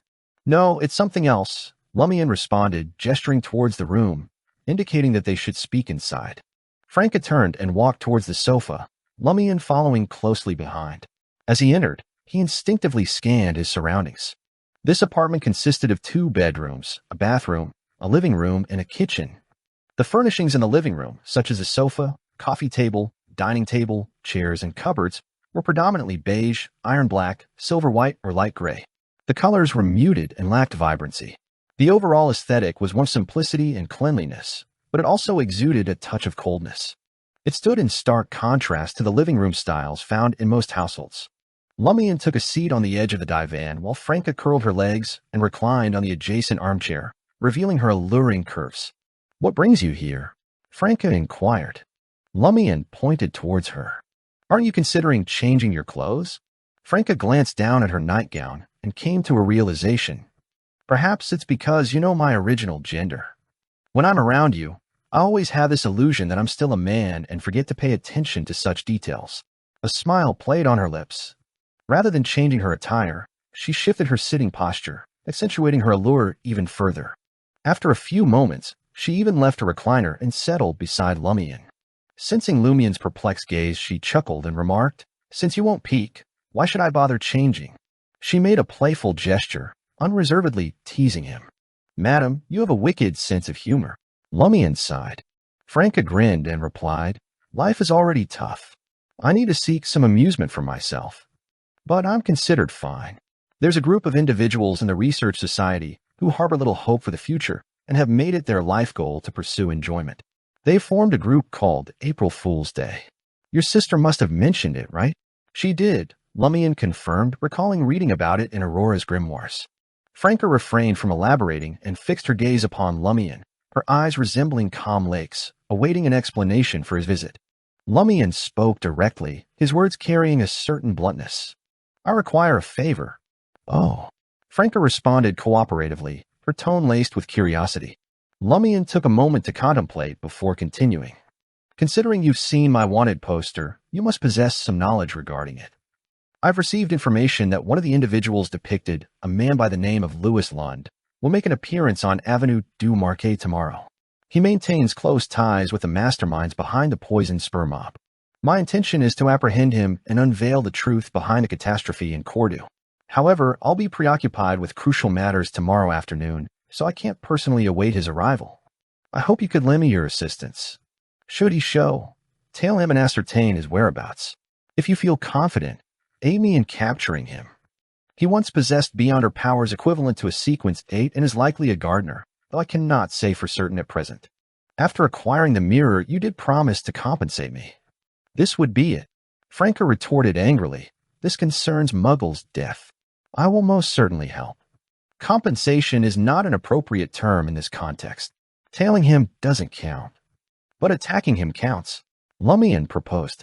Discerning the underlying polite and detached nature of his request, Franca did not insist and simply nodded. That works too. Curiosity danced across her countenance as she posed another query. What could be more pressing than apprehending this individual named Louis Lund? I expected you to be more concerned about uncovering the truth behind Cordoue. Lumian pondered briefly before speaking candidly. The Cordoue disaster has left me grappling with certain psychological issues. I am presently undergoing regular treatment. I fear that without timely follow-up, I will lose control of my emotions, thus jeopardizing my quest for the truth. Franca nodded sympathetically, displaying her understanding. Taking the initiative, she offered a suggestion. Would you like me to find a genuine psychiatrist, one with beyond her powers, for you? My psychiatrist already possesses them, Lumian revealed, withholding nothing. Franca refrained from prying further, recalling that Muggle's brother participated in other mysticism gatherings. Lumian mentioned the attributes of a villain and a gardener, as well as the existence of Anthony Reed. He provided a detailed description of Reed's appearance to ensure Franca wouldn't mistake him for a companion of Louis Lund, potentially leading to unnecessary conflict. With that, Lumian rose from his seat, signaling his intention to depart. Franca stood up, amused. You've come all this way. Aren't you interested in delving into the mysteries of mysticism? Louise Lund may make an appearance tonight as well, Lumian remarked, eager to return to Saldabal Breeze as swiftly as possible. At that precise moment, both he and Franca directed their attention toward the door. Light footfalls resonated from the stairs before halting nearby. Franca glanced at the peephole from a distance, her expression suddenly morphing into one of peculiarity. In hushed tones, she addressed Lumian, Jenna, Lord of Mysteries 2, Circle of Inevitability. Chapter 198, Conciliation. Beneath the open window of room 601, Lumian scaled the wall with his bare hands, aided by the protrusions, statues, and pipes. His descent was swift and steady, story after story, until he made a final leap and landed gracefully on the edge of Rue de Blouses Blanches. He grumbled under his breath. Why am I forced to climb down from the 6th floor? I haven't done anything. Lumian slipped into the shadows and made his way towards Avenue du Marquet. In room 601, Franca cast a fleeting glance at the swaying window, adjusting her silk nightgown before approaching the slowly opening door, wearing a smile. Dressed in a sequined red dress, Jenna stored away the spare key Franca had entrusted to her and entered the apartment. Why are you here so early today? Franca inquired, blocking Jenna's path to the window, her brow furrowed in confusion. Jenna let out a sigh and replied, something happened to the band's 6-string zither player. While it didn't affect my singing, it put everyone in a foul mood. The dance hall manager, Renee, asked me to end the performance early and switch tonight's theme to cheek-to-cheek dancing. The cheek-to-cheek dance in the Market District differed from the usual version. It involved intimate embraces and provocative movements between men and women on the dance floor. It was an exhilarating experience, but dance halls needed enough female dancers to organize it. Attempting to find a topic of conversation, Franca asked, what happened exactly? She discreetly calculated the time it would take for Lumian to descend to the 1st floor, all the while grumbling internally. Why is Muggle's brother a hunter instead of an assassin? Assassins can effortlessly leap from the 6th floor and land as light as a feather. Jenna recounted the band member's unfortunate incident and concluded, damn it, why do unlucky people always attract more misfortune? Yes, even though the performance ended earlier than usual, it's still late. Going home would be quite troublesome. I'll sleep at your place. Given that Jenna lived far away from Avenue du Marquet, She often sought refuge at Franca's whenever she performed late into the night at the dance hall. She even had a spare key. Warehouse, porter. Recalling the information provided by her subordinate, Franca surmised that it must be related to the matter involving Rat Christo. As she let out a sigh, contemplating how the innocent had lost their kin, Franca inwardly expressed her sorrow. Brother 007 is incredibly efficient. I only informed him about the mirror people late last night, and the official Beyonders have already dealt with the anomaly before this evening. Brother 007 was the code name of a man from the Curly-Haired Baboons Research Society, a member of an official organization in Trier. His rank seemed quite high, and Franca had secret connections with many fellow researchers in Trier, often organizing private gatherings with him. However, Franca knew that the matters involving the mirror people wouldn't end there. The special mirror world still existed, the mystery artifact that Gardner Martin smuggled into Trier remained, and the classic silver mirror in her possession persisted. If these elements weren't eliminated entirely, it would only solve the problem temporarily. Franca couldn't predict when similar anomalies would arise in the future. Franca approached the classic-styled silver mirror, which allowed entry into the special mirror world, with caution and seriousness. She believed it held a secret related to the Demonist pathway. "Why are you so quiet?" Jenna asked, extending her right hand and waving it in front of Franca. Franca snapped back to reality and let out a sigh. "I feel a bit sad upon hearing about their misfortune." It was precisely because she didn't want to face the pain of countless innocents that she followed Lumian's suggestion and handed over the matter to the officials. Jenna bypassed Franca and made her way to the guest room, intending to change into more comfortable attire. As she glanced around, she noticed that the living room window was open, letting in a refreshing breeze. "It was a bit stuffy," Franca quickly explained. Jenna regarded her with suspicion. "Why did you feel the need to explain?" Franca nearly choked on her own saliva. Thankfully, Jenna didn't dwell on it too much. She entered the guest room and headed towards the washroom, carrying her nightgown and pajamas. Once Lumian returned to Avenue du Marquet, he began his rounds, starting with Unit 126, where Black Scorpion Roger resided. He approached the four mobsters disguised as beggars stationed at different entrances, far from their intended target. Lumian made a promise to each of them, guaranteeing 100 Vril d'Or by Monday. That night, he struggled to find rest in Salle de Bal Brise. Occasionally, he would wake up, straining his ears for any signs of movement outside the window, hoping to catch the sound of hurried footsteps. At dawn, while enjoying breakfast at a cafe and skimming through a newspaper, Lewis ascended from the first floor and whispered in Lumian's ear, "Boss, Superintendent Everett requests your presence at the Valiant Cafe, opposite the police headquarters, for a cup of coffee precisely at 10 a.m. Superintendent Everett wants to meet me, the newly appointed leader of the Savoy mob." Lumian remained relatively composed with the mystery prying glasses in his possession. He asked Lewis, "Who else will be there?" "Many," Lewis responded in a hushed tone. "They say all the mob leaders from the market district will gather. The official voting begins today. The voting would extend over 3 days." "Is that so?" "So they won't let us disrupt the National Convention election, it seems. I wonder if the Poison Spur mob will attend?" Lumian nodded and left Salle de Bal Brise at 9:15 a.m., making his way back to Aubert's Du Coq d'Or. In room 207, he put on the mystery-prying glasses, experiencing the disorienting sensation of descending from great heights and burrowing into the ground. Suppressing the urge to retch, Lumian retrieved a mirror and all his cosmetics, busying himself with preparations. He opted for subtle alterations, focusing on thickening his eyebrows, accentuating his cheekbones, and enhancing shadowy areas. The adjustments created an impression that it was indeed Seal and not someone else. As soon as he finished his makeup, Lumian hastily set the mirror aside, unwilling to catch a glimpse of his reflection. Shortly before 10 a.m., he arrived at the Valiant Cafe and was promptly escorted to a private room by a waiter. Upon entering, he immediately recognized several familiar faces: Baron Brignaise, adorned in formal attire with a top hat and pipe; Franca, sporting trousers, red boots, and a blouse; the towering giant Simon, and the merchant-like figure of Blood Palm Black.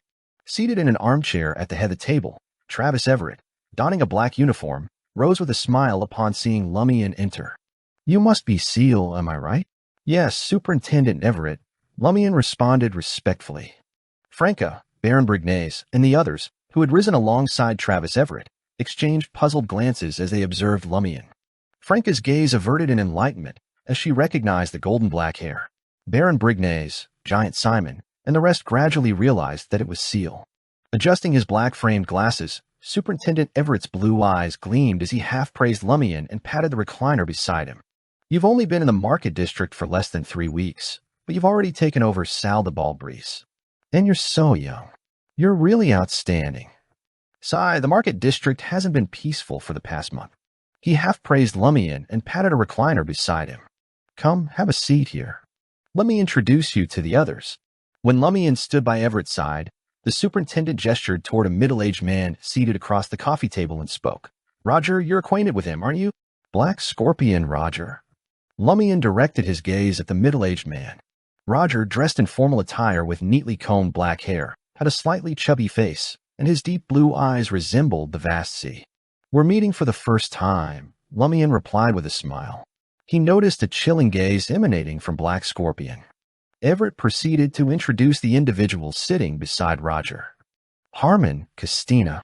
Upon entering the private room, Lumian had noticed only Harmon among the few members of the Savoy mob. The bald man's shining head was so eye-drawing that Lumian almost looked away, fearing that it might reflect his disguised appearance. Upon closer inspection, Lumian recognized Harmon's unique features, a prominent brow, a high-nosed bridge, and deep-set lips. He possessed the allure of a ruggedly handsome individual. Even in a seated position, his imposing height was evident, complementing his dark breeches shirt splendidly. Christina, petite and likely under 1.55 meters tall, appeared to be around 30 years old. She possessed curly auburn hair, brown eyes, a curvaceous figure that turned heads, and full lips. You should be familiar with Seal from the Savoy mob, right? Everett introduced Seal to Roger and the others. Roger flashed a cold smile. Indeed, Superintendent. The impression he made on me will never fade. Baldy Harmon's eyes brimmed with hatred and cruelty. Everett sighed and said, We all reside in the market district. Only by coexisting peacefully can we secure a better future and greater wealth.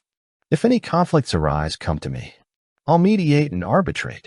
Seal, take this cup of coffee to Roger and hand over Sal the Balbreeze's profits for the next 6 months. The issue between Margot and Nate ends here. If anyone troubles you regarding these matters again, feel free to inform me directly. Lumian observed Roger, Harmon, and Christina with a sense of amusement, realizing that their eyes held no mercy, only restrained coldness and malevolence. Baron Brignays and the others remained silent, watching the scene unfold as though it were a spectacle. Franca shook her head at Lumian, signaling him not to act recklessly. Lumian bent down and picked up the cup of coffee from the table. Suddenly, he raised his hands and flung the contents of the cup at Black Scorpion Roger. Reacting swiftly, Roger evaded the liquid, colliding with the coffee table. Harmon and Christina sprang to their feet. Simultaneously, Lumian pointed at Black Scorpion Roger and cursed, F*CKU. Are you disregarding the superintendent's words? Playing dumb, are we? If you don't desire peace, speak up. I, Seal, shall await you at Sal the Balbreeze. The look in your eyes tells me vengeance is on your mind. How brazen. Franca had not anticipated Lumian's audacity. Lord of Mysteries 2, Circle of Inevitability. Chapter 199, Unruly. Travis Everett concealed his emotions behind the black-framed glasses, rendering them inscrutable. Nevertheless, he made no attempt to halt Lumian's actions. It was as though he had transformed into a mere observer. Baron Brignays, blood palm black, and the rest were taken aback by Lumian's reaction. They couldn't fathom his audacity to splash coffee at Black Scorpion Roger in front of the superintendent and sabotage the mediation.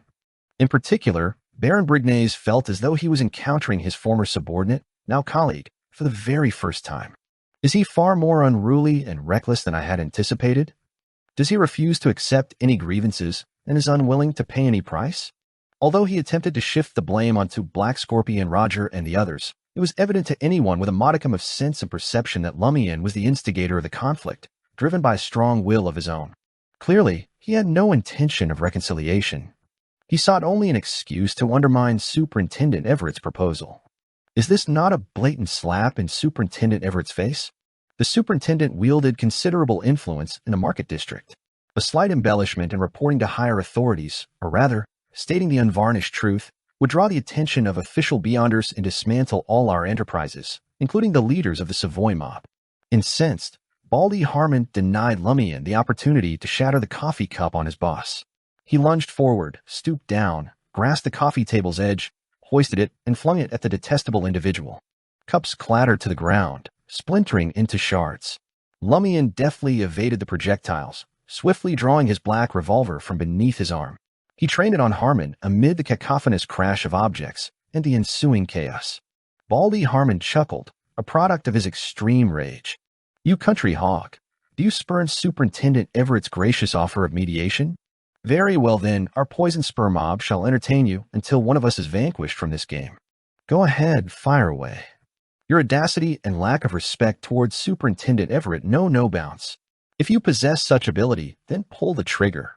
Were it not for the impending election and the stringent surveillance imposed by officials, the poison spur mob would have long seized an opportunity to assassinate Seal.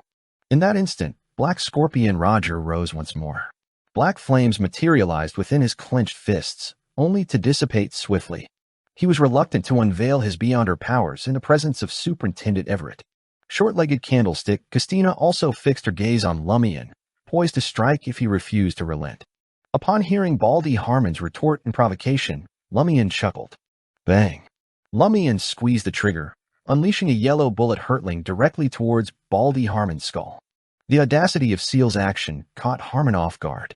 He never expected him to open fire in the presence of Superintendent Everett, defying all rules and driven solely by the desire to end his life. His reflexes barely saved him.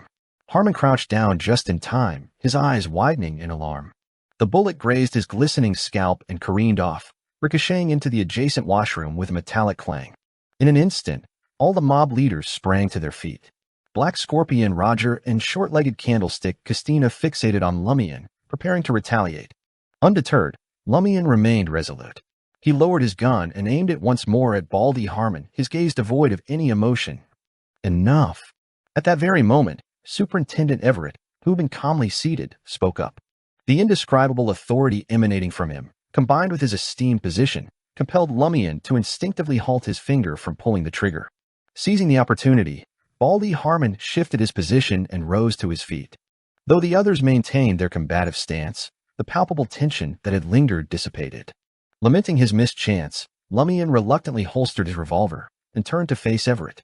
"Superintendent, I am willing to comply with your request, but they don't seem inclined to do so."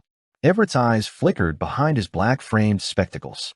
Standing up, he surveyed the room. "We will address your conflict after the election. For the next 3 days, I expect all of you to conduct yourselves properly. Fail to do so, and you shall make an enemy out of me. Trust me, that's a predicament you won't be able to handle." Although Everett's voice carried depth, his tone remained calm, devoid of anger or arrogance. Instead, a hint of sincerity permeated his words. Yet, those who had resided in the Market District for more than 2 years recalled the term, the Valiant Mob. 2 years prior, the Valiant Mob held a similar status to the Savoy Mob in the Market District. However, due to their repeated defiance and disrespect towards Superintendent Everett, they were ruthlessly eradicated in a joint operation conducted by the authorities. The subsequent rise of the Poison Spur Mob was partly due to the power vacuum left behind in the district's underworld. Now, only the Valiant Cafe stood as a testament to the existence of such a mob. The leaders of the Savoy Mob, the Poison Spur Mob, and the other 2 medium-sized gangs fell into silence for a few seconds before responding to Superintendent Everett's words. They expressed their commitment to restrain their subordinates and ensure that the election proceeded without disruption. Superintendent Everett's gaze swept across their faces. Without uttering another word, he strode towards the exit of the private room. As he disappeared beyond the door, Black Scorpion Roger, Baldy Harmon, and short-legged Candlestick Christina cast Lumian cold glances before departing from the cafe. The remaining gang leaders didn't linger, leaving only the Savoy Mob in the confines of the private room.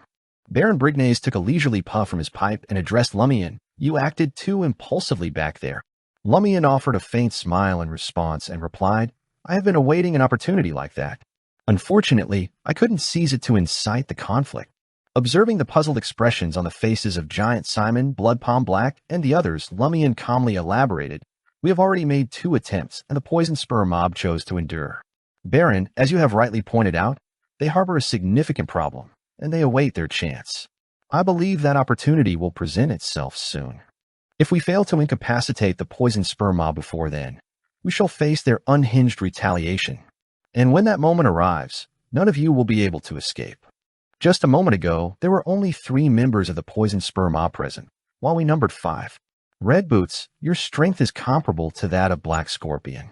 With my assistance, you can surely overpower him. Baron Simon, Black, is it conceivable that you cannot handle Baldy and Short-Legged Candlestick? One of you might even be able to impede Superintendent Everett. As long as the Poison Spur mob dares to strike back, we shall eliminate them all right here. Rat Christo had received instructions from Superintendent Everett the previous night that he was not to be invited today. Baron Brignay's Blood Palm Black and their comrades found Seal's words reasonable, yet a deep-seated fear for this individual arose within their hearts. He wasn't bluffing. He genuinely desired to eliminate Baldy Harmon and the others. He was too crazy and extreme. He possessed the audacity to commit any act without hesitation. But this is tantamount to slapping Superintendent Everett in the face. The repercussions will be exceedingly troublesome. Blood Palm Black shook his head. Franca shared the same concern. She wished to caution Lumian that such a course of action would render him unwelcome in the market district. He might even end up with another wanted poster. However, recognizing that the other leaders were present and unable to reveal her true friendship with Lumian, Franca sealed her lips. A quizzical smile played on Lumian's lips as he inquired, wasn't Superintendent Everett killed by the Poison Spur mob? Lunatic. This notion raced through everyone's minds. Baron Brignay's, gently stroking his mahogany-colored pipe, chimed in, "It's nearly impossible to conceal that from official Beyonders. It's merely an excuse. In that case, let it go. Blame everything on a lunatic like me. At worst, I'll depart from the market district. I trust the boss will arrange another task for me once this storm blows over." Lumian calmly remarked, a serene smile gracing his face. This was indeed a fragment of his genuine thoughts. Mr. K's mission revolved around earning Gardner Martin's trust, not running Sal the Ball Breeze or establishing a foothold in the market district. If his provocation had genuinely enraged Black Scorpion Roger and his accomplices, Lumian believed that Franca would surely come to his aid. With one of the Savoy mob's leaders on his side, the others wouldn't hesitate to act. When the time came, united in strength, they stood a high chance of eliminating the remaining 3 leaders of the Poison Spur mob. Once he unraveled the Poison Spur mob scheme, Gardner Martin would undoubtedly appreciate Lumian's daring and unorthodox approach in eradicating hidden threats. Even if he lost Sal the Ball Breeze and was compelled to escape once more, he would merely find sanctuary elsewhere in Trier and continue serving Gardner Martin until he gained his complete approval. Furthermore, it was advantageous for Lumian. If the Poison Spur mob finalized their preparations, he would be their primary target for revenge. Failing to address the issue beforehand would only heighten the danger he faced. In the future, even if Madame Moon birthed another group, Lumian wouldn't fret. Today, Louis Lund would likely be present in the market district. By temporarily suppressing the deaths of Black Scorpion Roger and his cronies, creating a facade of tranquility, Lumian could patiently await his target at 126th Avenue du Marquet. These individuals weren't parliamentary candidates whose demise would incite an uproar. After a few moments of silence, Baron Brignay approached the door and issued a reminder. "Superintendent Everett has probably marked you. There will be considerable trouble after the election." Lumian responded with a smile. Perhaps he will mysteriously vanish one day. Having said that, Lumian calmly endured the mildly apprehensive gazes of Giant Simon and his comrades. You see, having laid the groundwork, anything I utter now will convince them all. At 3:15 p.m., Lumian arrived at Quartier du Jardin Botanique in a public carriage. Once again, he beheld Mason Café, housed in a beige 4-story building adorned with lush green plants entwined on its outer walls. Passing through a sheltered walkway upheld by pillars, he entered the interior, enveloped by dark green walls and expansive windows. Settling into the familiar Booth D, he removed his wide-brimmed round hat. A cup of Intis coffee, he instructed the waitress and patiently waited. Lord of Mysteries 2, Circle of Inevitability. Chapter 200, Spectator. The titular coffee was rich and aromatic, a perfect match for the creamy cupcake. Though Lumian's focus was elsewhere, he still appreciated their beauty. The moment the clock struck 3:30 p.m., a familiar soft female voice reached him from the booth behind. "Good afternoon, Mr. Lumian Lee." "Good afternoon, Madame Susie," Lumian responded, concealing his surprise. While Lumian didn't intentionally observe the customers entering Mason Café, his hunter instincts allowed him to maintain awareness of his surroundings. When he had arrived at the café at 3:18 p.m., Booth D had been deserted. No one entered from 3:15 to 3:30 p.m. And yet, here was Madame Susie, appearing silently behind him, in the very spot behind Booth D. How mystical and bizarre was this? Susie's voice gently inquired once more. How did you feel after your last treatment? Lumian didn't hold back and responded simply, I felt much better than before. At least I could release my emotions. That's a good thing. Suppressing your feelings and bottling up your emotions will only exacerbate your mental problems and lead you down a self-destructive path until your innate will to live is completely overwhelmed. Susie commented in a calm and soothing tone, confirming Lumian's transformation. A hint of a smile laced her words. Let's have a conversation first. We'll discuss all the things you've encountered in the past 2 weeks. Feel free to choose what you believe you can and are willing to share. Lumian knew he needed to calm himself and undergo further psychiatric treatment as a foundation for unlocking more memories later. Hence, he offered no resistance. He chuckled wryly and said, There's nothing I can't tell you. I've even shared that dream with you. Everything else can only be classified as minor secrets. He paused for a moment and began with Charlie. There's an unlucky and dim-witted fellow at the motel I'm staying at. Lumian casually recounted the events of the past 2 weeks. Gradually, his mind relaxed, as if he had returned to a time before Cordu's destruction. Aurora, who rarely ventured outside, would hear about everything that transpired in Cordu from him. He delighted in sharing it with his sister, even boasting about the successful pranks he had orchestrated. As time trickled away, Lumian's rigid posture softened as he sank into the plush sofa. He refrained from delving into further details. Time was limited, and he couldn't afford to waste it. He didn't touch upon the curly-haired baboons research society, Franca's true gender, or his suspicions regarding her motives for joining the Savoy mob. He merely mentioned his encounter with a pen pal of Aurora's, a Sequence 7, which of the Demonist pathway, who happened to be in the same mob. Likewise, he provided only a brief mention of performing a ritual and receiving an additional boon, without going into the specifics. Susie listened intently throughout their conversation. Every so often, she would prompt him with a gentle and then, allowing Lumian to seamlessly continue. After recounting his experiences from the past 2 weeks, Lumian spoke in a self-deprecating tone. I can't help but wonder if it's my own fault for stumbling upon so many Beyonder events in such a short span of time. Sometimes, I question why every human and dog in Trier seems to possess Beyonder powers. For once, Susie didn't respond immediately. After a few moments, she smiled and replied, I can perceive that your mental state has indeed improved compared to before. How can you tell? Lumian didn't mention the details of his tearful carriage ride upon seeing Aurora's obituary. He didn't believe that describing all of that was an accurate reflection of his mental state. Susie spoke in a gentle tone. I can sense that you're reconstructing your social connections and beginning to form friendships. Friends? Lumian asked, slightly amused. Charlie, Jenna, Franca? Can they truly be called friends? They are mere acquaintances. Susie responded with a smile. Friendship comes in various forms. Not all require deep connections. You simply need to ask yourself, when they face challenges that lie within your capabilities to solve, would you be willing to offer assistance? That will reveal if they can be considered your friends. It depends on the specific circumstances and the price I must pay. I'm not the type to go out of my way to help just anyone, Lumian muttered. Susie didn't press further and explained. For someone prone to self-destruction, a sign of their emergence from the quagmire is their willingness to forge new social bonds. Emperor Roselle, assuming he truly said it, once remarked that humans are the sum of their social relationships. When you no longer resist forming new connections, it signifies that you're no longer opposed to your own future. Of course, this is just one aspect. It's not everything. Lumian fell silent for a moment before speaking again. Madam Susie, there's something I'd like to ask you. I mentioned a series of coincidences that have befallen me. Are they truly as Madam Magician suggested? Could they be partially influenced by mid-sequence Beyonders of the spectator pathway? In contrast to the previous session, Susie appeared more at ease. She chuckled and remarked, Are you attempting to divert the topic? Are you still resistant to such matters? Actually, one can discern it from certain details. You took the initiative to request the Red Boots lady to enlighten you on mystical matters whenever she was available, but you never followed through.